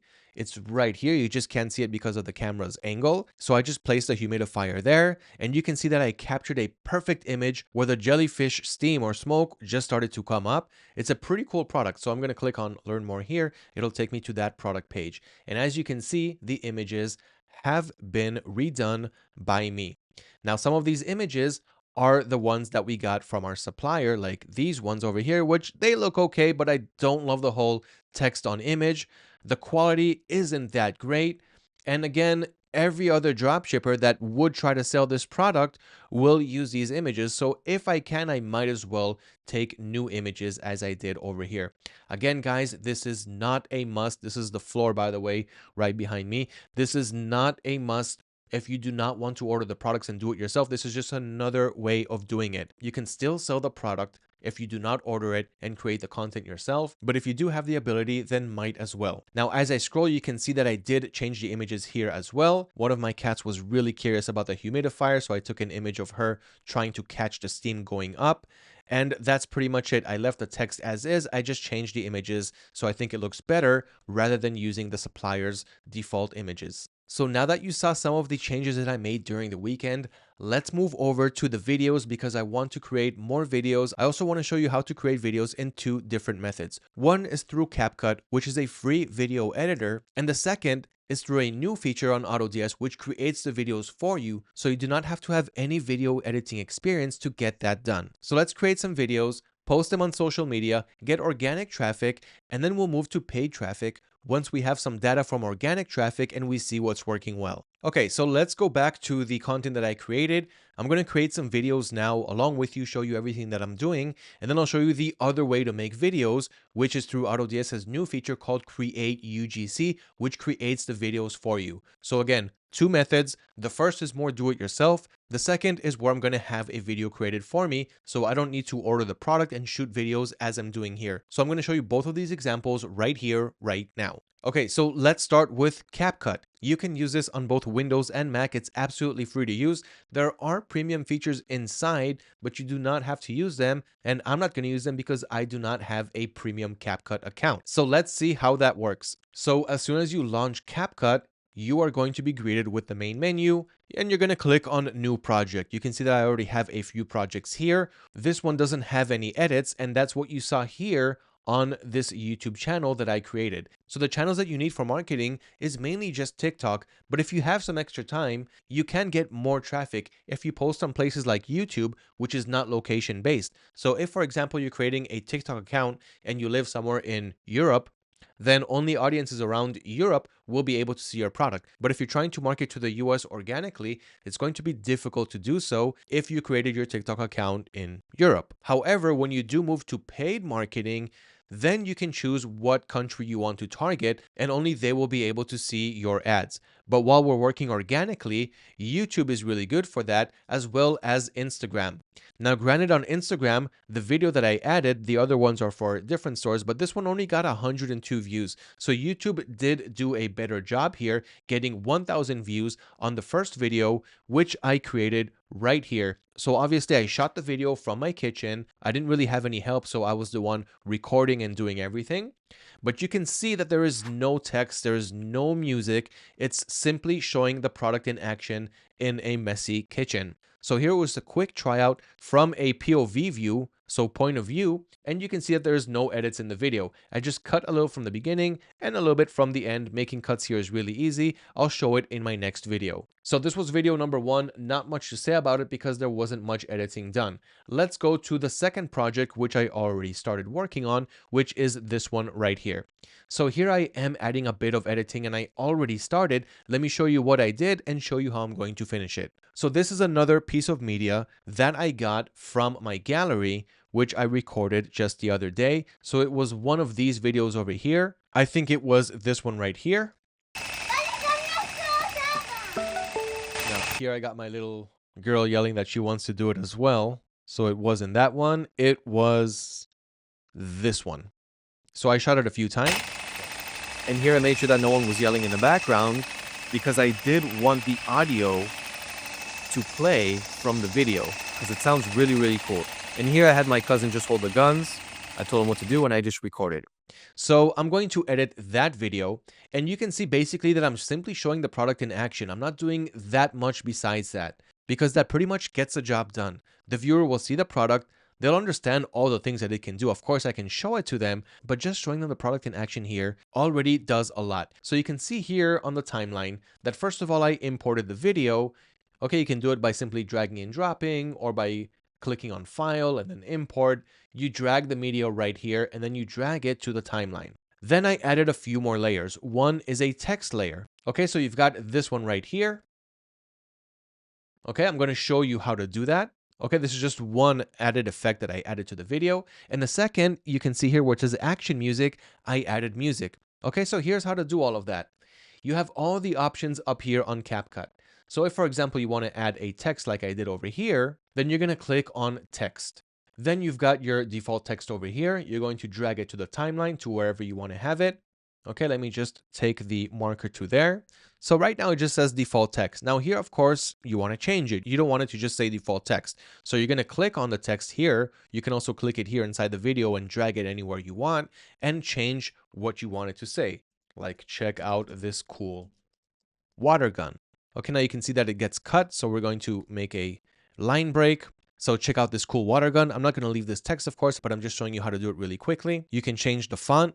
I personally really like Montserrat, so I'm going to choose that one. Make the text a little bit bigger, okay, by dragging it from the corner. You can also do it here by dragging the font size. Okay, you've got styles, cases, you got the preset styles, so just click on any of them. And guys, this is all free. None of this costs money. None of this requires the premium CapCut version. Okay, so mess around with the options, make the text look good. You also have other options like making it bubble. Okay, I can click here or here. And wherever I have the premium icon, see if I have any here, Now, these are all free to use. Then you won't be able to use it. But here, everything was free. Let's go to effects. And if I scroll here, you can see where it says Pro here. I won't be able to use those specifically, but you can see that there's much more free than there is premium. So I can click on this and just keep making changes to your text. Then you can also drag how long you want the text to be shown on screen. Okay, in this case, I'm going to remove it. I already have one text. I'm just going to copy and paste so it'll keep the same style. And I'm just going to change what the text says. And as you can see, I also added music. So I did that simply by clicking up here where it says audio. Okay, then you've got music and you can sample all of these music sounds, just not the ones where it says pro. So here I can click on the arrow next to music and I've got all of the music categories. So for example, I can click on rock. And you can see that a lot of these are free. They don't have the pro icon. So if I click on this one, I can sample it before adding it. That's Eye of the Tiger. And you also have a lot more examples. So if I want to go with something that has, let's say, piano, okay, then I can click on one of the free ones. Okay, and you can just keep going. Let's say you want to go with R&B. Okay, so you have a whole bunch of music that you can add to your video. Once you like something, go ahead and drag it on to your timeline. So I went with action music. Again, it's free to use. Here's how the video starts.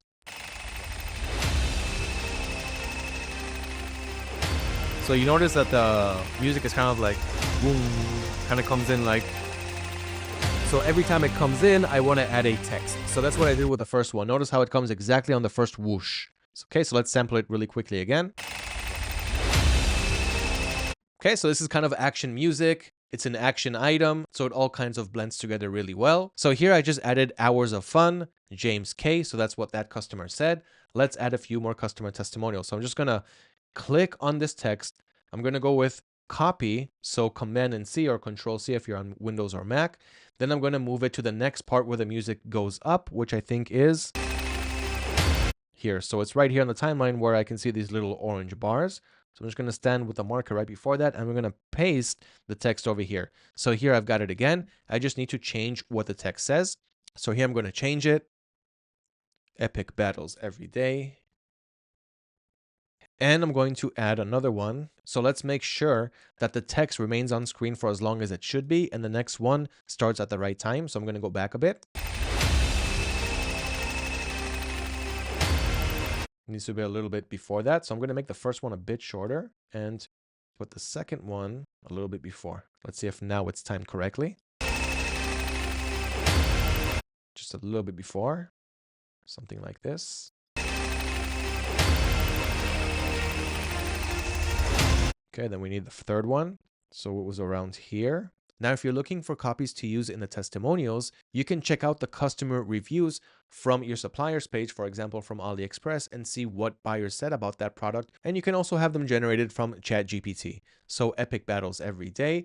That was the second one. The third one is going to say worth every penny. But here it's a little bit too long. So maybe move to the next one, worth every penny. And this is by Steve R.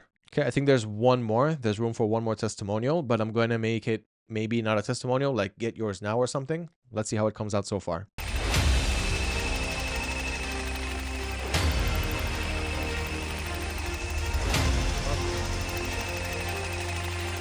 One more here. Okay, so the last one is going to be right here. I'm going to paste the text and I'm going to just edit what it says. Get yours now, free worldwide shipping. It's a little bit too much, so let's edit that to just free shipping. And let's add an emoji. So here I'm just going to search Google for emoji. I like these copy and paste emoji page. And here I'm going to search for, say, something with shipping. So either airplanes or packages. Let's go for package. So I'm just going to search for package. And it gave me this delivery truck. So I'm just going to click on it, copy it from here, head back to CapCut, and paste it right over here. There we go. So get yours now, free shipping. And let's just take one last look at the clip.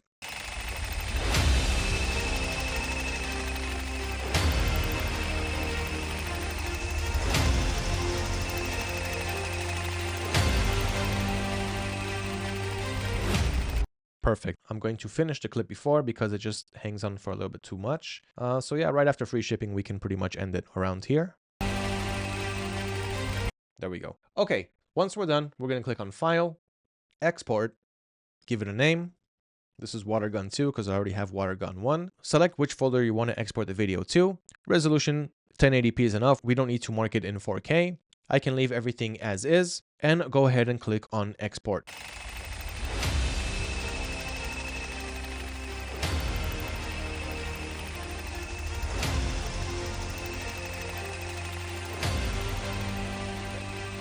Done. We can close this preview that it opened for me. I can click here on Open Folder, and here I can see it where I exported it to. So I'm going to open it, and here is the video. Okay, so now the video is ready to be uploaded to social media.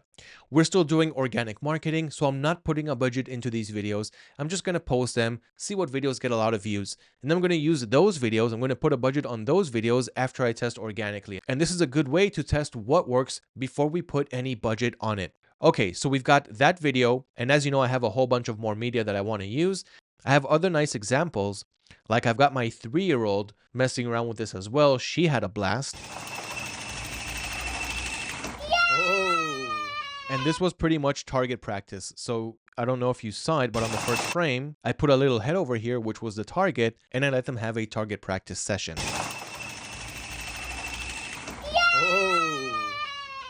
So they were having a lot of fun with that. So I'm going to make a video from that as well. And I've got a few more shooting angles, as well as videos for the aroma diffuser, which I still need to edit. So here is one of the videos that I shot.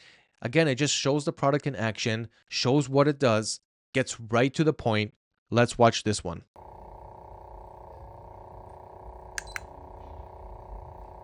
Now here, I will need to add background music because there is no special sound effects or no special sound in the background, but this basically shows the product in action.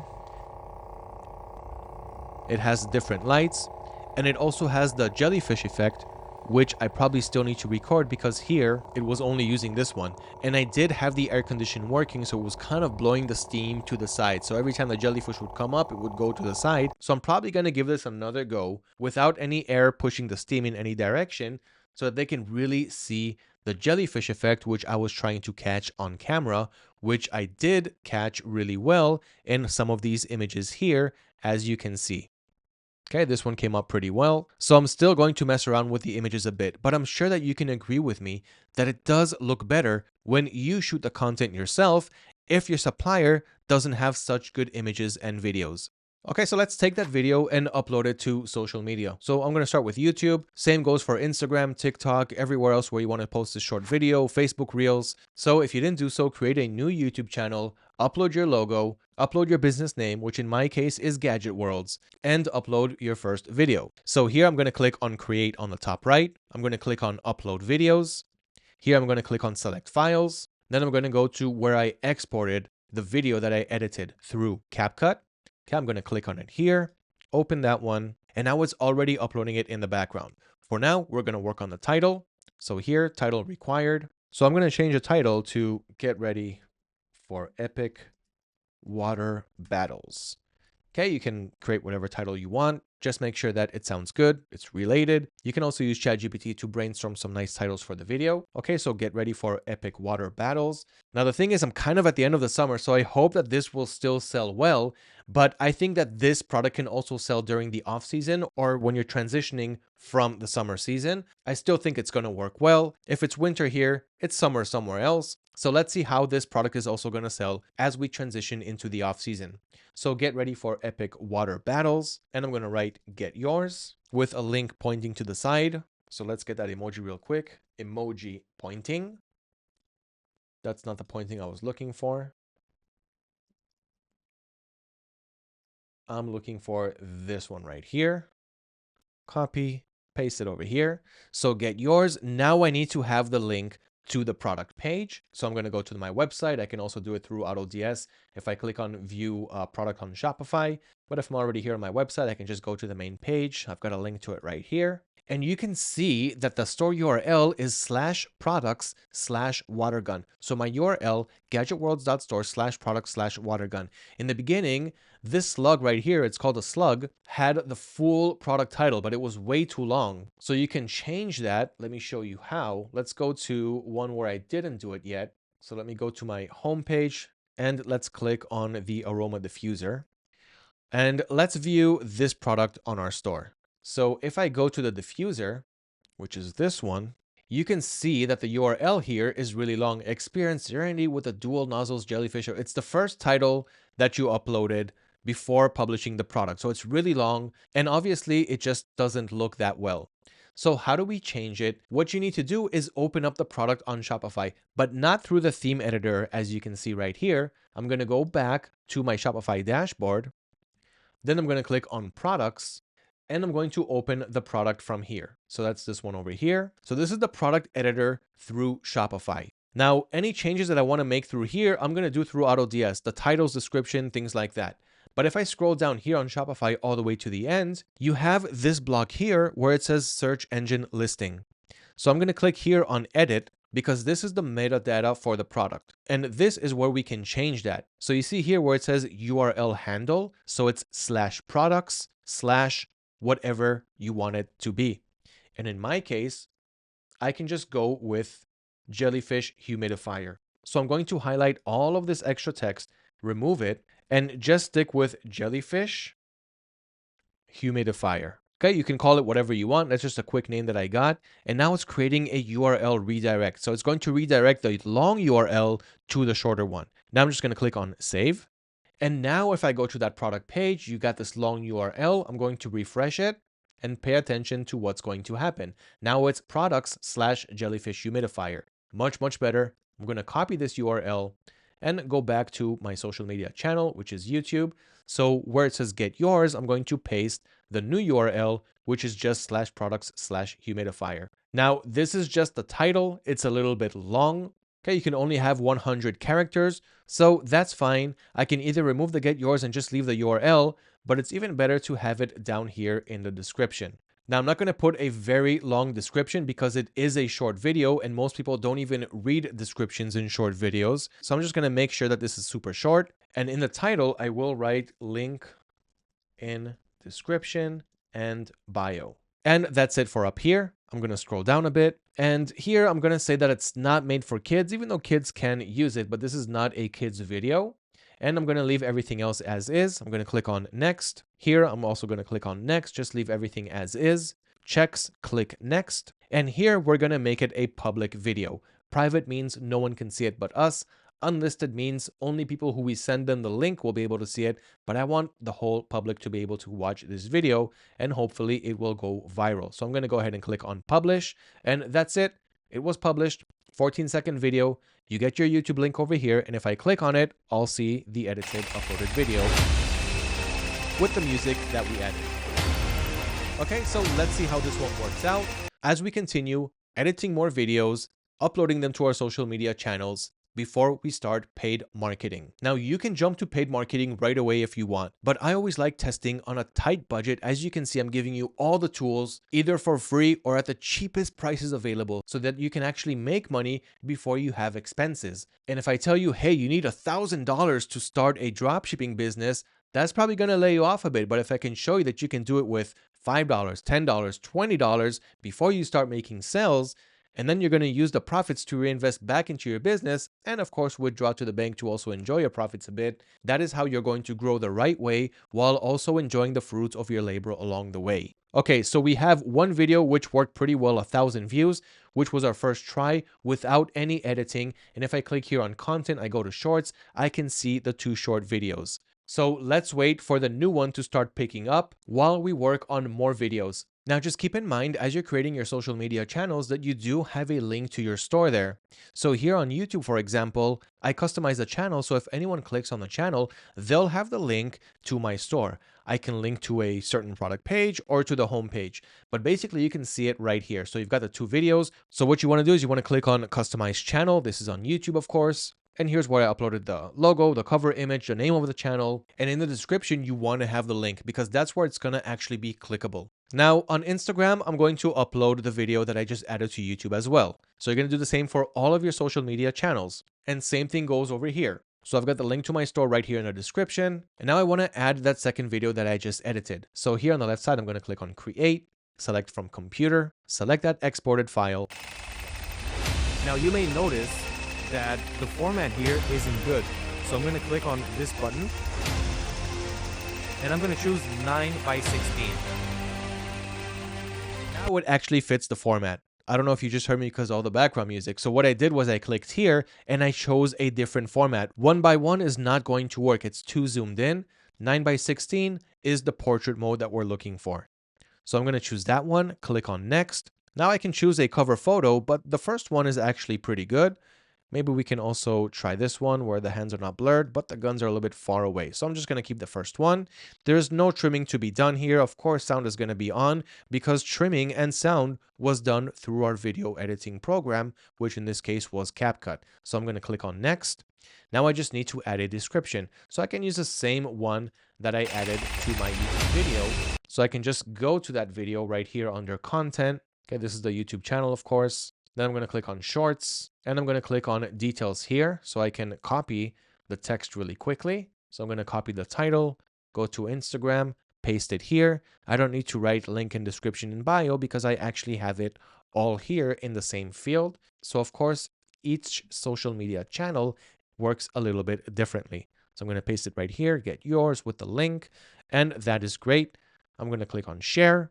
And now it says your reel has been shared. So that's all there is to it. Now we shared it on Instagram as well, and we'll be able to see it right over here. Okay, so go ahead and do the same thing on every other social media channel that you want to post this on. You can do it on YouTube, Instagram, Facebook Reels, and TikTok short videos as well. And all of this can bring organic traffic to your website. And now before I move to paid marketing, I want to edit a few more videos through CapCut and also through Create UGC so that I can upload a whole bunch of videos and see which ones work the best for me and then double down on them, put a budget on those videos after I already tested for free using the organic methods. So I'm going to continue with CapCut, but I also want you to have the second option, which is having the videos created for you, which is done through Create UGC, one of AutoDS's newest and best features that creates videos for you. You don't need to order the product. You do not need to shoot videos and edit videos and all of that. Create UGC gets all of that done for you. All you gotta do is send the product link to the product that you want to sell, either from your product page or from your supplier's website, and everything else will be done for you. The video will be created, and you can simply upload that video with the avatar to your social media channel and test how that works organically or through paid marketing. So let's move over to that now and create some viral videos with Create UGC. So while I edit some more videos on CapCut showing the product in action, I also want these videos where I have an avatar, an AI created influencer showing my product, talking about it, reacting to it, so that I can get the video done for me with the help of artificial intelligence. All right, so let's create our first video with Create UGC. So you don't have the product, you didn't have to order it. All you gotta do is go to createugc.ai and create your account. Now, while I'm recording this video, Create UGC isn't out to the public yet, but by the time you're watching it, it's already out. You can use it, and it's probably been even further upgraded than what I'm about to show you now. But I want you to see how it works and understand the key principles on how to create a video on your product with all the options that you have. So go to createugc.ai. You also have a link to it inside the Shopify cheat sheet. Once again, guys, comment right below this video, hashtag Shopify. Let me know what is your top takeaway from this video. What is the number one thing that you learned? And I will send you a copy to this cheat sheet under your comment below. So once you register for Create UGC, you get your account, you opt in for a plan, and you will get this dashboard right here where you can start to create videos and have them generated for you. Let's do it now on the products that I'm trying to sell. Now you can see here on the left side that you've got avatars.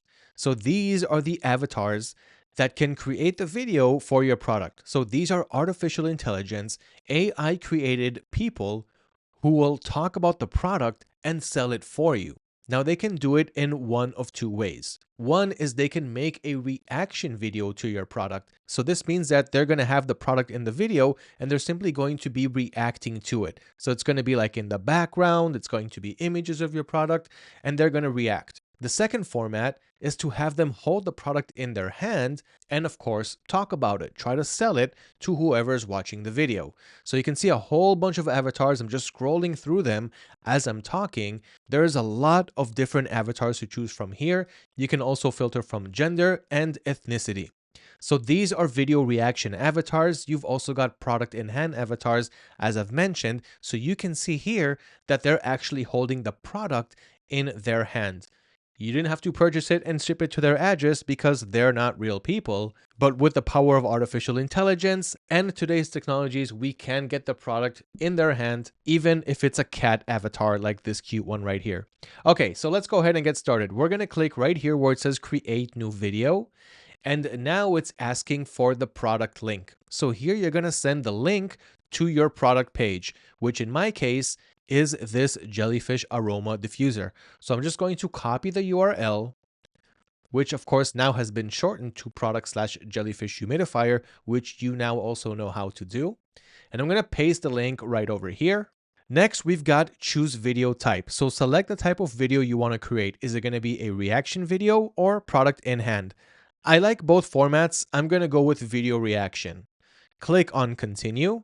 Now it's grabbing the information from the product page from the URL that you pasted. So now it's grabbing all the product's information here and it's putting together all the information that it needs to create a nice video around it. So let's get back to it. Here you can see that it's scraped the data from this page and added it over here. So you've got the product name right here, which is the Jellyfish Aroma Diffuser. I can take the rest, your ultimate electric hair humidifier for home aromatherapy, and just add that to the description. So I just cut that so I can paste it over here. So this is the product's name. I can also add a little bit more to it just so it'll have a little bit more data on the product. So I'm also going to add aromatherapy and nightlight because it does all of those things. Aromatherapy, nightlight. I could also change the title on my Shopify store as well, but I think it looks pretty good. I just want Create UGC to have precise information on the product. So we've got the title. Next, we've got product description. So make sure that it's as you can see it from your product page. And if you need to make any changes, you can go ahead and do that as well. Now, it should already be copying and pasting the information that you have on your product page, but if you want to make any adjustments, you can do it here as well. So I've got all the products information here, which was pretty much done for me automatically. Next, we've got the assets. So now it's asking me to select the images that I want to use in the video. Now, because it's not a product in hand video, in that case, I could only choose one image, and that is what they're going to hold in their hand. But I didn't go with product in hand. I went with a reaction video, so the avatar could react to a few different images. So I'm just going to choose the best images that I have. So the first are going to be the normal plain black and white. So I'm going to leave that there. Then I'm going to add the additional ones that I actually took because I personally think they look really good. So I'm going to add this one with the orange light, the blue light, and another one with the purple. And we'll also do it from this angle here. This time maybe without the PC, but one with the cute cat. So this one and this one. And finally, let's also add orange. All right. And once you finish selecting your assets, we're going to go ahead and click on next. Now we've got video settings. So choose the settings for the video you want to generate.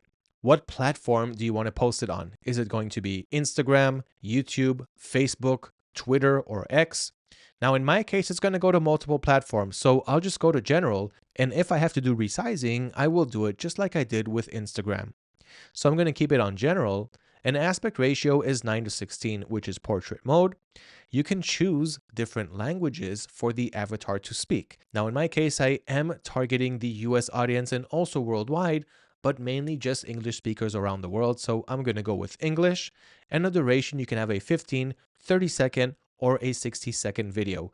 I'm going to keep it in the sweet spot at 30 seconds. Once done, click on next.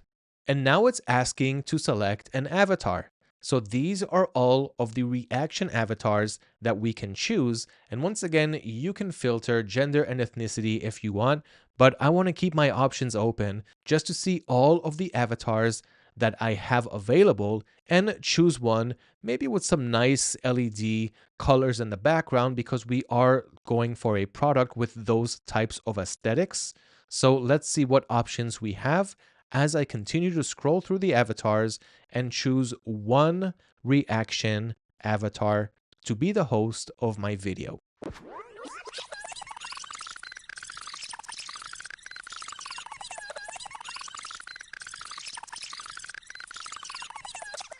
Okay, I'm going to go with Adam as a broadcaster, and let's see what he can do for us. So I clicked on him and clicked on next. Now it's creating 3 scripts, and you can choose which script you like the most or make changes to the script itself. So here are the 3 scripts that were automatically generated for us by AI. Stuck with stale air and restless nights, the jellyfish aroma diffuser isn't just a humidifier, it's a vibrant mood enhancer. So what I'm looking for in the hook of the video is to touch the customer's pain point. So if it's a problem-solving product, what problem does it help solve? If it's a wow effect product, what is the wow effect that it has? Right away, right from the start. So when he starts with stuck with stale air and restless nights, he's already touching on the problem, on the pain point over there. Let's read the second one for a second. Why suffer through boring, dry air when you can breathe easy and relax? That's also not bad. And then there's a solution, the jellyfish aroma diffuser. Let's see what script 3 has to say. Imagine coming home to a mesmerizing, colorful sanctuary. That's a little bit too much in my opinion.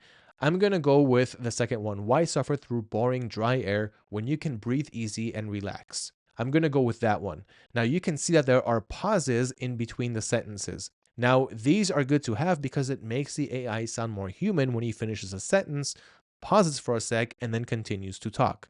You can also add these pauses yourself by clicking here on insert pause or by simply typing pause inside brackets. And like I said, you can also change the scripts, but I'm going to go all in on AI right here and go with AI suggestion. The only thing that I'm going to remove is add it to your cart now. If they want to do it, they won't really need for someone to tell them to do it. So act fast, supplies are running out. That is fine. That will be the way that it's going to end. Okay, so I'm going to choose script number 2 and click on next. And now it's putting everything together. The product page with the name and description, the avatar that we chose, and of course the script. It's going to put all of them together and create a reaction video to the jellyfish humidifier. Okay, so a video was generated for me. Let's check it out. You can go ahead and click on play right here while you're still in the preview mode. I suffer through boring, dry air when you can breathe easy and relax. The jellyfish aroma diffuser fills your room with calming scents and beautiful colors. Whisper quiet operation means no interruptions, just pure tranquility. Smart timer options let you customize your comfort whenever you need it. Thousands have already experienced the bliss. Don't get left behind. Act fast. Supplies are running out. So overall, I do like the aesthetics, especially when we start to see the images a little bit later on, where everything kind of goes together. He's got the LED lights in the background. You've got it also here in the product. Everything actually looks really nice together. Now, you may notice that the lip sync isn't really perfect because it's still in the preview mode. Once I generate, it will be better, but I just wanted to show you the overall look. Although at the end, there was that one image where you saw the white version from the supplier's photo where it's just that with a white background, I think the ones with the LED backgrounds look a little bit better. So I could go back and choose different images in the assets menu and choose ones that I actually took that looked a little bit better. But I'm just going to leave it as is and just create more videos with more avatars and test that out as well. So I'm going to click right here where it says generate. And now it's saving that video, it's exporting it to my video section. So you can see it right here being exported next to another video that I made for a portable power bank, which is another product that I have in my store as well. And in any case, I'm going to just be making a whole bunch of videos because I have a lot of monthly videos that you can see right here that I can generate with this account. Do the same for yourself so that you can test with AI and have videos made for you, test which ones work the best, and continue getting better as you go at it. So once the video has been fully generated, I'm simply going to download it by clicking on the 3 dots and download. Then I'm going to upload it to my social media accounts, just like you saw that I did with the previous videos that I made through CapCut. So there you have it. CapCut, and Create UGC, two wonderful ways to make videos or get videos for your products. Then all that's left to do is to upload them on social media, see which ones get good organic traffic, and double down by putting a budget on those videos that worked really well for you. So before I move to paid ads and show you how to run pay-per-click campaigns, I'm going to edit a few more videos on CapCut, a few more videos on Create UGC, upload them all to social media, show you the results, and then start our paid campaigns. So wish me luck, and I'll show you my results soon, as well as a step-by-step explanation on how I'm doing everything as I've been doing so far, so that you can copy and implement the same best practices on your store and follow my steps to continue making a beautiful and converting dropshipping store. Alright, so before I start running ads, I want to show you the results of the organic videos that I posted so far. So here's the YouTube channel. Of course, I also posted on Instagram, on TikTok, but so far YouTube seems to be doing a pretty good job at getting me video views and understand what videos are working well for me before I put a budget on them. So here we can see a few videos that I already uploaded. You already saw the first one. It got stuck around 1,000 views. Second one pretty much flopped. The third one, which I'll show you in a minute, got 1,170 views. I just posted this one 2 days ago. And then these three, I just posted them today. So they've only been online for a couple of hours. They're already picking up on some views. And as you can see, most of the videos are getting at least 500 views. Some of them are passing the 1,000. I'm pretty positive that these two from today are also going to pass 1,000.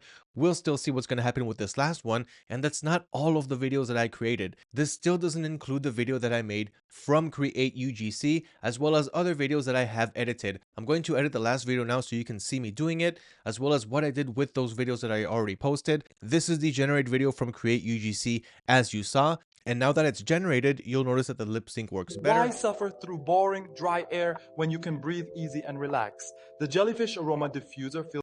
So I already downloaded this one onto my computer. I'm going to upload that as well. And I also did a couple of videos on the other product, the jellyfish humidifier.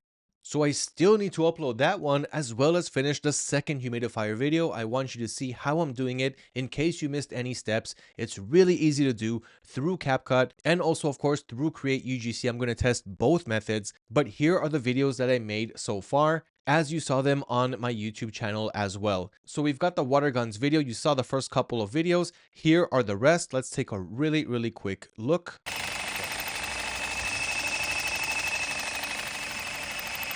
So we already saw that one where my cousin is just shooting with both the guns. There was one where I added text and it didn't seem to work so well. So I thought maybe text and music just isn't working, but I decided to keep trying, and that doesn't seem to be the issue because we can see this fourth copy over here and it is starting to pick up on views. This one is from today. Let's take a look.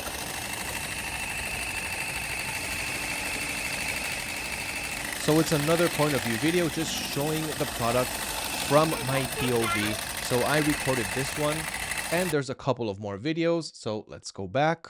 There's also this one. This is not your average water gun. So same as the one that you just saw, only here I did add the music and some text.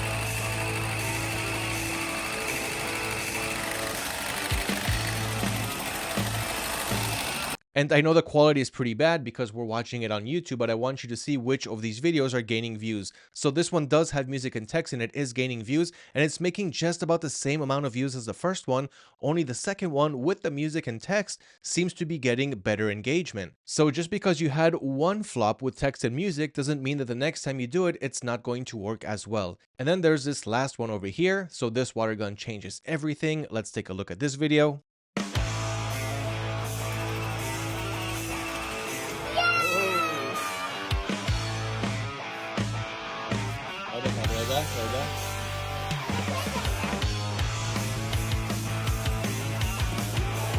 So I decided not to do this one without sound and text. I only wanted to test with sound and text because this video really looks good with it. The other ones I don't mind testing with and without, as you saw. And so those are my water gun videos, and they seem to be doing pretty good so far for organic traffic. I still want to see how the three that I uploaded today, which is these three right here, how they're going to perform. So we still have time to analyze those while they're still getting views. And as you saw, I also have them here. So some of them I call it with music and text, and some don't have it. These are all of my exported videos. As you saw, this is the last one. I created this small text with target practice, and I'm showing the target, I'm pointing to it. That video so far isn't doing that well, only one view, but it's only been a couple hours. It could pick up, and maybe it won't. This is why we're testing, and it doesn't cost us any money to do so. So this is that. So these are all of my exported water gun videos. I also have the humidifier. So far I only made one humidifier video besides create UGC, the ones on CapCut. So here is the first one, and I'm currently working on the second one right now. I'm going to finish it with you guys while I'm recording, but let's just see the first one. So I made one without music, one with music. Each one is about 30 seconds long, so I'm just going to walk you through it really quick.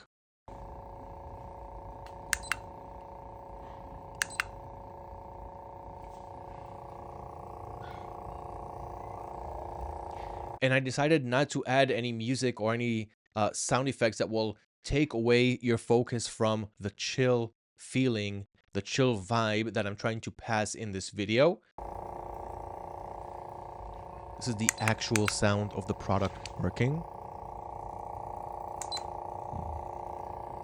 And I just pretty much show it in action with a calm vibe. Okay, that's the first one. The second one is with music. So it's pretty much the same video, only with calming music in the background. So I wanted to test this as well. And it's really easy to do because you're already editing it right here on CapCut. All you got to do is add the sounds as I showed you. And if you need to make any cuts, you can do so here. Just say where you want to split it on the timeline. And it's really, really easy to do this. So let's listen to the one with the music.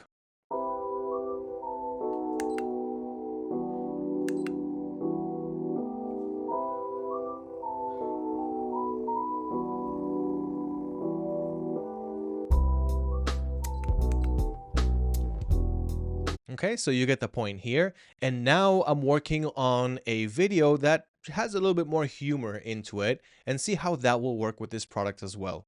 So here's what I got so far, and I am taking advantage of free tools that we have that can help us. In this case is ChatGPT. So what I did with ChatGPT was I was like, hey, I'm making a video for this product.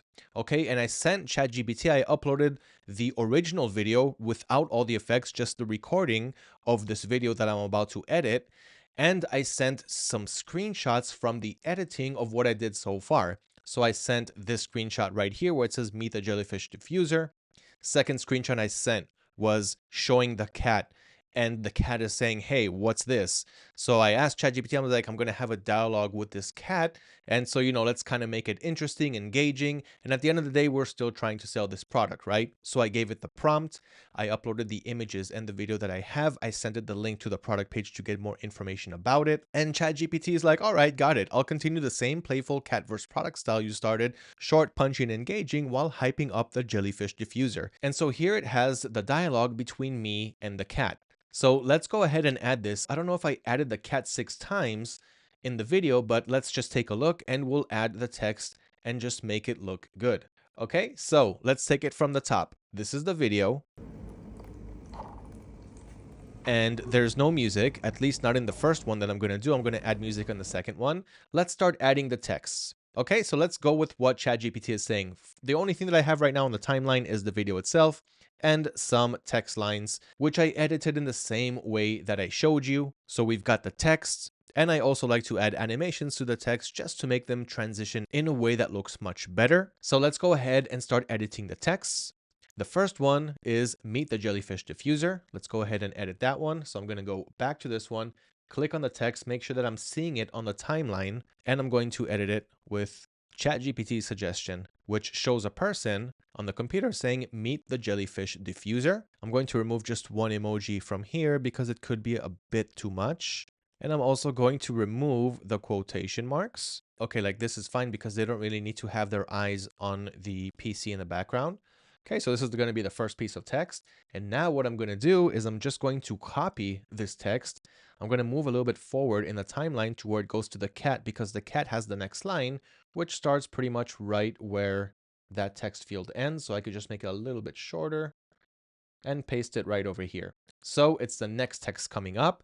And now we need to have the cat who says looks suspicious. Okay, so I'm just going to click to edit the text field, paste it over here, maybe make a line break without the quotes. No, without the line break, like this.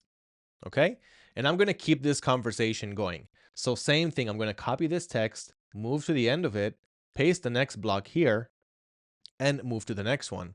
So next, the cat is saying, "What's this glowing thing?" And of course, we need to make a line break so we can see everything inside the frame. Then we're going to have my answer, "Your new stress tester, buddy." Going to add that right here. And you get the point. So I'm going to keep rinsing, repeating this until I have this clip finished. And I'm going to show you how I'm going to finish this process by exporting it, uploading it to social media, getting all of my videos up here, including the ones from Create UGC. Then I'm just going to give it 1 day. I'm going to come back tomorrow, see which videos got the most amount of engagements, and those are the videos that I'm going to put my money on when I'll start running paid marketing. Now, there's a lot of tools to do paid marketing on, like TikTok and Facebook and YouTube, Google, and so forth. I'm going to keep it simple and run it only on TikTok because TikTok ads work really, really well. It is the platform with the most amount of users today, so we'll be able to have a huge reach into the market. And with the help of other social media channels that I use to figure out which videos are resonating well with our audiences, we can figure out what are the right videos to put a budget on and not waste any money putting it on videos that are going to be low performers. So as you can see, this YouTube channel just got started. Just from posting those couple of videos, we already have thousands of views. We're already starting to gain subscribers. So this YouTube channel is already starting to run, and I barely even got started. So I'm going to finish up this video, finish up organic marketing, and move to the fun stuff where we're actually finally going to be locking down on our target audience and start to make sales and profits.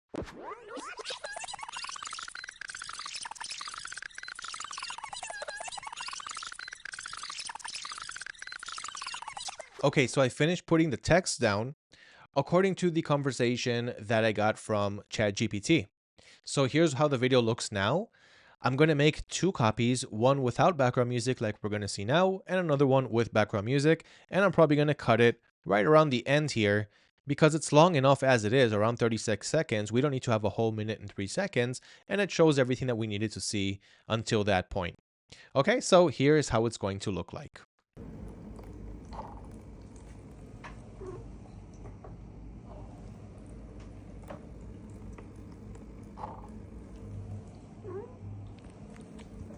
You might even hear the cat. She's like, hmm?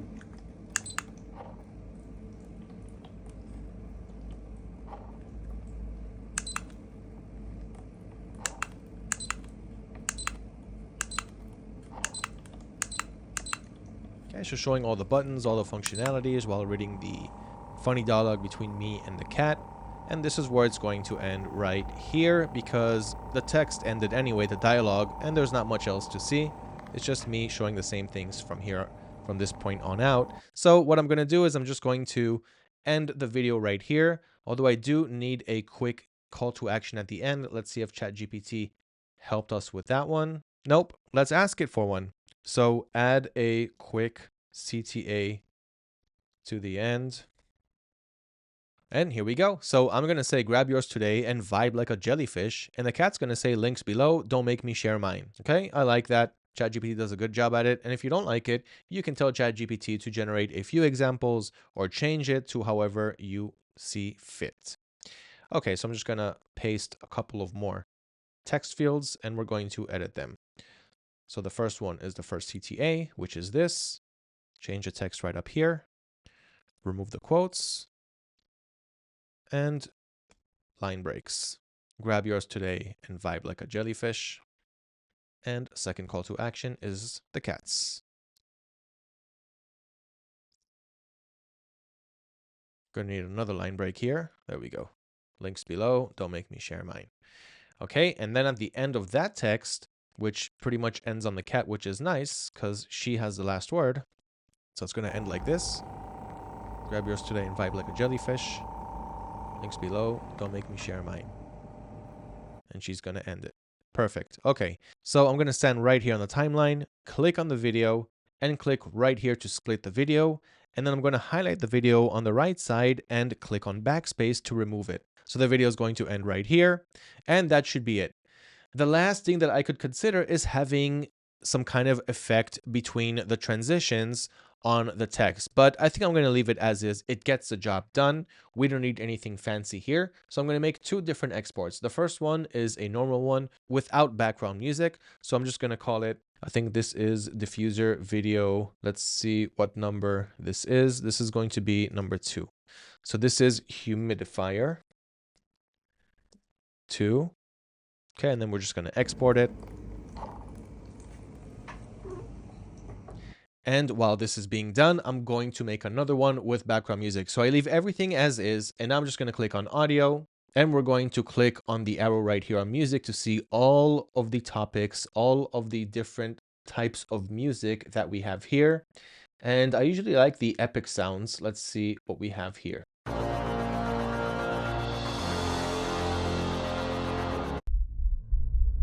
You have to think about the video while you're listening to the audio and figure out which one makes a nice and natural fit.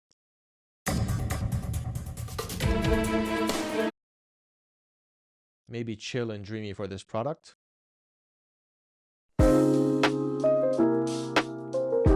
That's too calm.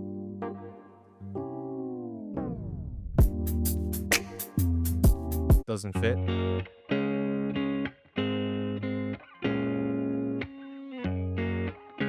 Remember that I'm skipping the ones that say Pro on them because I don't have a premium account. It's good enough to have the free account. There's a lot of things for us to sample.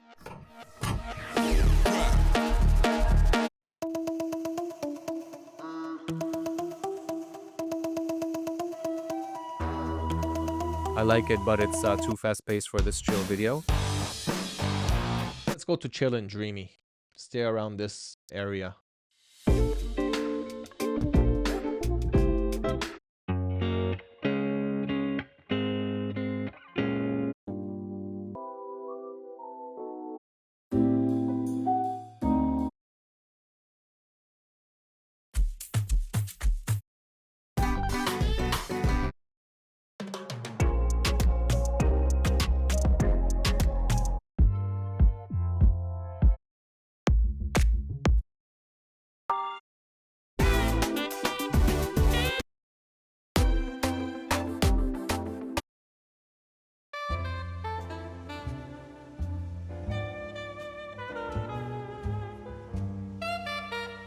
Okay, I kind of like this one. So this is Moonlight Jazz under the Valentine's Day music category.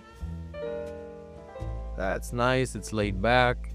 It's chill vibes. Let's go ahead and add this one. So I'm just going to drag it onto the timeline. And I'm going to make sure that I end it when the rest of the clips end. So in this case, I'm going to click on the music. I'm going to make sure that the timeline cuts it right at this part. And we're going to click on this button right here to split it and remove what we don't need. Okay, now let's make sure that the audio is good between all of the different sounds that we have here. So I want to make sure that the background music is not too loud and vice versa.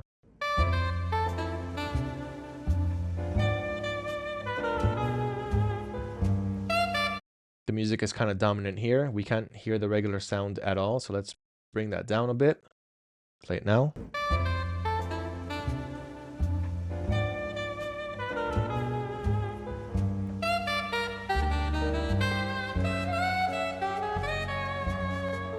Okay, let's turn up the sound a bit from the original. There we go.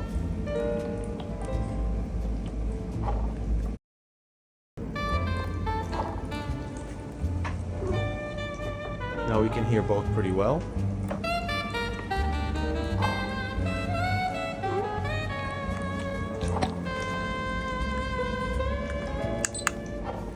Okay, so I'm going to keep this video right here. This is going to be the second export.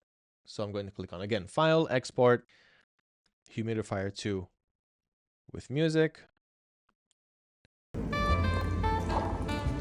Okay, and this is how I go about editing videos on CapCut with music, without music, with text, with effects, and things like that. There are more things that you can discover here. Like, for example, when you're adding your text, you can also add text to speech. So if you click on that, you can choose on the type of voice that you want to hear, and then you're going to hear someone saying whatever it says up here. All you got to do is click on one of them, listen to how they sound, And then it'll turn this text that you have here, whatever you have highlighted, it'll read it out with the AI voice. I don't really need it for these videos, so I'm not going to add it, but just so you know, you have more options in CapCut, and this is all free to use as long as you're not using anything that has that pro icon on the top. If you want to go pro, you can, but it's really not needed to make great videos and put them out there. So now that I'm done creating my videos, I have them all saved up here inside a Gadget World's videos directory, and these are the videos that I'm going to post organically. Most of them I already did. I still have a few more to create on Create UGC, and I'm going to post all these videos as well. And when I come back tomorrow, I'll know exactly what videos I'm going to double down on and start running TikTok ads. And I'm going to create my campaigns from scratch. I'm going to show you everything that I do, the budgets that I'm putting in, how I'm going to target my audiences, get the ads running, and of course, show you the results. So wish me luck, and let's have some fun as we transition to paid marketing. Okay, so I took the weekend to get my ad accounts ready. And guess what? I already woke up this morning to a sell. And this is just practice ads. I still didn't run all the ads that I want to run. So I'm really happy about this, and I'll show you exactly what I did, how I set everything up, and I'm also going to run the rest of the ads that I need to run right now in this video with you so you can see exactly what I do and how I do it. So I just wanted to fast forward really quick and show you that the store is working. I've already got here almost 3,000 sessions just in the past couple of days. I got an order that came in this morning. I got some live visitors in my store. So things are already starting to progress. But before I show you the sale, before I show you the ads that I'm running, how much it cost me, and if I'm even in the profit zone after having one sale, first I want to take you step by step, show you how I'm creating these ads because I still have more ads to run on the rest of the videos that I made. So let's take it back to the start. In the cheat sheet, I am right here where it says begin paid marketing PPC. So this is pay-per-click ads. I am now running ads on the videos that I made through CapCut from the products that I ordered, as well as the Create UGC videos that I created from createugc.ai. Okay, so let's go ahead and get started. The first thing that you need to do in order to run ads on TikTok is to create a TikTok business account. Then you are going to create TikTok ad accounts that are going to be connected to your business account. So this is how it's done. On the cheat sheet, click on where it says register your TikTok business and ad accounts. The first thing that you're going to do from this link is register for a business account. And then after you get that done, it's pretty simple. I already did it on my side, but I do have a complete step-by-step. So I'm not going to show it in this video. It's just the usual boring stuff, name, address, verification, stuff like that. Once you have your business account up and running, you are going to create an ad account from within the business account. So this is really easy to do. This is what the business center will look like. You're going to click on your business account. So in my case, it's this business account right here, Gadget World's Business Center. So you click on that. That logs you into your business account. And here you see that I've got the TikTok Ads Manager.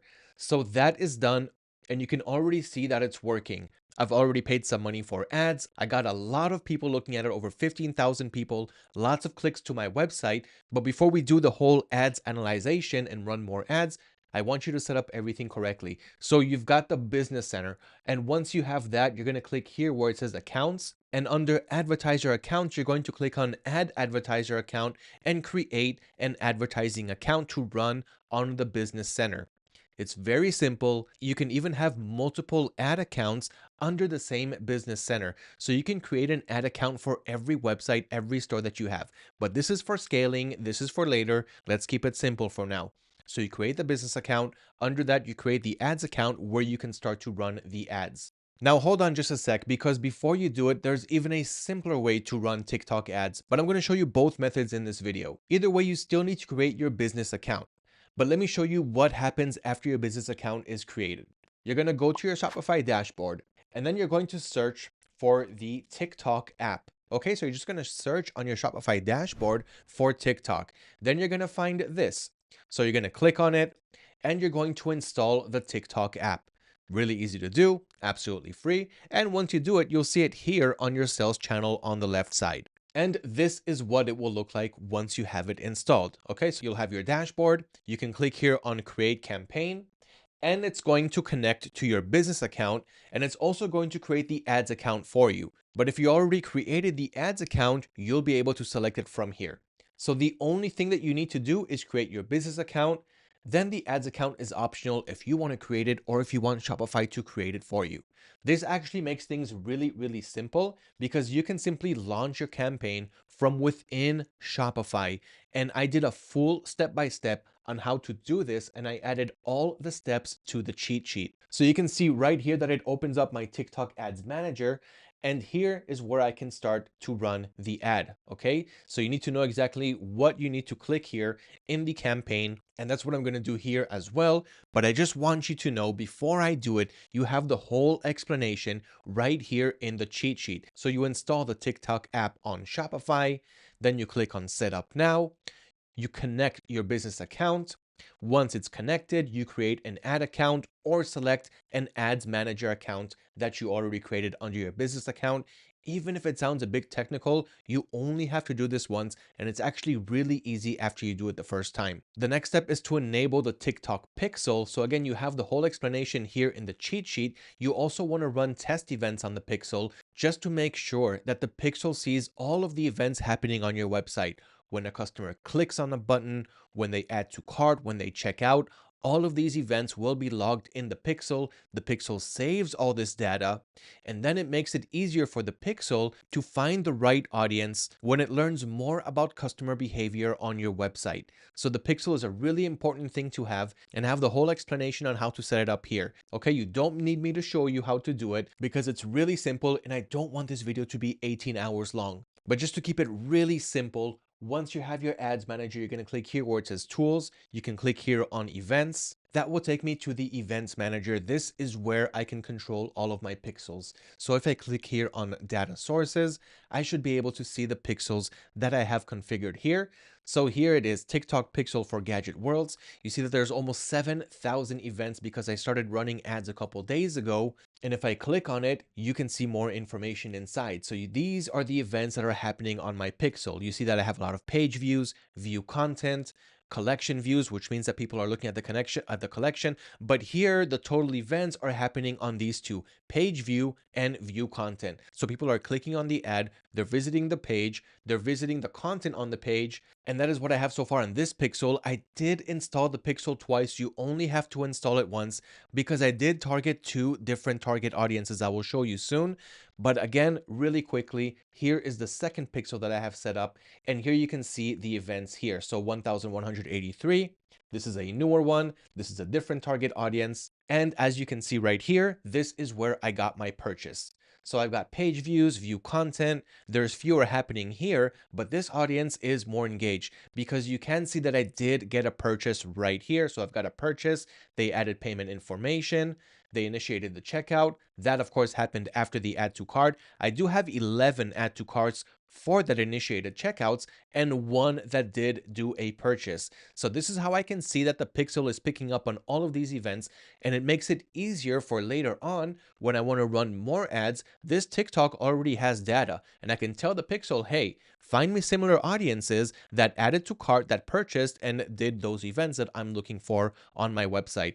Okay, lots of techie stuff. Let's take it back to the start. So you're creating your TikTok business account. Use the links in the cheat sheet to take you step by step. And then option number one will be running the campaign from within Shopify. So I did that here. I have the whole step-by-step explanation on how I did it. The second way to do it is to create the campaign from the TikTok Ads Manager. So I already ran a campaign from Shopify and the other from the TikTok Ads Manager. At the end, they all run from the Ads Manager. It's just that one of them is connected to your Shopify store, and the second one is excluded from your Shopify store, even though, of course, it links to it.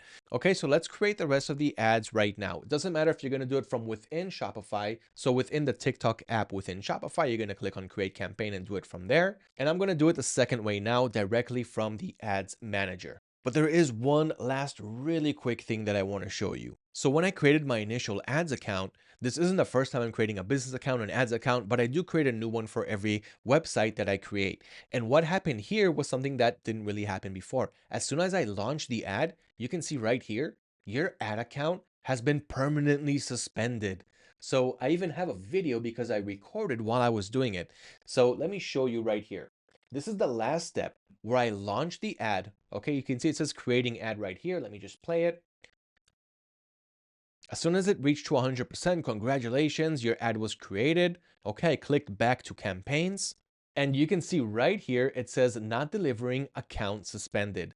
I was really sad when this happened. And I got this email right away. So it says your ad account has been permanently suspended because it doesn't comply with our advertising policies. And I was like, I didn't do anything wrong here. This is a really good product for dropshipping, and it's not the first time I'm selling such a product. But you know, it is AI. They do have bots that are scanning these ads and they review them before approving them. And there was probably a trigger here.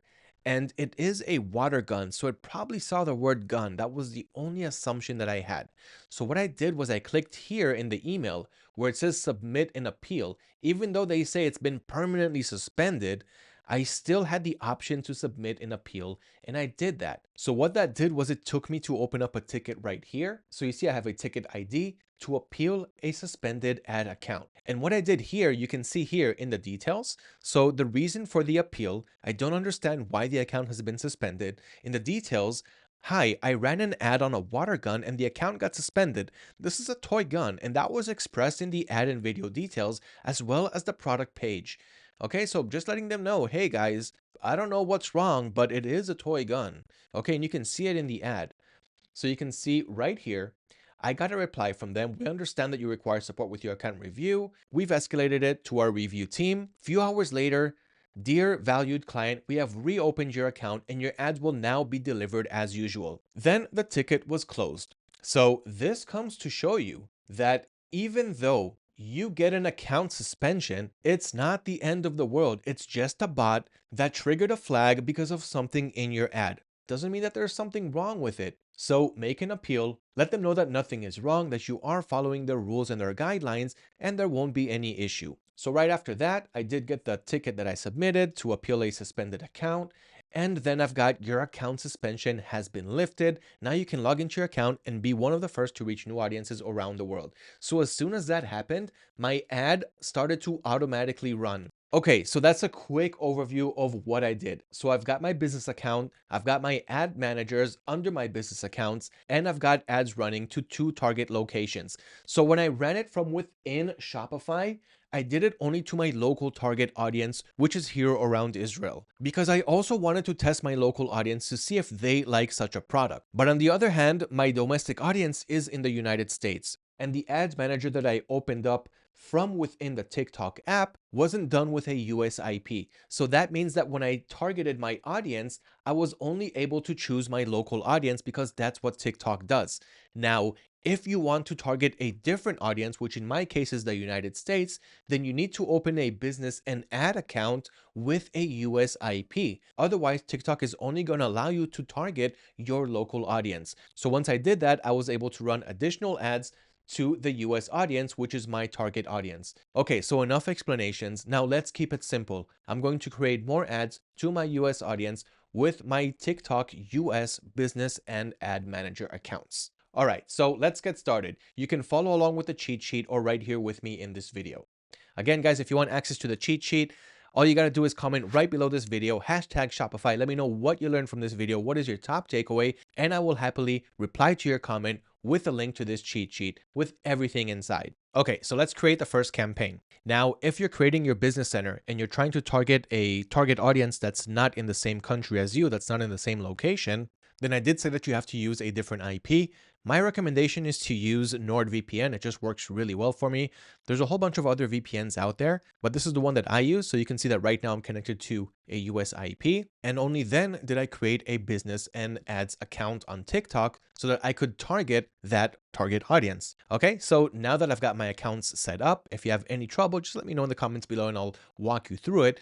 But it's very simple, very step by step. So once the accounts are set up, I'm right here on my ads manager that's connected to my business account, of course. So here I'm going to click right here where it says create. So now we're creating a new campaign. And the first thing TikTok wants to know is what is the objective of your campaign? So my objective is to make sales. Same as your objective. So we're going to hover over sales and then we're going to click here where it says website. Okay, because we're trying to make sales on our website. If you have a TikTok shop, you can make sales directly there. But right now we are on Shopify. We don't have TikTok shop. We do have a TikTok account that we connected to our ads manager and business account because that's where we're going to run our ads, but we're going to get to that soon. So anyway, advertising objective is to make sales. You have more options like reach, traffic, video views, but that is not the objective of this campaign. We're not trying to do brand awareness. We're not trying to get people to read about us. We want them to make a purchase on our website. So that is our campaign objective. We're doing it on a website. Now here you have a couple of options. One is to make a manual campaign where you get to choose everything, all the customized options.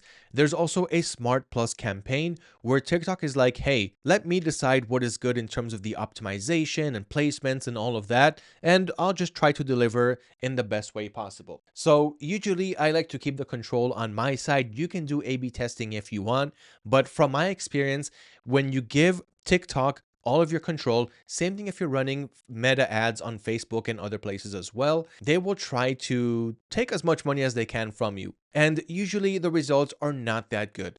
So we're going to go with manual campaign. And as I scroll down, we're going to give this campaign a name. So right now it's for the water gun. So I'm going to call it Water Fun, just because gun could trigger some flags, even though we could always appeal it later like I already did. But I'm just going to call it Water Fun campaign.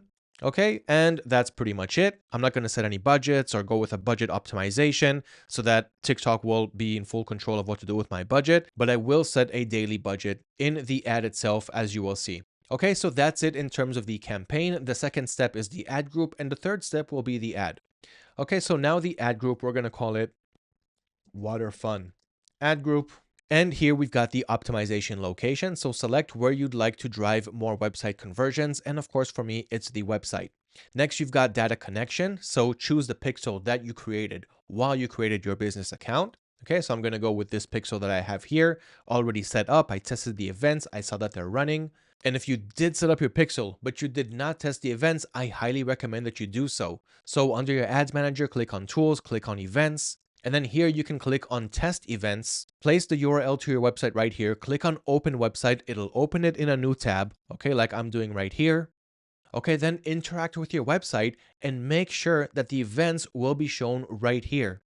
Okay, so if I go to the website that was opened and I click on this product right here to go to the product page, that should open up a view content event on my pixel. And as you take more actions in your website, that will show up as well. So I can click on add to cart, and that should open up an add to cart event.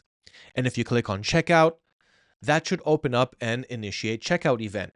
And if you fill in the details, that should open up another event for info added. Okay, so if I go back here to the website, you can see that all of that was done. Here are my view contents, and I did an initiate checkout as well. So I can see that the pixel is firing correctly. Once you do that, you know that the pixel is going to show you the right events, and it's going to help you optimize your ads as it collects more data. Okay, so my data connection is the TikTok pixel for Gadget Worlds. Then you need to choose an optimization event. So you can only do this after such an event has happened on your pixel.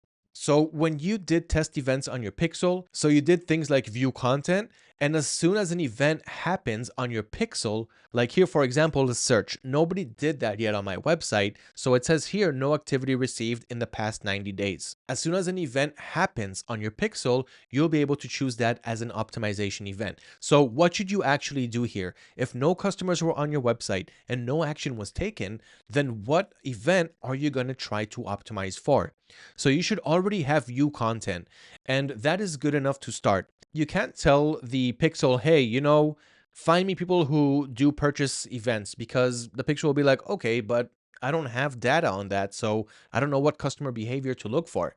But if you already had people on your website and they already purchased things, and now you're setting up another ad, that the pixel already understands how to find more people who are similar to the ones who purchased on your website. But because you don't have that yet, you may only have view content, and that is still fine. You can start with view content. Anyway, TikTok understands that your campaign goal is to bring website purchases. It's going to try to look for that audience, but it needs to start from somewhere. and the pixel will help it understand where to start from with the data that it has. So anyway, to keep it simple, you can keep it on view content. That will be the optimization event, and you can go further down the funnel as these actions are taken on your website and move it to purchase for further campaigns. For now, keep it simple on view content. Next, you've got placements. So where do you want this ad to be shown? So if you go for automatic placements, TikTok is going to be like, all right, I'll just put it anywhere I think is good. And when I talk about placements, here are the options that you have. So if we click on select placement, you can see that TikTok can put it not only on TikTok, but a couple of other places like Global App Bundle and Pangle. So this is an ad network for TikTok business that enables advertisers to reach people across non-TikTok apps and websites. You can keep this on and it could bring you a lot more traffic to your website, but if that target audience is relevant to your product or not is a different question. So I like to keep this off. I want to have my ads shown only on TikTok, but you can do A/B testing. You can run one campaign on TikTok and another with Pangle and with the Global App Bundle and test the differences. So I'm going to keep it only on TikTok and I'm going to scroll down to where it says targeting. So this is the audience that you want to target. And as you see, I do have the United States as an option as well as the worldwide audience. So here I can do one of two things. I can run this campaign and this ad set inside the campaign for only the United States, and I can also test the worldwide audience. But I'm already testing my local audience. I'm going to cross-check that with the United States. And if you want to target the whole world, you can do that. But what's going to happen here is it's going to take a few days for all of the countries to be targeted. Because what's going to happen is TikTok is going to be like, all right, let's try Puerto Rico for a few days, see how that goes. Then we'll try Qatar for a few more days. So you're going to have a lot of days and weeks passing by until you reach all of the countries that you targeted. Okay, so I like to be more specific. I want to start with a certain location, see how that goes, and then optimize to more locations, create more ad sets with more locations, and test them with the other countries that I targeted. So here I'm only going to go with United States. Now keep in mind, we're creating a campaign, then we've got the ad sets that's connected to the campaign. So the campaign is mainly what is the objective for the ad that you're going to run here. Our objective is website purchases. Then we've got the ad set, which we're working on now that connects to the campaign. And the ad set pretty much is the information that I'm putting in here, what pixel we're going to use, where we're going to place the ads under this ad set, in this case on TikTok, and the audience that we want to target. And after that, we've got more things like their interests, behaviors. So this is all around audience targeting, budgets, data sources, things like that. And then we'll have the ad, which is the final step. So that's the actual ad copy itself that's going to be shown to everything that we configured in the ad set and in the campaign objectives. Okay, so let's keep going. Our demographics, the location is the United States. Now you have an age range. Now you need to think about your product. Who is my target audience? How old are the people that I want to show this product to? So here, I'm not going to go with 13 to 17 because they don't have purchase power. They don't have money. They'll need to ask their parents for permission. And while it could work, while we could have a target audience that could ask their parents to buy it for them, I want to look for quicker impulse purchases right here and now as soon as they see the ad. So I'm going to keep it anywhere between 18 to 54. You can go 55 and up. You could have grandparents that are going to buy it as gifts to their children or to their grandchildren. But here I want to narrow it down a bit. So I'm going to go with 18 to 54. Under gender, I'm going to go with all. Now, if you need help with audience targeting, I already have a lot of experience on this, but if this is your first time, I highly suggest to use the audience targeting spreadsheet that you also have inside the cheat sheet. Okay, so you have it here under the ads explanation. It's called audience research spreadsheet. And if you open that, you'll see that you have a bunch of questions, and this will help you target the right audience and narrow down on a specific audience that are most relevant to purchase your product. So you're going to be answering questions like, who are the authority figures, influencers, and big brands in your niche? What books, magazines, and websites does your target audience engage with? What types of events do they go to? And what other relevant products do they use? You will answer these questions here, and then you will start to have information to put inside the audience targeting in the areas around the audience interests and behaviors. Okay, so take advantage of that. You can use tools like Google and ChatGPT to get information on what books they like, magazines that they read, and things like that. I'm going to start a little bit more broad because I like to do really broad testing. I have the budget for it, so I don't mind. But if you narrow it down and find a fairly balanced audience size, you will have a better chance of finding your first few sales sooner rather than later. Okay, so we chose the demographics, the age range, the gender, which fits all. Languages, I'm just going to go with English because I'm only looking for English speaking audiences. Then we've got spending power, so I'm going to go with all. Household income, I don't mind, we can keep it on all. Then you've got audience, so here is where you can create custom and lookalike audiences, but I can't do that yet because I did not create a custom audience. Here's where you can do that. I'm not going to go over that now because you don't need it for the first time you run ads. Then you've got interests and behaviors. So this is going to have the answers that you found from here. So if, for example, you're selling a pet product, then you might want to look for an audience that has an interest in, let's say, dogs. Okay, so you can see these interests right here. Okay, so you can go with dogs, you can go with cats, you can go with pets, okay, or pet lovers. So here under pets, I have a purchase intention. This has an audience size of 3 to almost 4 million. And this is pretty good because these are people who have an intention to purchase pet products. In my case, it's a water gun and it fits pretty much any household that I can think of. So I'm going to keep this super, super broad. I'm not going to niche it down. But if you've got a specific product, like a pets product, then you might not want to start as broad as possible because you'll be targeting and spending money on ads for audiences that don't even like pets around their house. Okay, so under interests and behaviors, I'm going to keep it super broad and I'm not going to choose anything. Then what happens is TikTok is going to search the United States without a specific interest because, again, a water gun can fit pretty much any household. So it's going to start really broad. And as soon as people are going to start engaging, clicking, purchasing, the pixel will become smarter and understand how to target more people who are similar to the ones that already purchased or that already took actions on our website. So in the beginning, the budget will be spent and it will be more optimized as the data starts to come in. Next, we've got device. Now, I'm not going to go for a specific device. I'm going to keep it on all. I don't care if you've got Android, iOS, iPhones, Samsungs, connection type, also all. I don't mind if you're on Wi-Fi or 5G. Carriers, internet service provider, going to keep all of this on all. Next, we've got the budget and schedule. So here is how much you want to spend every single day. Right now, I'm going to keep it to the minimum of $20 per day, but I need to also take into consideration that if I connect 8 ads to this ad set, then 8 ads will have a total of $20 budget. Not 20 times 8, but $20 spread throughout the 8 ad sets. So that's not going to be a lot of money to do testing, but it will give me a quick indication of slow movers to good performers. I'm going to eliminate the slow movers after 2 to 3 days, and the ones that will perform well after 2 to 3 days, I'm going to increase the ad spend on them and watch the orders start to roll in. But right now, we're going to keep it on 20. Remember that you can always come back and change this stuff later. Okay, next we've got the schedule. So for how long do you want these ads to run? Some people do like to set a start and end time, but I don't like to do that. I like to enter my ads every day and see how they're performing. So every morning I wake up, I go to my computer, I see how my ads are performing, and I decide what to do next, what to turn off, what to keep on, and where to put more of a budget. But if I set an end time, then I could have a really good performing ad that will suddenly stop performing because I set an end time that I forgot about. And now a good product that's selling really well for me will simply stop to sell. Then I got to run it again, wait for the data to start accumulating.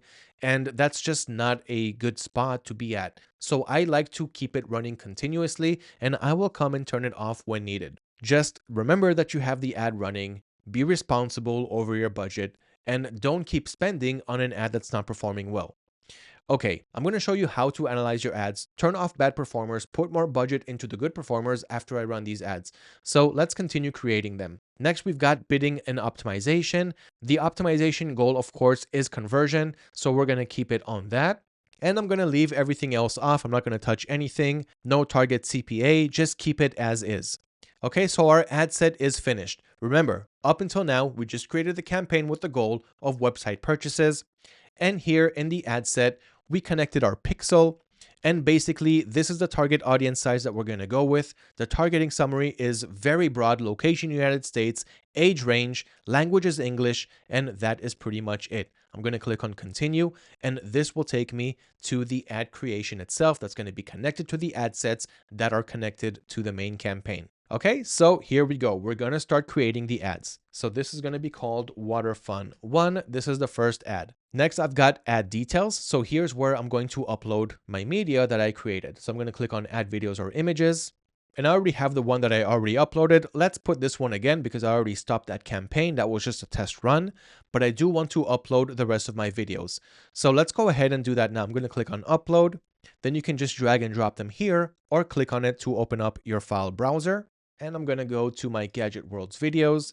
And now I'm going to upload all of the videos except for the first one that was already uploaded. I'm going to click on open and I'm going to let them upload for now. So I've got the water guns, I've got the humidifiers.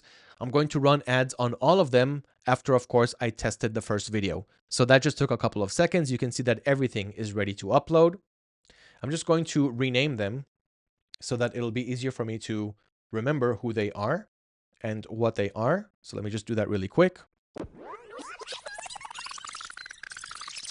Okay, and I'm done renaming. So it's pretty much names like Humidifier 3 with music, 3 without music, Water Gun 4, Water Gun 3 with music and text, just so that it'll be easier for me to differentiate because I'm going to be doing a lot of testing here. All right, so all these uploads are ready. I'm going to go ahead and click here on where it says upload. And now, of course, I need to choose which video I want to go with. So let's just wait a minute for these uploads to finish. And you can see here that it says you can add up to 50 creatives to your campaign. So here in this case, I can select all of these videos. So here I've got, let's see, 5, 10 that are currently uploading and the one that I already had. So I have 11. And you can see here it says you will create 11 out of 50 ads that you can inside one campaign. So again, one campaign, one ad set that you can, of course, duplicate. You can have one ad set to the United States, one ad set to the rest of the world, one ad set that's going with specific audience interests and things like that. And then you can have up to 50 ads connected to each campaign. Okay, so again, campaign, ad sets, and ads, and up to 50 ads that can be connected to the ad set that's connected to that campaign. Okay, so we can see it now slowly starting to load up. And now it's all loaded. So you guys have already seen these copies. Now it's time to start putting a budget into them. So I'm going to go ahead and select all of them because I'm ready to run ads on all of these copies. And this makes it easier for me instead of having to duplicate each ad and change some things inside, like the ad copy and the text and things like that. Okay, so let's go ahead and choose all the 11 and click here where it says confirm. Now, of course, you can start with only one. Because I'm already pretty much seasoned here, I don't mind doing it on all of these ads. Okay, so we can see here on the left side, I've got all of these ads, right? Each one is a different ad, all connected to this ad set, right? With the location, with the target audience and all of that, all connected to the campaign. Okay, now we need to edit each ad one by one to make sure that all the information is there, the URL is taking you to the product page and everything else. Okay, so let's start from the top. The first one is called just like the file name, which in this case is Water Gun 2. Then I'm going to scroll down. We've got the ad details. Okay, so I'm going to keep it as is. No need to touch anything here. You can click on thumbnail, okay, to change what thumbnail you want them to see, but it's actually on a pretty good one. So I'm just going to keep it on this one. Scroll down. The identity needs to be connected to your TikTok account. So make sure that it's connected to your TikTok account. Then I'm going to scroll down to where it says text. So here I need to enter ad text. And I already gave you pointers on how to create ad text inside the cheat sheet, but here I'm going to do it as well. So I'm going to open up ChatGPT and I created a quick prompt to generate 10 creative text to use in the TikTok ad copies for this product, which is the water gun. So let's go ahead and start adding them in. Late night water fights, never felt this alive. I like that sentence. I'm going to copy that. Now you can write in the prompt of ChatGPT to keep things in mind like connect to the user's emotion. Don't talk about features. People won't buy a product because you're telling them what features the product has. People want to buy a feeling. So, hey, this water gun has an LED light that flashes. That's cool. But hey, late night water fights, never felt this alive. Now you're selling the feeling. I want to feel alive. I want to have late night water fights. Okay, so that will work better when we sell the emotion and not the feature. So here, late night water fights, never felt this alive. call to action. We don't need all of the call to actions here. What happens is TikTok will try the different call to actions that you have selected, which is what we see right here. So it's the button check it out, but I'm going to click where it says select all because I don't want all of them. I want visit store, order now, and there's usually one more that I like to go with, which is shop now right here. Okay, so now it's either going to be one of those three, and TikTok will switch around and see which one works best. Next, we can continue to scroll down. I don't need to add any product information to the ad. It's too much. I just want the user to see the ad, see the video, like it, and buy it. Okay, so I want them to click on the call to action and purchase. So next we've got destination, which is in this case a URL. So the water gun needs to lead them to the water gun product page, not to your home page, not to any other product. Someone clicked on your ad and now you need to show them the product. So let's just open up the product page really quick just so that we can get the URL. Okay, so it's gadgetworlds.store/products/watergun. I'm going to head back to the TikTok ad and place it right over here.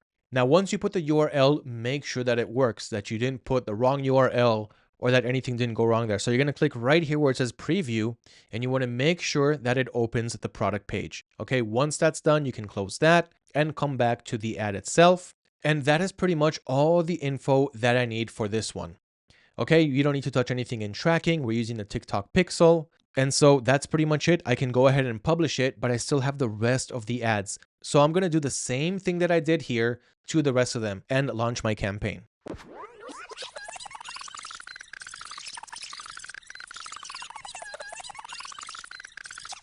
Okay, so I finished creating all the ads simply by copying and pasting everything that I did so far and using ChatGPT to help me. And remember to tell ChatGPT to connect to the emotion.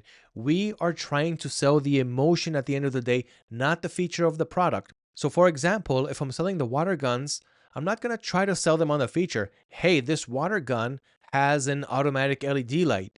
That's not going to sell. But what will sell is if you connect to the emotion. So for example, where glowing battles meets unstoppable laughter. This is more about the feeling that you're going to get from the product and not from the feature. So when you're creating the prompt for ChatGPT, make sure to tell it, send it the product page and tell it generate 10 texts to use for my TikTok ads for this product. Make sure to connect with the emotion and not the features themselves. Okay, then you're going to get some nice lines to use here. So my ads are now all finished. You now understand how to create the campaign, the ad sets, and the ads that are connected to all of them. So I'm going to go ahead and launch this. I'm going to click right here where it says publish all. And in a few seconds, we are going to see my ads that will start to run. So I clicked on publish all, and I want to give you a quick reminder that I did make sales. I still need to show you how to fulfill the sales that I got. So first, there was the first sale right here, which was just a demo order that I did myself just to make sure that the Pixel is firing the events when I talked about how to test your Pixel. So I did that here. So I scratched it out. I canceled this order because it's not a real one. You can see that the total is $0. Now I did get an order last night on the first ad that I ran just to test it out. And you can see it right here. So the total is $100, but I'm not going to be fulfilling the order from Shopify. I will be fulfilling it through AutoDS. So you can see the orders that I got here. I'm going to show you how to fulfill the orders, how to automate them, how to create a sourcing request so that I could get a better price and let the system find a better supplier, and also show you everything that I did, how I priced the products and the profit that you can see here, which is $10. So this is one customer that ordered 4 variations. You can see here that it's the same customer's name and the same address. And here I still need to fulfill those orders. But this customer ordered the water gun and he ordered all 4 variations. So black, gray, red, and blue. And I've got $10 profit for every variation. So that means that for this order, I got about $40 in profit, not including my ad spend, which we will calculate soon. Once I finish running my ads, we'll see all the orders that came in and we'll do a profit calculation to see exactly how much money I made. And I'm going to show you everything else, how I price the products and how to do more automation optimizations. But for now, let's see if the ads are approved. Okay, so here we go. Out of the 11 ads that I just ran for the water gun and the humidifier, Almost everything was approved. I do have 2 ads here that were not approved. I'm not sure why. You can see here that all of my ads are active, which means my money is going to start getting spent very, very soon. But for 2 ads, it didn't work. I'm not sure why. I'm just going to assume that, again, there are robots that are scanning these ads, and sometimes the word gun may startle them, although in other ads you can see here that it was actually approved, and of course there is no problem with the humidifier whatsoever, even the Create UGC ad. This is a 100% AI generated video, which also was approved, so I'm not sure why these are not delivering. So again, to these 2 that are not delivering, you can go ahead and try to edit them, make a small little change inside the ad, and try to just save it again, and it will rerun for approval. So let's just do that now really quick.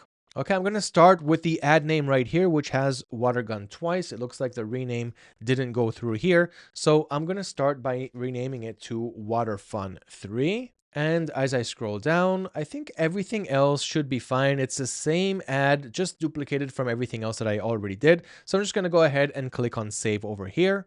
And hopefully this time the robot will let it through. This is what happens when you try to sell sensitive products that have words like gun in them. Okay, and now you can see that it's pending. So I'm going to see if this is going to go soon to active or not delivering again. Let's do the same edit for the second one over here. Okay, so this is going to be called Water Fun 3 with music and text, and I'm going to remove the rest. And let's also do a quick thumbnail update. So I'm going to click on thumbnail. Maybe it looks too much like a gun. So let's try a different one. Maybe this one won't be as clear.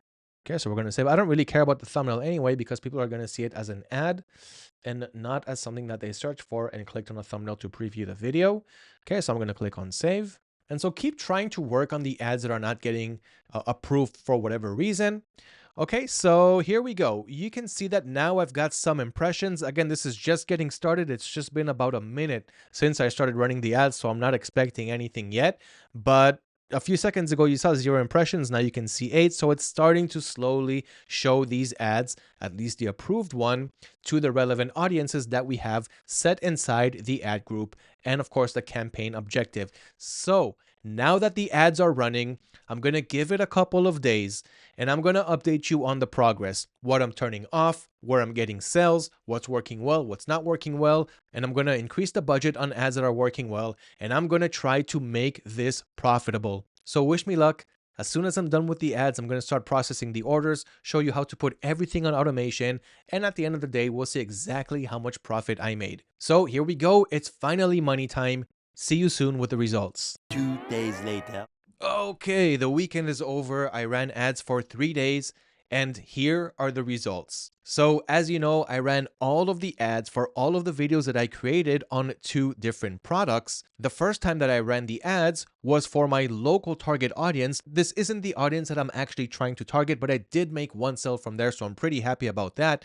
But the main audience, the US target audience, actually performed pretty well, so I'm about to scale that. But before I do that, I want to show you the results, see which videos work the best, see which ads I'm going to turn off, which I'm going to scale, but also, really importantly, I need to fulfill my orders.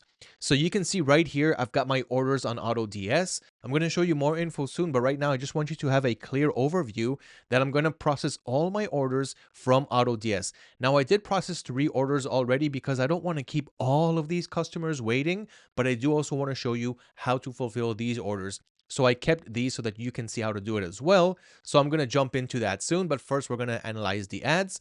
So I can also see my orders right here on Shopify, but I won't be fulfilling it from here. And it's also going to complicate things. I want to keep it simple. I want to keep it automated. So I'm going to be fulfilling my orders right here through AutoDS. So I'm going to show you that, but first let's analyze the ads and see what we're going to do next.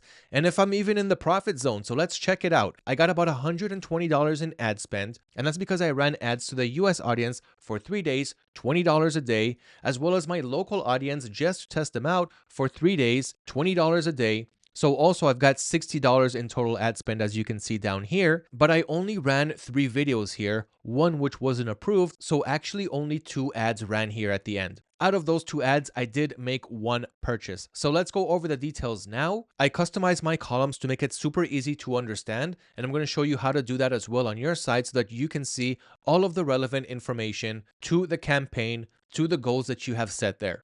But first, let's take a look at the data. So here we've got the 11 ads that we ran for 2 different products, 1 for the water gun and 2 for the humidifier. So the first column that we can see right here is the cost. This is the total cost, my total ad spend for these ads. So we're going to start with this video, which is the kitchen point of view.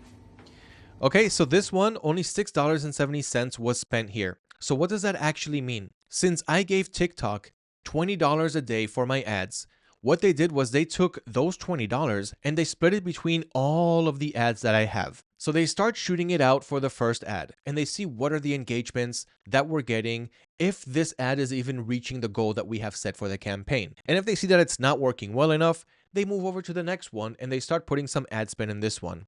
And they continue down the line, putting a little bit of money into each ad just to kind of test it out and see which ones perform the best according to the goals that we have set. And as you know, these 2 weren't approved. And that's why I highly stress having multiple videos. So if some of them don't get approved for whatever reason, you still have other videos that can and will work. And this example played out really well on both of the campaigns that I ran for both target audiences. So 1 wasn't approved from the 3 ads that I ran here, and 2 weren't approved for the 11 ads that I ran here, which is perfectly fine because I could lean on the rest, which did perform pretty well. So the first one, about $70 spent. I've got almost 2,600 impressions. That means that my ad showed up in almost 2,600 TikTok screens. Out of those ads, 28 people clicked on the link inside the ad. So that gives us just above a 1% CTR click-through rating to our destination, which is my website. Out of the people who clicked, 16 of them actually viewed the content on the website, which is the product page. Out of those 16 content views, 3 of them added to cart, but none of them proceeded to the checkout.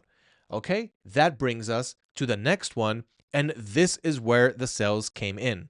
At least most of them, there's still another sale further down below. So I've got 4 sales on the next one. And the next one is the outside point of view. And this just comes to show you that the videos, when you test them organically, it does give you a good impression of what's going to work later when you start to run paid ads on them. And that is why I always advise to test organically before putting money on it, especially if you have 10, 15, 20 ads that you want to run, so you can easily see which ones are going to outperform the others.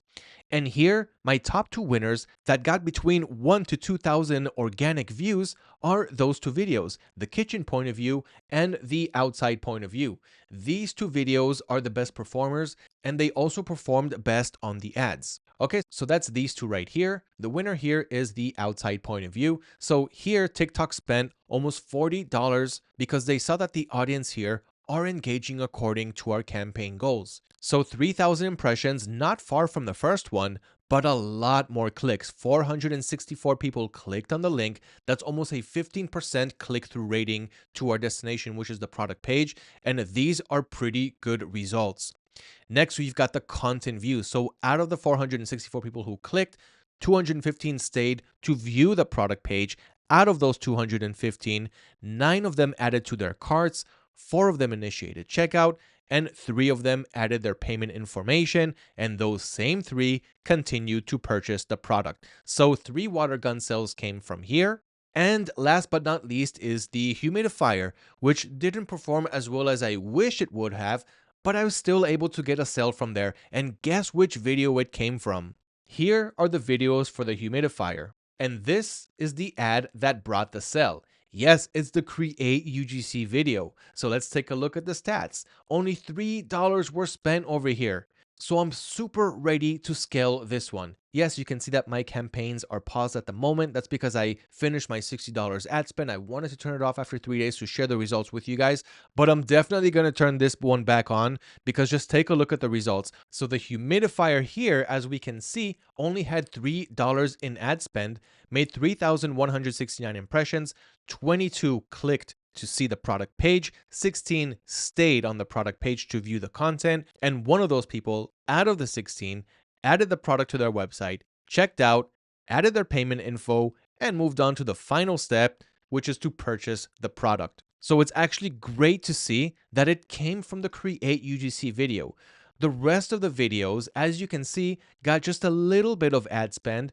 TikTok didn't continue putting my budget there because they just probably saw that the videos weren't working as well. Not a lot of people were clicking, engaging, going to the website. So it continued with the Create UGC, only just a little bit, $3.34, and already got a purchase. So I'm definitely going to scale this one up. So before I move on to scaling these ads, I wanted to show you the basic overview. I still need to process the orders. So let's analyze this really quick before I check if I'm even profitable and before I fulfill my orders, which is really important to do as well, because at the end of the day, our customers need to get these orders. They need to get these packages as soon as possible.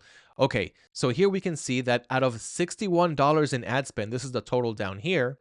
This is the impressions, this is the clicks, but what's really important is how many purchases we got. So we got 4 orders, and I'm going to check the profitability later through AutoDS after I process the orders. 4 orders out of a $61 ad spend. And on my local audience, we got $60 ad spend, only 1 order, but it was actually pretty profitable because that one person did order 4 different products or 4 different variations of the same product. So we're going to analyze the profitability here soon as well. But there was a $60 ad spend, so we'll see if it's profitable there. But I do want to keep this one on and running because it does seem like it's going to get profitable if I keep it running. Okay, so right here, we've got 1 purchase from a $60 ad spend. So we're looking at a total of $121 spent and a total of 5 purchases. Let's see if we're in the profit zone. But first, let's turn off the ads that are not performing well, because when I relaunch this campaign, I don't want these ads to keep running. So what I'm going to do now is I'm going to toggle off the ads that didn't get approved. So that's these 2 right here for $0. I do want to keep the top 2 running. So that is the kitchen point of view and the outside point of view, both of which are working well when running the ads. And that also worked the best when I ran these videos organically. So I'm going to keep these 2 running. And I'm going to turn off the rest that didn't really perform well. So this one right here did get me 2 add to carts out of 37 content views. That's this video right here. I think it was a target practice. Yeah, it's a target practice video. But I have a better feeling for the first 2 ads. I want to scale them with more of a budget. I don't think I want to put more of a budget into this one. So I'm going to turn off the rest. Okay, so the target practice videos. I'm going to keep the Create UGC video for the humidifier definitely on to see how that's going to continue performing. I'm going to turn off the rest because they simply didn't perform as well as I would expect. Okay, so I turned off those ads. So the only ones that I'm going to keep is the first 2 for the water gun and the Create UGC video that I made for the humidifier. And now when I continue my $20 a day campaign, it's going to put that budget into these 3 videos instead of also trying to test it in the rest of the videos.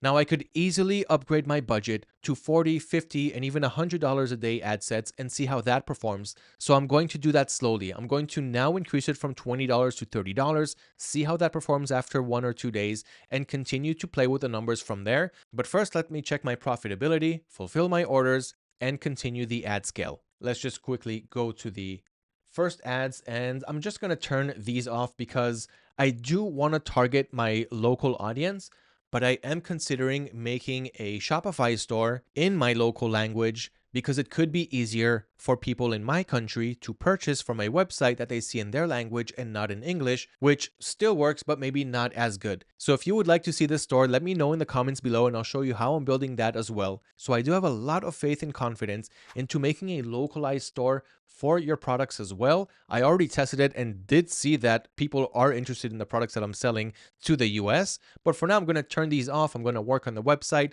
then turn them on again. And I'm going to keep these 3 ads running. They got some beautiful results. Scale the ad spend and see where that takes me. If you want to see the results of me scaling my ads, because I am going to move forward to order fulfillment now, let me know in the comments below and I'll send you the link to an updated video that I will create as I continue running this store. So if you would like to see the results of where this store is taking me, once again, let me know in the comments below. So I'll finish working on that video and I'll send it to you as well. So before I fulfill the orders, I want you to learn how to customize these columns to make it super easy for you to understand what's going on. Because there are a lot of columns that TikTok is going to throw at you, and many of them are not going to be relevant to your campaign goals. So let's take a look. So whether you're on the campaign, the ad group, or the ads view, you've got the custom table view right up here.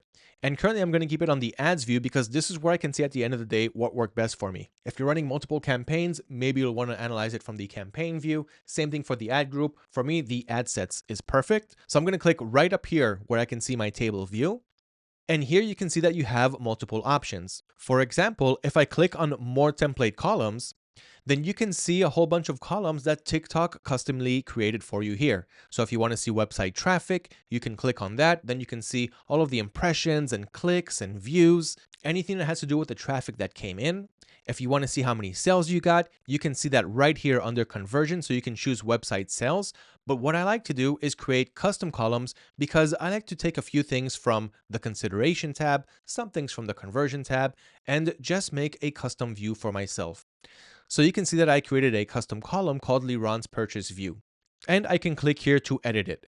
But if you want to create your own custom columns, this is how you would do so. So you click right here where it says Custom Columns, and here you can select what columns you want to have. So this is my recommendation. Under Core, we're going to have costs, so you can see the total ad spend, impressions, clicks, click-through rating, scroll down, untick anything that could be ticked in from here. Then under website, I've got purchase, view content, add to cart, initiate checkout, add payment info, and those are the columns that you saw that I was checking out while I was analyzing the ads. Everything else is ticked off. Then I drag and drop the columns according to the order in which I want to see them. So I started with cost and impressions, then clicks. It just goes according to the flow. First, they view the content, then they click on add to cart, then they initiate the checkout, then they add their payment information, then they finally purchase the product. I want to see each and every step in the flow.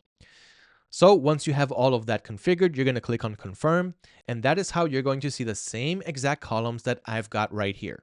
So now that I'm done analyzing the ads, you know how to do it for yourself as well, and also customize the columns so that you can see exactly what's relevant to your campaign, to your ad groups, to your ad sets, and to your campaign goals. So you can easily spot the bad performers, turn them off, and continue scaling the ones that are working well, increase your budgets, make additional videos for your products according to the videos that are working well for you, and continue running ads, multiplying your success. And before we scale, before we optimize, let's see exactly how much profit we're making in the first place. So I need to first fulfill my orders, see how much profit is left, remove the ad spend from the profit, and see exactly how much I profited in the first place. You may not always sell the first product that you try. Your first ads might not be the best that you try to run yet, but that is why you can learn from me and from my real life examples and just try, just take action, just give it a shot.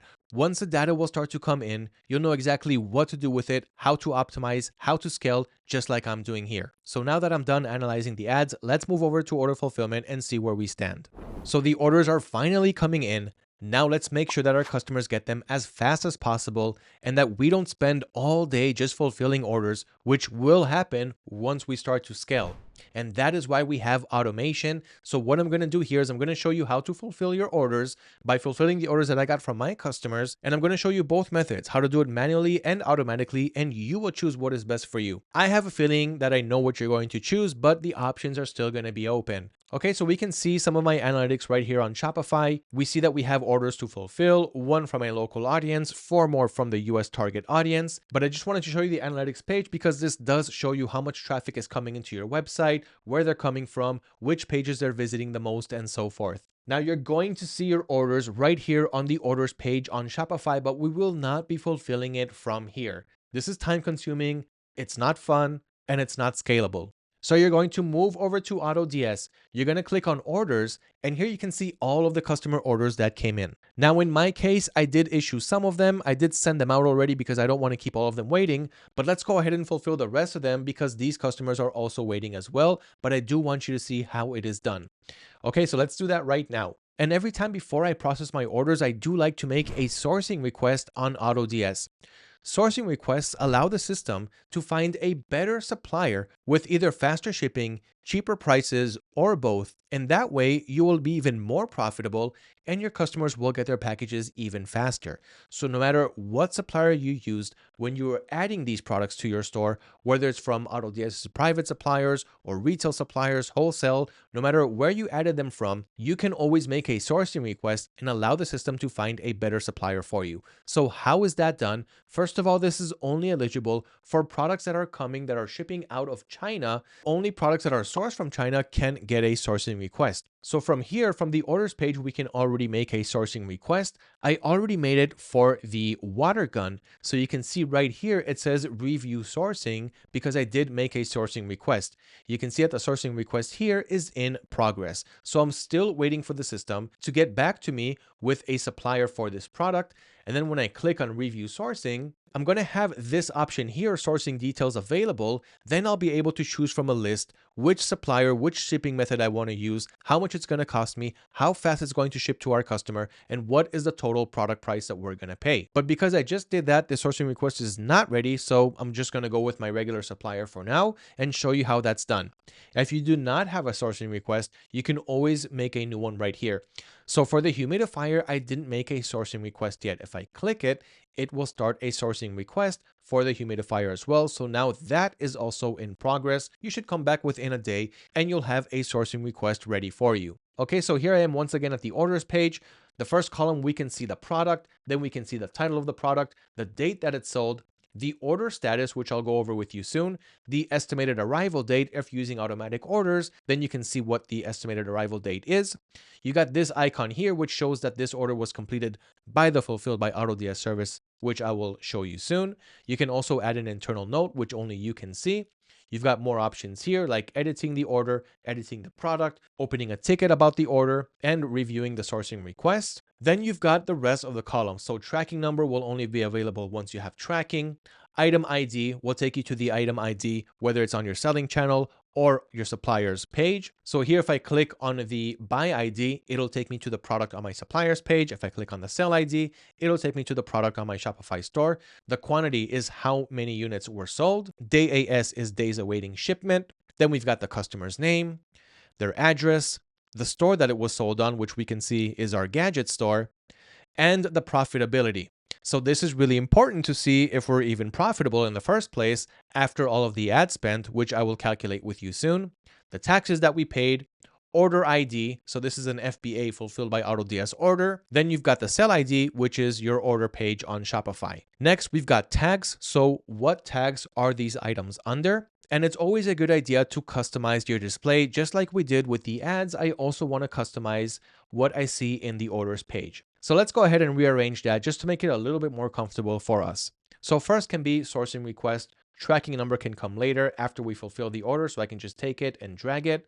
Of course, you can turn some of these columns off if you don't want to see them. So we'll start with the sourcing request. Then I want to see a few things that are coming up next, starting with the price, tax, profit. Item ID can come even before that. Okay, it can be the first thing that we see. So what product sold?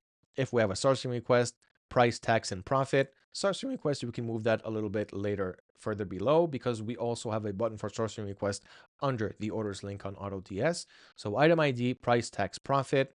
Then we'll add tracking number, quantity that was sold, and the customer's details can come last because we don't really need to see them from the columns. So customer, address, which store it was sold on, we can put that before the customer. Order ID can come after profit, before the tracking number. Okay, so this is a pretty good view. Let's put sourcing request before that. So it should look like this.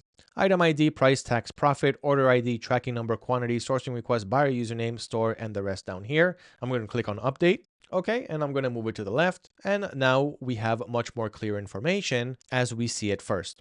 Okay, so what else do we see here on the orders page? We can see these 3 orders right here are canceled because they were fake orders. So that's this order that we see right here. We can see 7 items in this order. Obviously, it's not a real order.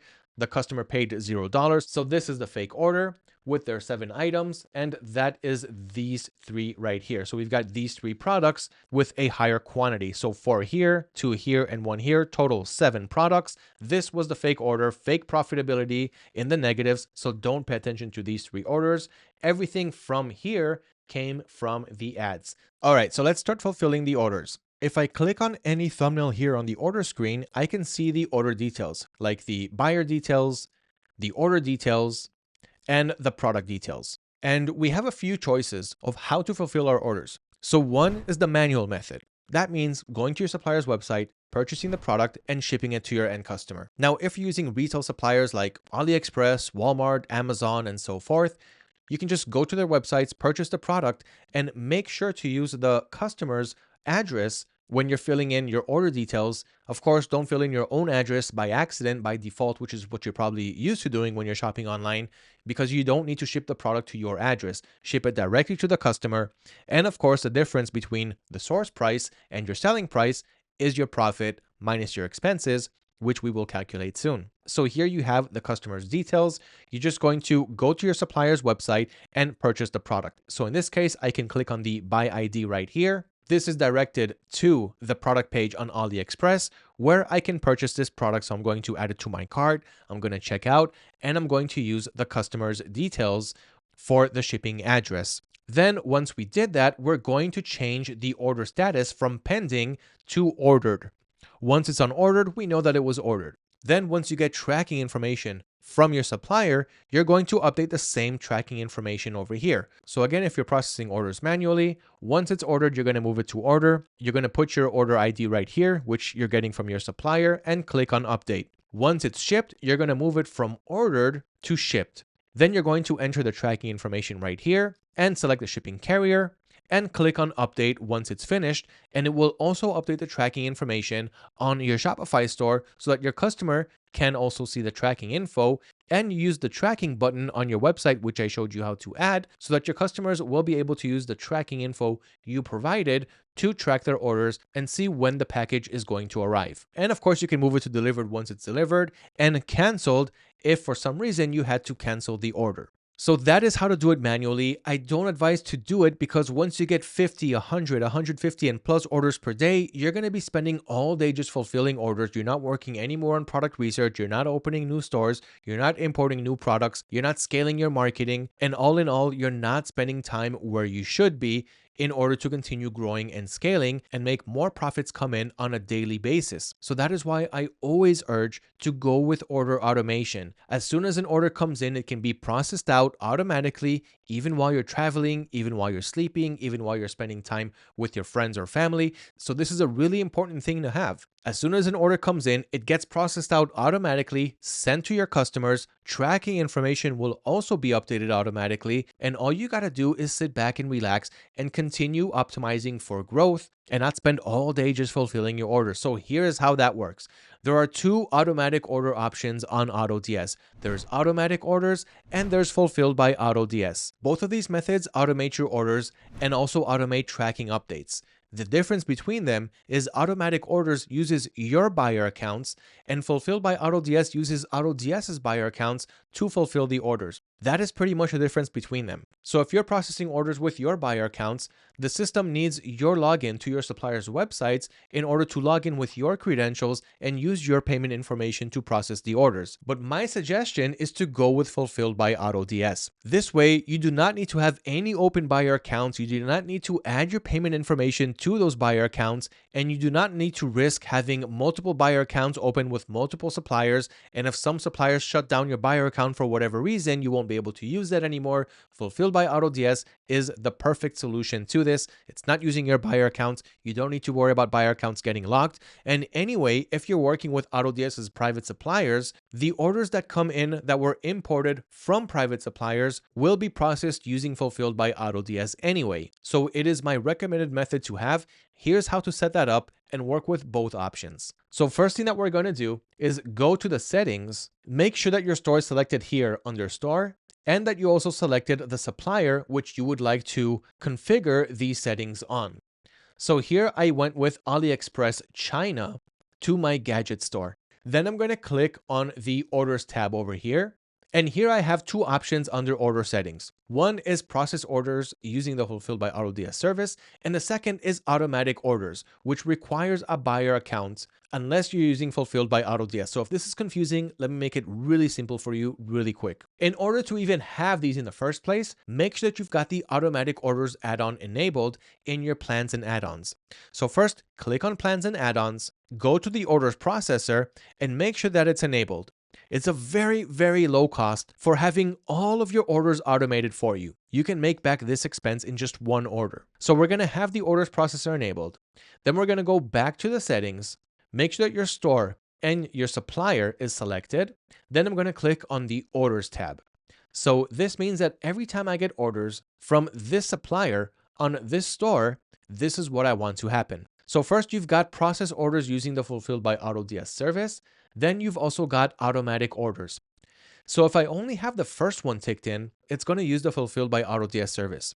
If I have only the second one ticked in, it's going to use the automatic order service, which still automates my orders, but it's going to use my buyer accounts, not AutoDS's. And if I have both of them checked in, then it's going to use the Fulfilled by AutoDS service. And as soon as an order comes in, it's not going to be in pending. It's going to be sent out to auto order right away. That's what it means when both of these are selected. If only the first one is selected, then it's going to be using Fulfilled by AutoDS, and the orders will come in pending status. So that means that an order will come in looking like this, in pending. Okay, it's not going to be sent out. You're going to have to come to the order, check it out, click on the status, and send it to auto order.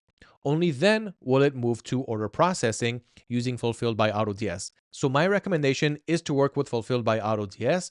Whether you want it to come in pending status and move it by yourself to send to auto order, maybe you want to have time to send a sourcing request, so you do want it to come in pending, then you can just have the first one ticked in. If you want the order sent out as soon as it comes in, have both of them ticked in, then it'll use Fulfilled by AutoDS and automate the orders as soon as they come in. And when using Fulfilled by AutoDS or automatic orders, the order statuses will also get updated automatically. So as soon as an order gets sent to auto order, it will move to ordered status as soon as it's ordered automatically with the order ID. It will change to shipped once tracking information is available from your supplier.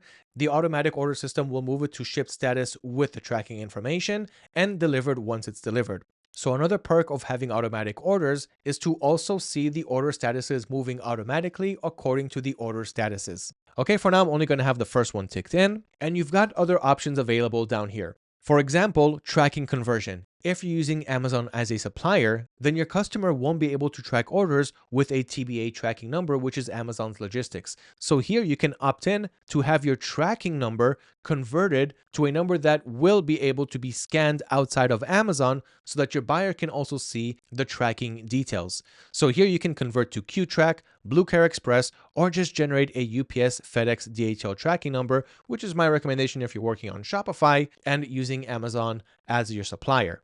Okay, so here you're going to use that as a tracking conversion and go ahead and click on save.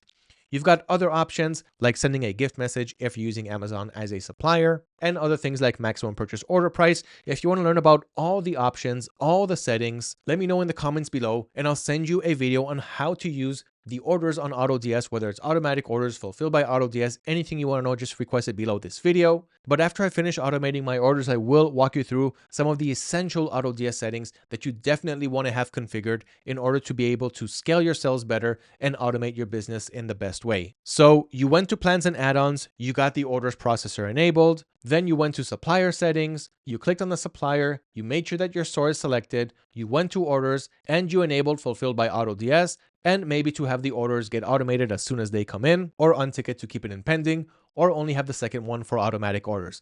Keep in mind that for automatic orders, it uses your buyer accounts, so you do need to set them up right here under buyer accounts. So it's really simple, just click on add account, click on the supplier which you'd like to automate your orders with, and enter your credentials, payment settings, and so forth. Again, if you want further explanations, let me know in the comments below, and I'll send you a link to learn on how to do that. But for now, let's process these orders. The last thing that you need to know on Fulfilled by AutoDS is because the system is using its own buyer accounts to process your orders, it needs to pay for those orders somehow. And that is why you're also going to top up your balance right up here. So on the orders page, you're going to hover over here. you can see that currently I have a balance of $59, so I can use that to fulfill my orders. So here, for example, I paid $11.88 to have it automated. So that was the total price that was deducted from my total balance. So first you need to load your balance because you're going to start off with $0. You're going to click here where it says load, select how much you would like to top up. I usually go with $100. It depends on how many orders you're getting per day. So go with 50, 100, 200, whatever fits. Then your payment method. So you can use either credit card, PayPal, or Payoneer to top up your balance. I suggest going with Payoneer because it only has a 3% fee, which is better than 5% when going with credit card or with PayPal. So this means that if I use Payoneer, I top it up with $100, it's going to charge me $103 because of the 3% fee. Then you're going to click on add account, add your information, your first name, last name, and your Payoneer account email or PayPal credit card, whatever it may be. Continue with the setup process, add your account, then your account will be added to the balance. So besides a balance to pay for the orders, the last thing that you need is auto order credits. Each order costs 1 auto order credits, which is a few cents. And as you can see, I've got over 2,000 auto order credits. When you create a new AutoDS account, you have some credits for free, but you'll need to top up the rest. So you're going to click right here where it says buy credits. Choose the package that works best for you, click on buy now, and top up those credits so that you can start automating your orders.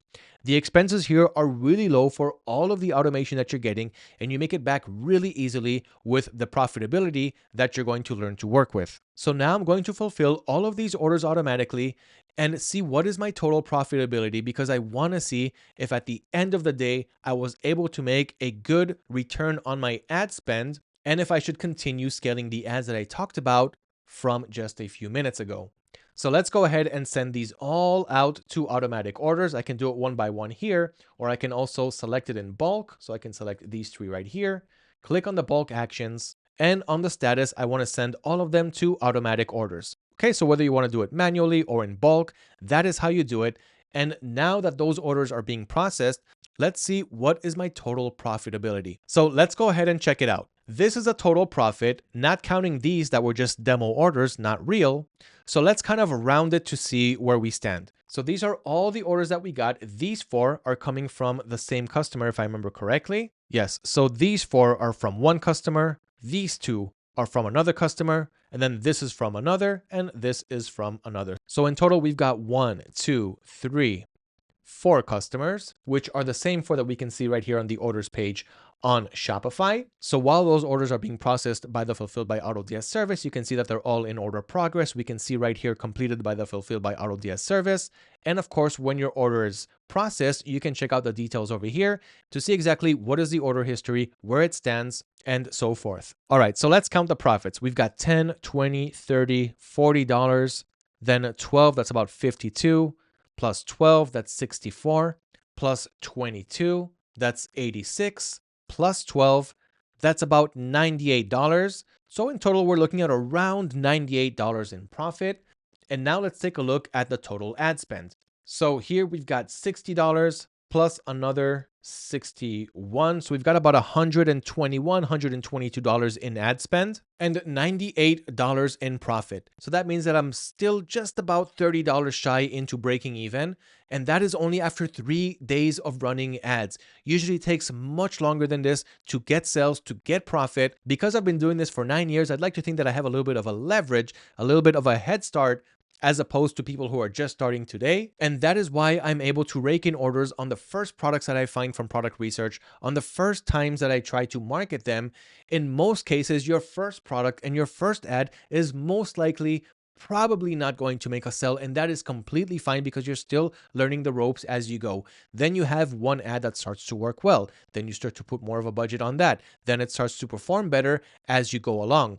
But usually, after 3 days of running ads, don't expect to make thousands of sales and thousands of dollars. Even if you're able to make 1 sale after 3 days, you're already on the way to becoming profitable. And if I continue these ads running, especially after I turned off all of the ones that are just spending my money and not making any sales, and I keep putting my budget on those that are working, I'm going to be in the profit zone within 1 to 2 days of continuing to run these ads. What I should have done is stop with the local market before it reached $60 in ad spend. And if I completely remove my local market and go only with the US market, then I'm definitely in the profit zone, because here I only have $60 of ad spend, and those orders came from these customers over here in the United States.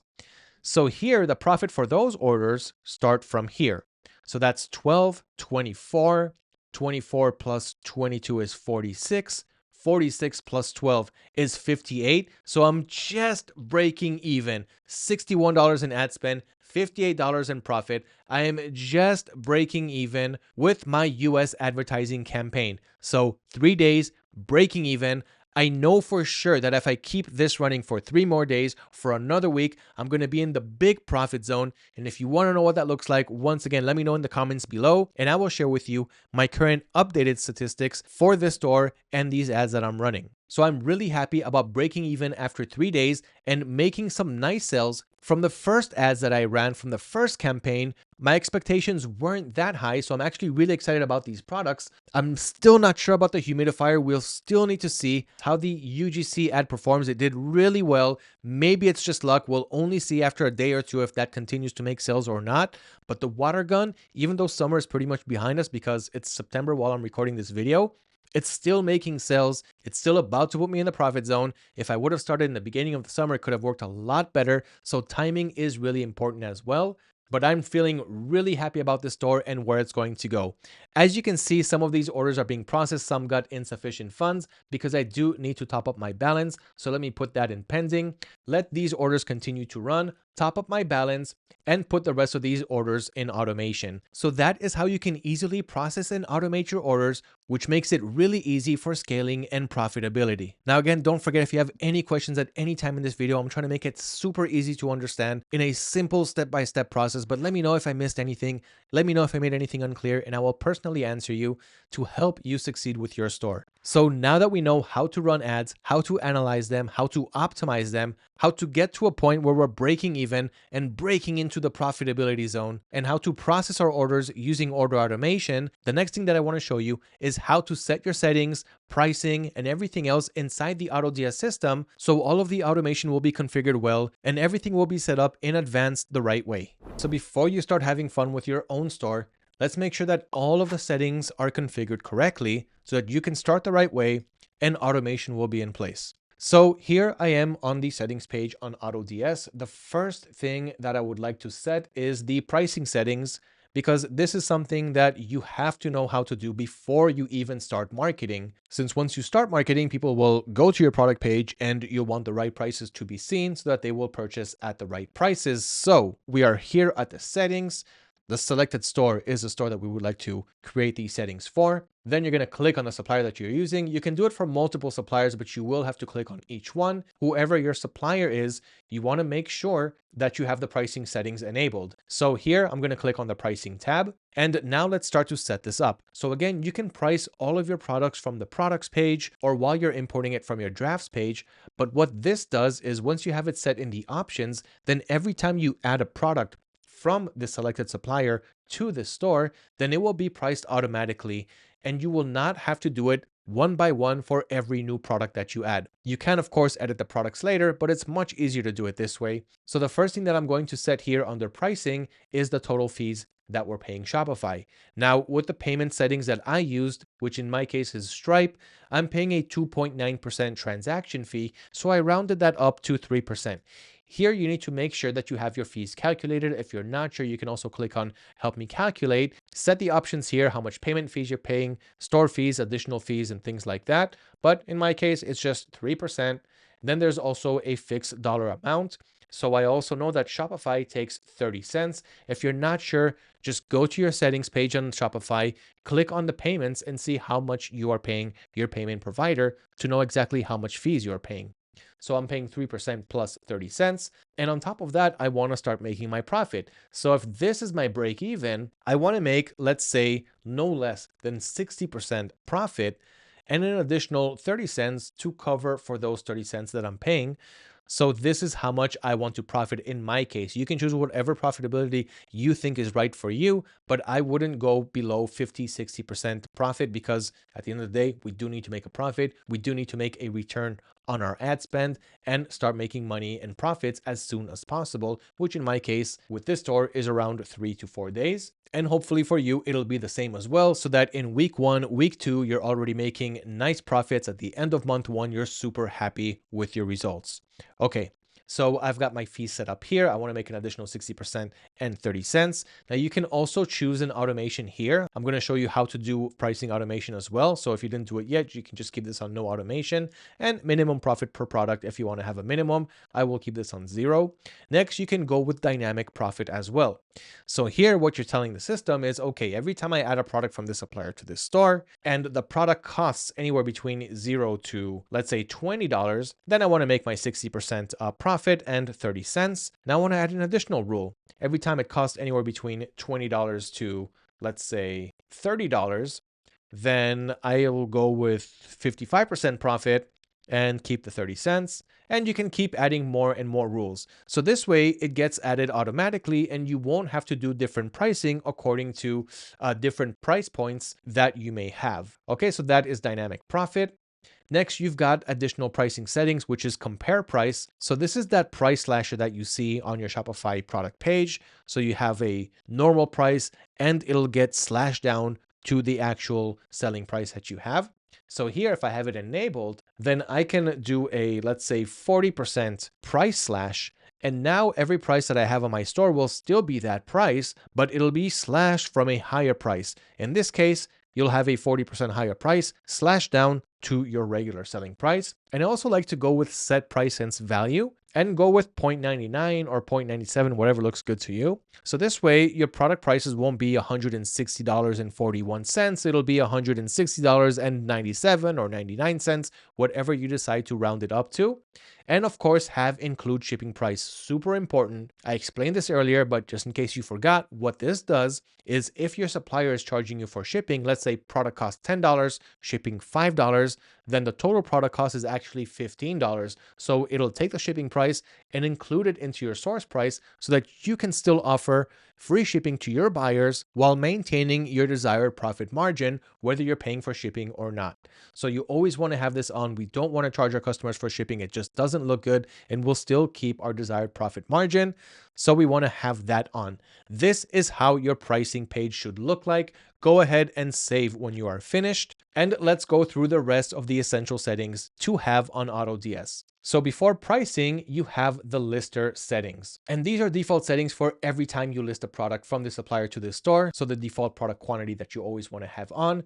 The shipping methods, which I recommend to have cheapest with tracking. So when you grab a product from your supplier, there are multiple shipping methods that your supplier supports. Here it's going to choose the cheapest as long as it has tracking. I wouldn't go with cheapest because then it could go with the cheapest shipping setting, but no tracking information. And I also wouldn't go with fastest with tracking because this way it will choose the fastest, even if that could cost you $10, $20, whatever, and then you may not be in the profit zone. So we want to go with the cheapest shipping option with tracking available. Then you've got advanced lister settings. So allow duplicates. I always have that off. I will allow out of stock variations because when they get in stock, they will automatically go in stock in my store as well. And you can choose the rest, capitalize title, autofill the brand, split variants into products. I usually don't have this on because if I have variants, I want those variants to be able to be selected on that product page instead of having each variant as a standalone product page.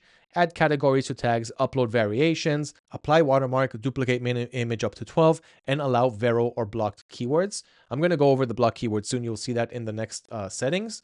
Then we've got price and stock monitoring settings. You always want to have price monitoring and stock monitoring. There's no reason to have that off unless you are not dropshipping. Then you've got AI optimization settings. So this can automatically optimize your titles and descriptions while you're uploading it so you won't have to manually do it later. So this is a great option to have. Choose how you would like to have the tone and the temperature of the title and the descriptions as well.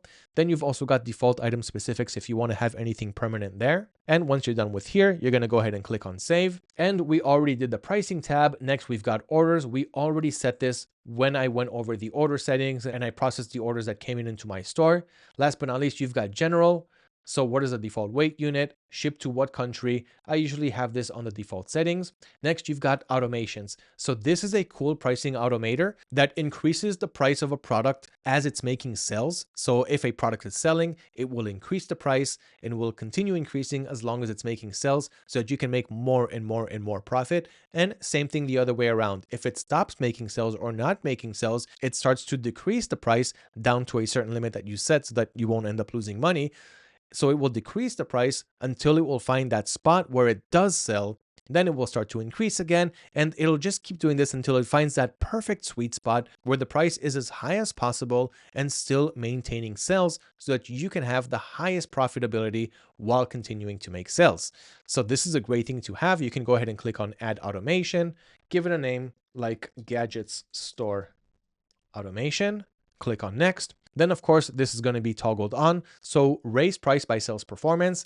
If I'm making, let's say, more than 2 sales every 7 days on a product, then I want you to raise the price, let's say by 5% up to a limit of 30% because I don't want to be too expensive. And you can also do it with a fixed amount. Click on Next. And same thing other way around. Okay, if I'm not making any sales for this product, let's say I'm making less than 1 sale every 14 days. So if it's not selling at least once every 2 weeks, then I want you to decrease the price by 5%, or let's say 6 or whatever you said. Okay, let's say 8% down to a limit of 30% because I don't want to end up losing money. And that is good enough for me. Click on Next. And now you can select what products you would like to assign these rules to because you just assigned rules, but you already have products in your store. So here the system is giving you a chance to add this pricing automation to those products. So you can select all of them or select some and go ahead and click on Finish. Once that's done, the pricing automation will be enabled for those products as well and for any new product that you add. Next, we've got keywords. So this is where you can blacklist keywords from either being shown on your title, on your description, or completely block the products from being uploaded in the first place. Okay, so this is where you can set all of that. I don't need to demonstrate it. It's very, very simple and straightforward. Plans and add-ons, we went over that. Account and billing is where you can see your purchase history, your add-ons, and everything that you're paying for your subscription. Users is if you want to add virtual assistants. So this is a good thing to have, especially once you're scaling, once you're making sales, and once you're ready to have a virtual assistant help you on other aspects of your store, like for example, doing product research, adding product, maybe optimizing them in the way that works best for your store. So you can hire a virtual assistant and you don't need to give them access to everything all at once. So you're going to click here on Add User, okay, write their name, like let's say King John, write their email address here, give them a password, and here you can give them privilege on all stores or a selected store. So in my case, I want to make it only for the gadget store. And here you can select what to give them access to. So for example, you can give them access to your dashboard. You can give them access to view and edit your drafts, view and edit your orders, and everything else that you see here. So you can give them access to specific parts of your store. And as you start to build your trust in them and they're performing well for your store, you can give them access and privilege to take more actions on your store, allowing you to spend your time on growing more stores, finding more winning products, working on marketing, and continue scaling your success. Next, we've got buyer accounts. So that's for automatic orders. We already went over that. And you've got notifications. So here you can get notifications sent to your email. So under digital email frequency, you can do it on a daily, weekly, or monthly basis and simply get updates every time an order fails, when a new order comes in, when tracking number is available, when an order successfully updates, and same thing for monitoring. So if something goes out of stock, if something in the pricing changes on your store, you can get all of these notifications sent to your mail. So you set that up here and click on Save when you're done. Last but not least is store settings. So here you're going to click on the store on the left side. I've got a lot of stores connected to this account, but this one right now is Gadget Store. And here you can do technical things like renewing token or resyncing your store if you need to, getting your free .store domain if you didn't get it from the Build Your Store flow. And branding settings, you can upload your logo here. So then if you add products from AutoDS's private suppliers that support customizable branding, as I showed more towards the beginning of this video, then it will be sent out with your logo that you uploaded right here. And other settings like setting a store watermark and getting more help from Fiverr services, Fiverr freelancers. You got a nice promo code right here to use. So all of that is in store settings. That is how to set up all of the essential settings in AutoDS so that you can easily import products. They'll already be priced, they'll already be optimized, and everything will fall into place and become easier and more scalable as you go along. So I really hope that you enjoyed this video. As I I built a store completely from scratch, did product research, optimize my products, market them, sell them, analyze the sales, and I'm so happy that just after 3 days, I'm becoming profitable with my US audience store. I can't wait to continue scaling it and showing you the results. So let me know if you want to see the continuation of how this store is working for me, as well as marketing to both my local audience and the US audience. I'm also going to try worldwide and continue to build my way up. I'm really happy with the results that I got for running ads for just 3 days with these products, and I'm really excited to continue working on these stores. So I hope that you enjoyed it. Don't forget to grab this cheat sheet. It has everything that I went over in this video. I also added in extra bonus value in it. So if you missed anything, you can grab it from the cheat sheet and also watch this video and do everything step by step with me as well. This is 9 years of dropshipping, all of the trial and error already done for you, and you saw me do it live in this video. So grab this cheat sheet now if you haven't done so. All you got to do is comment right below this video, #Shopify. Let me know what you liked about this video. What is your top takeaway? And I will happily send you this file, and you can finally start to build your online business the right way. I spent a lot of time on this video and on this cheat sheet to make sure that you have something that nobody else can offer you, and all completely for free, so that you can learn how to make money before you start spending any significant amounts. I want you to feel and smell the success before you start to scale and take all the steps the right way. So I hope that you enjoyed watching this video as much as I enjoyed creating it for you. Good luck with your Shopify store, and I can't wait to hear about your success story. Thank you for watching, and I'll see you in the comments below.